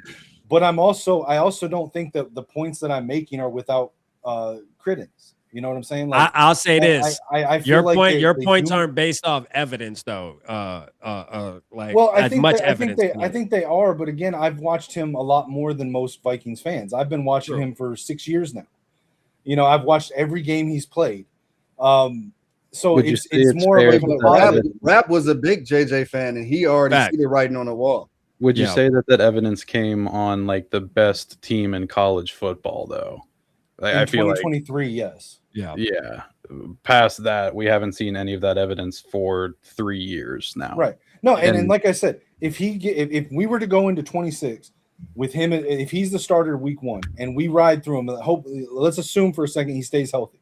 If he doesn't take a step by the end of the season, I'll fully admit, okay, maybe he's not a starting quarterback in the NFL like I thought, and I was wrong on it. Let's look to something else. Yeah. I just can't. I've seen too much from him to say that we should be out on him after 10 games. Yeah. And I think that's a fair argument for a lot of people that support JJ. Because how many quarterbacks, if you just isolate how many good quarterbacks, if you just isolate their first 10 games before they were 24 years old, how many of them would we have been out on under by the same logic? A lot. Like even Josh Allen. Like you can do this with Drake May. Like the first 10 games, like not really that good. And I agree with you. Like it's just unfortunate for JJ McCarthy that he got injured. You know what I'm saying? Like if he would have played the rookie year or at least backed up Sam Darnold, got a couple starts and then started the entire year last year, we would have had the evidence we need. Unfortunately for him and the organization, he was injured, and that's how the business go. You got to bring in a quarterback that and I think injuries do mean something, bro, and injuries are just part of it. It's part of it, bro. If you can't stay healthy, bro, what are we talking about? Like we can say you could be great all we want, but if you're not out there to play because you injured, bro, you're no good to us, really. So even if he don't work out for the Vikings, he can go to a different team like Geno Smith, Sam Darnold, and actually ball out. That's my biggest fear. Like, damn, right, exactly. We a team that let that happen. Like, come on now. With the injuries, like, okay, he's had 3 injuries since he got to the NFL, and if you look at each injury, I mean, it was the torn meniscus, right? Like that happens more than we think, and they could have done a shorter surgery for him to come back, but they said, well, we got Darnold. Let's do the complete surgery to repair it, which in most cases it gets repaired stronger than it was before the injury. They chose to have him out for the long term with that injury. Then he comes back, that high ankle sprain. Some people say it's his fault. It looked like a hip drop. No, it was a hip drop. Yeah, and so I can't. I have trouble faulting JJ for that. The hitting his hand on the helmet. I've seen people talk about that. They think that injury happened earlier in the season in the Ravens game, and so he played like half the season with his hand injured like that, and that's bad luck. That sucks. But I have trouble calling him injury prone because of those things. I have trouble saying that we should be out on him because he hasn't had more than 10 starts because of those things. Now, again, if we go into 26 and he's still getting injured every other game, okay, I was wrong. Yeah. We're going to see. I got to go backstage just real quick. I'll be back in like 1 minute. You good, bro. Yeah, we going to see. We definitely about to see, bro. Like, it's make or break this year because we going on year 3, bro. The real question is, how long do we want to wait, bro, as Vikings fans? My thing is, like, let's say we do bring in Kyler, right? It's only year 3. Like, it's only year 3. Kyler, let's say he plays horrible or whatever the case may be. JJ didn't start. He didn't win out the job and didn't start. We still have a whole another year. Now, they might just say, fuck it, and release him or trade him. But if he's a good quarterback, at least he'll have a chance to start the year after that because he's still under contract, right? Right, but I don't want to be the Jets watching Darnold. I don't want to be the Browns watching Baker. I agree. I agree, but imagine if Kyler comes in, plays dominant, and we can re-sign him. And but here, okay, listen. I do think that logically, okay, if Kyler comes in and he wins the job, I will support him as the Vikings QB because he won the job legitimately, 100%. Right? I'm not gonna. Just because I'm a JJ fan, if he comes in and it's an honest competition, I'm totally cool with it.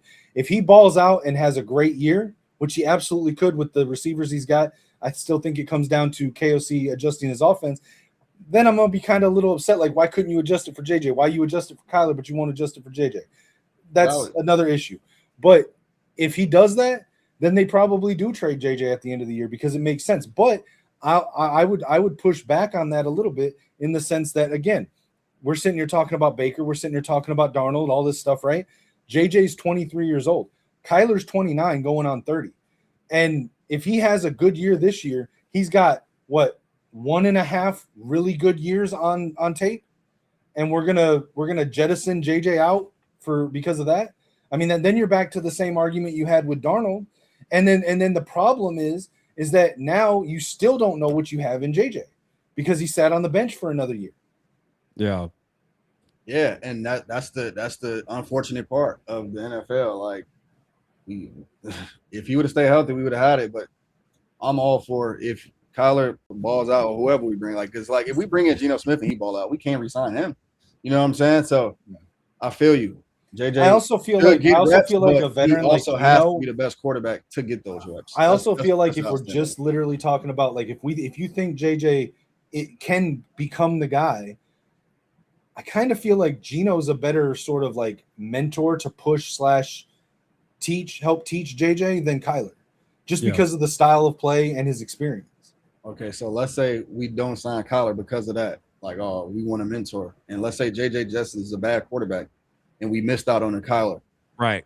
Then what? That's how you got to think about it. No, but I agree. But if let's say we don't get Kyler, we bring in Geno, JJ is the starter, and he sucks this year. We got a top 10 pick in a draft with a bunch of number 1 first round quarterbacks. See, I think my thing is I believe that's a valid point too. See, I think where I'm at with Kyler though is I believe Kyler could be a superstar quarterback. So I think that's why I'm pushing so hard for him. And I think he has a ceiling. I think he's good, but I would say this with Eric. I was more so on that line of thinking before Kyler Murray came into the picture because I do have a higher ceiling than most on Kyler. But if JJ were to start, let's say it was Geno Smith and Kirk Cousins, and JJ beat them out and started, and he was ass, and we won 3 games, that wouldn't be the worst thing in the world with this quarterback draft. I mean, look at the number of quarterbacks. Like Dante Moore is going to be in the draft next year. I think he's QB1 right now. for next year's draft. But Brev, remind me who all's in it? Arch Manning and Lenore Sellers, Lenore Sellers, Julian Sain, Arch, Dante. Like, there's at least 5 quarterbacks that are going to be looked at as first round draft picks, and potentially more than that. You know, and it's like could possibly be in the same situation. And answer me this. I mean, okay, let's look at the 2 scenarios. Fast forward to the end of 26. What is the cleaner situation? We go in with Kyler, and he has a good year, but maybe not a great year. And we still have questions about Kyler. We still don't know what we got in JJ. We might trade JJ away, and we don't know what he's going to become. And now we're not taking a quarterback in next year's draft.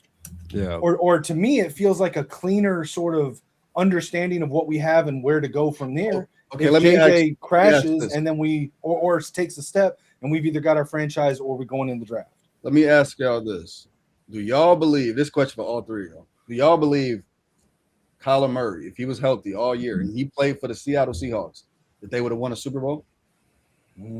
I would say yeah. I mean, I'm going yeah. That's where I'm at with it. I'm going yeah. I think Kyler Murray's a good quarterback. Yeah, if Kyler Murray was on the Seahawks instead of Sam Darnold and played all 17 games, do you think he would have won a Super Bowl? I think it comes down to whether Kyler can play in structure. I don't think that's my biggest, I guess, concern with Kyler. And that's my concern if he signs here too, because KOC, I feel like the type of quarterback that plays out of structure as much as Kyler does isn't necessarily a good fit for KOC's offense. And I don't think it would have been a good fit for Mike McDonald or Clint Kubiak. But yeah, I'm not going to sit here and say that Kyler couldn't adapt, because with a better team around him, he might not have to play out of structure as much, right? So I would say this: if he has the ability to adapt and play better within structure, yes, I think he could. Like a Caleb Williams. Correct. Yeah. With Ben Johnson. Because a lot of people I think Kyler and Caleb are like, yeah, they're like the same type of quarterback. So if it's not Kyler, is there any quarterback available that you believe that would have won a Super Bowl on Seattle that we could get this offseason? I don't know about. I don't know. I don't think it's as easy as planning a quarterback on a team. I think Darnold just fit that team really well. Yeah. Like Eric said, he played really well within structure. And maybe it's superstitious. I think there's things that just happen when you have the right team together that doesn't show up on like in the box score or in the PFF grades or in the stat sheet. When there's something intangible to just having the right team together, to where it's hard to say that anybody other than Sam Darnold, like unless you're talking about fucking Pat Mahomes or Josh Allen, Right. you're talking about Sam Darnold or I'm people. gonna push back on that, because like Sam Darnold led the NFL in turnovers. He did a lot of that, and like he was masked from the good of the team. And yes, I agree. Like not every quarterback can just be plopped into a scheme and work out, but it's a handful of quarterbacks that I believe would have won a Super Bowl. That is not just Sam Darnold. That's not a top tier quarterback like Joe Burrow. Like for example, like a Jalen Hurts. I'll tell you this right now, and you guys probably won't believe me, but if you go back and watch the tape like I have, JJ could run that Seattle offense effectively. Because he hands the ball off all the time? No, because he hits the same type of offense. Again, compare it to Jim Harbaugh's and look at how he was able to step up in every. I would say that is a better suited offense for JJ than our offense, because our offense is a Joe Burrow style offense. A fucking. Oh wait! You can't compare JJ to Joe Burrow. The Jets going to tear you apart now. Well, and that is a tough compare to the Joe Burrow scheme, because Joe Burrow doesn't come out and single back at all. Really, like he's shotgun. They know he's throwing the ball, but he can make every throw. Doesn't matter if you know I'm throwing the ball, because And to push back to the comment earlier, when you're in shotgun 99% of your snaps, that's not a pro style offense. No, it's not. No, it's not. I mean, technically now it's more. Now it may be considered. Now it may be considered a pro style because the league does change. That's still more of that like air raid pro style adaptation. Yeah, but if the league continues to do what they're doing in the next 2 years, then now that would be considered a pro style offense. Potentially, but again, it's not so much like what's being done in the pros. It's like the actual like type of offense, the under center, the single back, power I form. And this might But be a hot take. but what I say is like if you want like coming out of college, you would want your quarterback to run that shotgun more if that's what they're doing in the pros, because you want them to be used to what's going on in the NFL. But it is easier to take from college a quarterback that is comfortable turning their back to the defense from under center and teach them shotgun than it is to take a quarterback that's only run shotgun in college and teach them to be able to play under center. Packers just released their center. Yep. They're releasing 2-time Pro Bowl center. Do we need a center? I don't know. We do. Okay. So Brev, I got a question. Yep. I know how you feel about draft versus free agency. Yeah. Are there, based on the depth of the draft this year, are there any positions right now that you would rather them sign a free agent than try to address in the draft? Interior D line. And it's more like I wouldn't be upset at them taking an interior D line later in the draft. And it's not even because I don't want them to invest in the interior D line with high draft capital. I just really want them to take 2 legitimate stabs at somebody in the secondary with their first 2 picks. Whether so it be you're saying get an immediate starter in free agency and then maybe someone to develop up or depth later. That could apply. Yeah. Well, it would be beautiful if you can get because like my guy has been Logan Hall from Tampa Bay, and then if you take somebody later in the draft, which I don't do a ton of work on positions that like I don't prefer the Vikings to take. So like I've done a ton of work on corners, but interior D line, I'm just not there a ton with it. Like Deontay Corleone from Cincy, somebody in the third round, I wouldn't mind seeing them go after. But if I had to choose one position, it's probably that. But it's weird because the money's weird with this team right now. So interior D line. Good interior D linemen are not cheap. Case Keenum is re-signing with the Chicago Bears. There's our backup. Our backup just got signed. God damn it. Hey, what if we don't bring in no quarterback and we just roll with Wentz again? Like, hey, hold on. I was thinking about something earlier, and I know this isn't like necessarily high on the likelihood thing, but I was listening to someone talk about how yesterday how Minnesota's like opened up all this cap space, right? Yeah. How would you feel if they did this? I don't necessarily think this is the likeliest outcome, but how would you feel if they did this? What if they did go try to get Daniel Jones from Indy, right?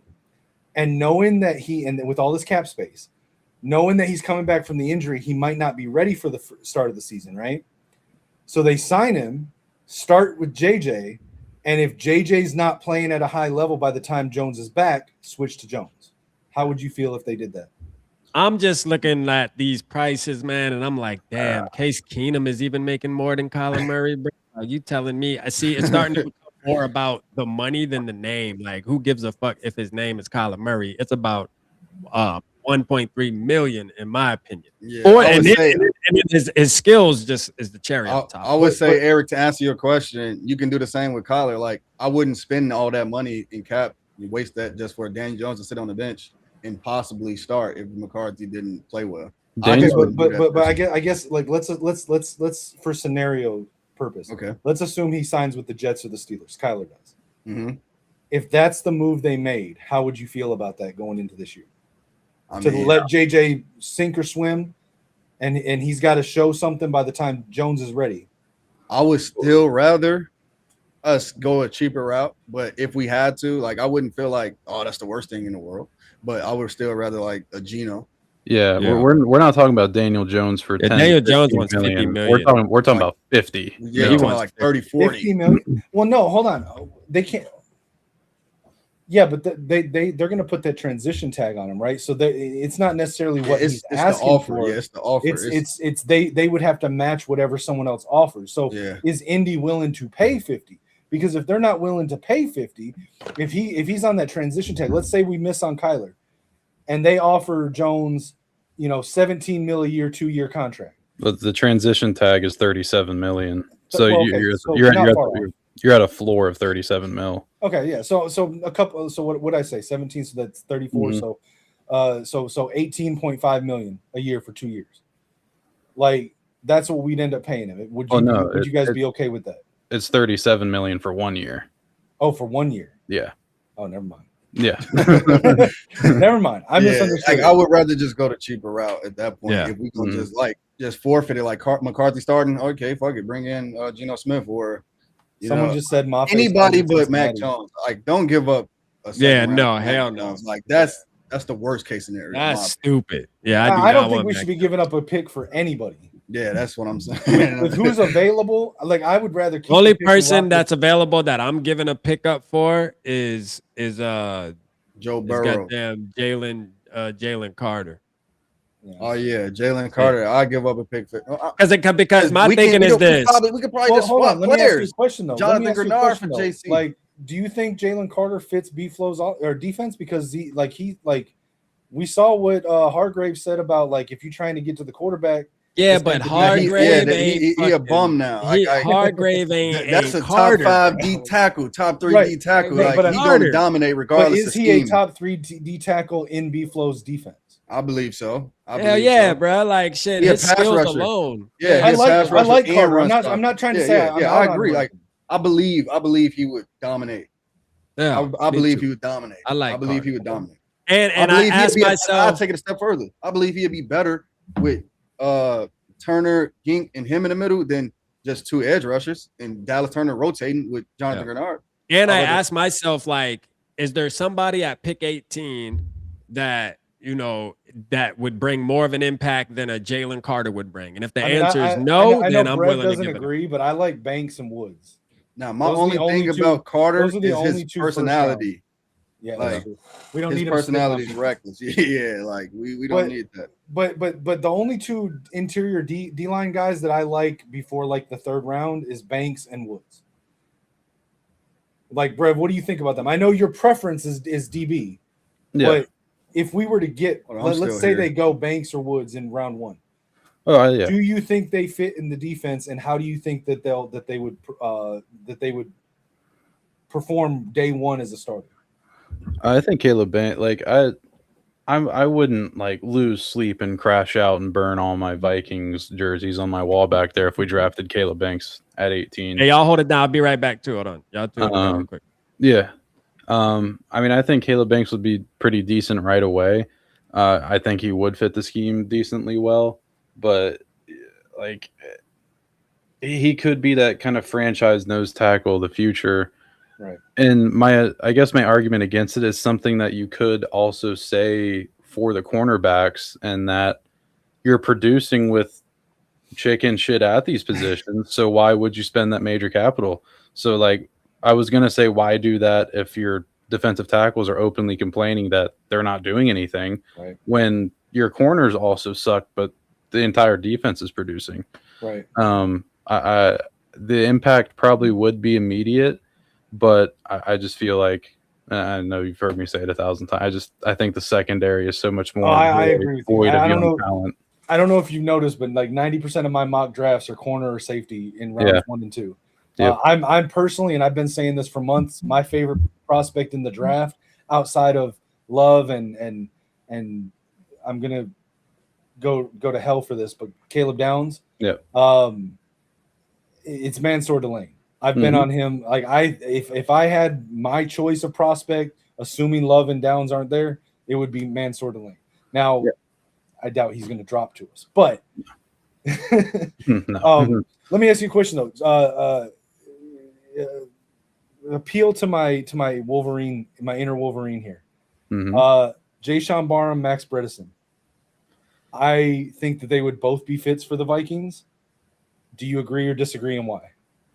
Jay-Sean Barham. I mean, Flores has come out and said that he wants another edge rusher, and that's even when it was assumed, I guess, that Grenard was still going to be here next year. And now it's not looking like that's going to be the case, because like I'm hearing that he's going to get traded in the next 48 hours. I don't know how accurate that's going to end up being, but no, I like Jay-Sean Barham. Because he can rush like Grenard, but he can also drop back in coverage like Gink does. Yeah, because he played off-ball linebacker before he came to Michigan, and at Michigan he played sort of a hybrid role between linebacker and edge rusher.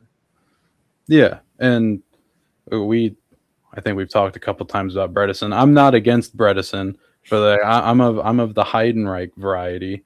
But I mean, I wouldn't be mad at Bredesen. I think he does fit if you want that Well, one for here's the one thing with CJ Hammer. Heidenreich. When I used to go back and forth with you with Heidenreich, I've only watched a little bit of Heidenreich, and everything I saw had him listed as a fullback. But like when you said he's a weapon, I started watching him more, and I'm like, theoretically, if there's not somebody else higher on their board available, and they drafted both Bredesen and Heidenreich, they could both exist in this offense. Yeah, because absolutely. you can move Heidenreich around to 3 different positions, and I still think that Bredesen is that better replacement for Ham. Because listen, I am a stan for Max Bredesen. This kid came in as a legacy at Michigan, brother of Ben Bredesen, came on as a walk-on, became a captain, but more than that, he was like the heart of the team. Like he was the one that everybody fed off of. There's clips, if you go back and look from the Rose Bowl, of him just bullying guys. Like Caleb Downs in that Rose Bowl. It's hilarious. I feel like the Vikings fans would love Bredesen when they saw him play. Yeah, no, I'd like Bredesen, and you're completely right that there's a universe where both of them can be on the same team. Because Eli Heidenreich, and it's not just because he's white, but like he kind of is like that Christian McCaffrey. He can line up at receiver in the slot. He can line up at running back, fullback, whatever. It's because he's white. It's because he's white. Yeah. He's white, so make him a fullback. To be honest, yeah. But yeah, I'm all for. I'd love to see Heidenreich. I don't know if Minnesota would draft. If I had to like bet money on which one of the two that they draft, I think it probably would be Bredesen. But I like the possibilities of Heidenreich. I think he's going to go somewhere, and can see him being in like week 7, like, oh, this guy got drafted in the 6th round. He's a stud. He's white. He's first one in, last one out. Real bring your lunch pail to work kind of guy. And I just think when people see Bredesen, if people really watch him, like not in just highlight clips, but like watch the games when he's in it, the entire offense feeds off of him. Like his energy and his effort, and like he's that guy that's going to go full maximum effort every single play to the echo of the whistle, right? And that type of player makes everybody else want to play harder, right? Yep. And so I think that if the Vikings got him, I think he would become a fan favorite, and he would be in my opinion, a very, very like for like replacement for Cam Scottaboo, right? Yeah. Yeah, Like yeah. Hey, Adrian Peterson said he want Kyler Murray. So like I'm mixed though as far as like the secondary goes, because I feel like we got decent corners. We don't got the best, but we got decent corners. I would rather have a safety. Like I feel like safety is way dire. Theo Jackson was trash last year, like horrible. I was watching him, like he's not fast, he can't tackle. Like, what does he do? We talking about what JJ does. What does Theo Jackson do? He's horrible. Yeah. Also, Metellus was injured. Harrison Smith older, and most NFL schemes. Brian Flores kind of different because we blitz a lot, but most NFL schemes, the corner really is only as good as the pass rush. You know, so like if we don't have the best pass rush, the secondary is really minute as far as the corners go. The safeties, I feel like, is a bigger need for the Vikings. How do y'all feel about that? I mean, go ahead. No, I was gonna say I kind of agree because with the Vikings, like I don't really love Byron Murphy Jr. I don't like Isaiah Rodgers Sr., but they are technically a better starting duo. They're better at the position of cornerback than Theo Jackson is at playing safety, and then Josh Metellus is at playing traditional backfield ball hawking safety. And now there's steam that Harrison Smith might not even retire, and we're going to do this shit for the 4th year in a row, which I'm kind of all for because that's my favorite Minnesota Viking of all time because he's white. I was just about to say that. It's because he's white, bro. Yep. And he's a dog. Hey, he is a dog. He is a dog. But, yeah, I mean, just looking at on paper, and now that we have Brev free agent guy of the year, James Pierre on the team. Let's go. Yeah, safety I would say is definitely more of a need, and that's where my absolute love for Emmanuel McNeil Warren comes in. And would you take him in the 1st round, like if he was available? It really depends how it shakes out. because trade back.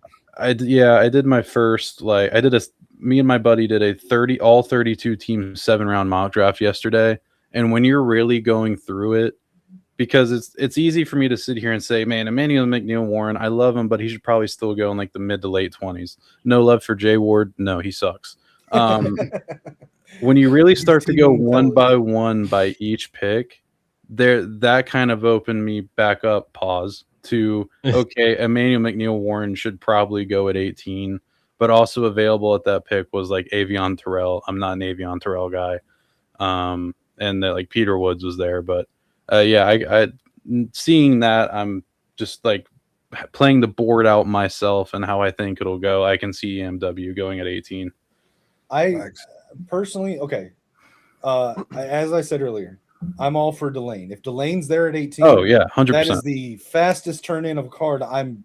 Like instantly, like don't even wait. Mm-hmm. Unless it's Delane, I agree with you. Although I personally would probably still put the Thieneman above EMW. If the Thieneman's there, I would consider him at 18. What position does he play? He's safety. And he theoretically would fit the Harrison Smith role better. Even if Harrison Smith comes back this year, we still need to have like an heir apparent for his job. And I think it would be even better than waiting next year to get one. Get one this year where he can literally understudy with Harrison Smith for a year. I think that the Thieneman in that role would be good. And I feel like if we were set on EMW over Thieneman, I'd want to trade back to the mid to late 20s and see if we can get EMW there, because I don't think there's another team that's going to look at EMW before that point either.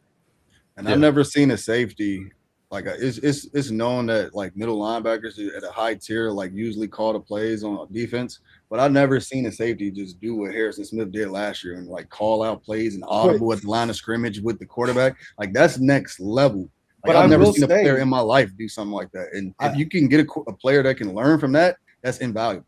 I will say that me personally, I'm a huge fan of AJ Halsey, and that would be the one other sort of like, wait a minute, can we get Halsey if we wait to round 2? Because there's parts of Halsey's game that I like even more than EMW and Thieneman, although I know like the consensus is that they're better than him. I mean, is the gap that much different that we would want to take a safety over corner in round 1? If like, I know you don't like Terrell, but like, let's just assume that Terrell would be at least a good corner, right? Mm-hmm. I mean, is the gap between Thieneman and EMW and Halsey that big if we could get Halsey in round 2 that we would not want to go corner round 1? My main thing with Halsey is just the age. Because he's like, I don't know if he's 25 now, but he'll be 25 by the time that the draft rolls around. And not that that's like a big difference between 23, 24, 25. But, I mean, safeties are playing until they're 40 now. Yeah, that's true. I mean, you raise a good point. I just love EMW that much. Like when I have my guys, and that's part of it. Because they're like, if EMW was on the board at 18, like I still don't even love the Vikings taking, even after I worked it all out. And by the way, in that mock draft, I had Dylan Thieneman going 12th overall to Dallas just as a wacky pick, because that just seems like something that the Cowboys would do after a crazy combine like that, and they're always a wild card. Yeah. Like at 18, I still wouldn't be all the way sold. I prefer, because I think you can trade back and get EMW. I had him like earlier this offseason. He was going consensus second round. I predicted that he was going to work his way up, shoot up draft boards, and that's exactly what happened. He went higher than I thought he would, because now he's going at 18 to the Vikings a lot, but I would still prefer to trade down to that mid-20s to get him. And if he's not there, like I really like Brandon Cisse out of South Carolina. I think he's better than Avion Terrell. I actually think Keith Abney II is better than Avion Terrell. I'll be honest, I haven't watched a lot of Cisse, but I like Abney. Yeah, Cisse. I think the likelihood of us trading back actually is. I think it all depends on if someone drops. If Peter Woods drops, if Caleb Banks is there, if Delane drops, if somehow Downs drops, right? Like we're not trading back. But yeah, I don't think we're gonna reach at 18. Yeah, shout out to Steve from Vikes Playbook. I forgot. I promised that. Remember, Brev, if the Vikings draft Mansour Delane, you will be shaving your head on the Vikings. Damn, bro, you that's did that crazy. bet. Hold on, I have a Whoa. question. Holy. Hold on, does that count if the Vikings, I don't think they're going to do this, but if they trade up to get Delane, does that happen too? No, he has to fall to 18. And like Gotcha. I know that's not gonna happen, but Hey, real quick, fellas, I got like 15 more minutes. I gotta go pick up my daughter. So I want to finish off real quick with first of all, the comp pick thing came out, and it says it says that we got round 3 picks between 33 and 97. Does anybody know how to read this shit? Like, what is this? we got pick 97 as a compensatory pick for Sam Darnold. We've had that. There's really nothing new in there. Haven't we had the 97th pick, the Yeah. compensatory pick, like every year for the last 3 years? Feels like okay. All right, so that's not new. This ain't news. All right, Yeah. cool. Yeah, I mean it's technically. Well, hold on. Did they give us more than that one though? No, it was just the third. Just the one. Yeah. So, like, let's end it off here though. Like, with what do you expect? We'll just go around the around the horn real quick. We'll start with Bummy, man. What do you expect the Vikings to do, since we haven't really made any crazy moves today? The moves have been kind of like every year. I feel like for the past like 5 years it's been like this. We signed some random ass corner. No disrespect, Brev. No disrespect. I know that's your boy, but just like a name that nobody really was talking about other than people like Brev that know they shit. And then it's like, after that, it's done. So, but what do you expect from the team moving forward here in the next couple of days? Free agency, not much. I think we would probably re-sign a player or two more so than go out to get something. We don't have that much cap, but I wouldn't be shocked if something else happened, but like nothing major. I don't have a name. I'm really waiting for the quarterback like everybody else. So yeah. Kyler Murray's coming. Let's go. What do you think? What do you think, Connecticut? I mean, I agree. I don't think it's going to be anything major. I don't think there's going to be any groundbreaking moves. I'd like to see us sign just to sort of shorten the list of what we need to address in the draft. I'd like to see us sign some kind of wide receiver, like Brev's been championing Tutu Atwell, maybe a running back, maybe not a running back 1, but that running back 2-3, the specialty guy, defensive interior. So I'd like to see somebody sort of like to to shorten the list of what we need to address. But I think we're mostly focusing on the draft. Okay. All right. Hey, Brev, end us off. Brevski, what do you think? I have an official 3-part prediction for the next 48 hours. Hey, Brev hit it on the head, bro, with the shot. So I mean, if I go 3 for 3, like somebody needs 3 to for start. 3, that's crazy. You don't got to cut your hair anymore, bro. I don't care. Number 1, the Vikings will sign Buccaneers defensive tackle Logan Hall.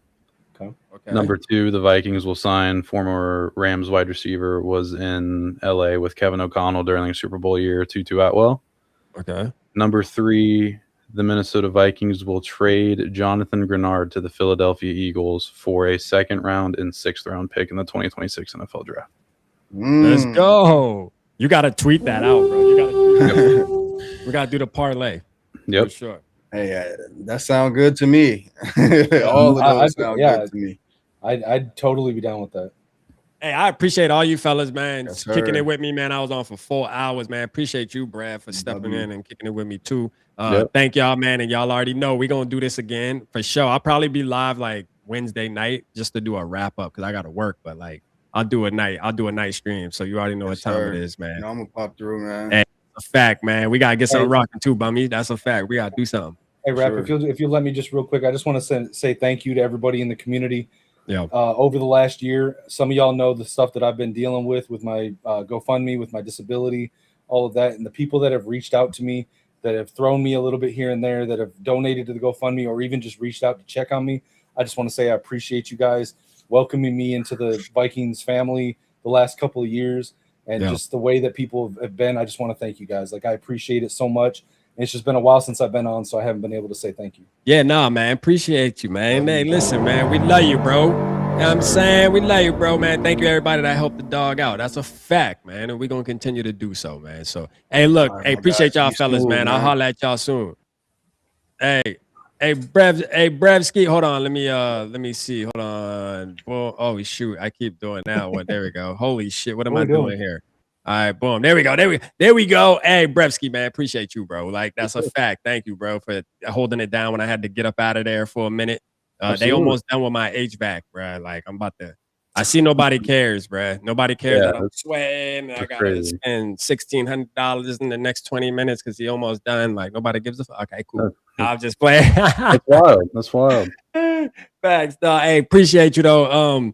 Hey, look, we gonna tap in probably Wednesday. I know you're going live. Wait, are you doing like all day? What's the time that you're doing? It's probably gonna be for maybe 2 hours on Wednesday, maybe from 4 p.m. Eastern to 6 p.m. Eastern.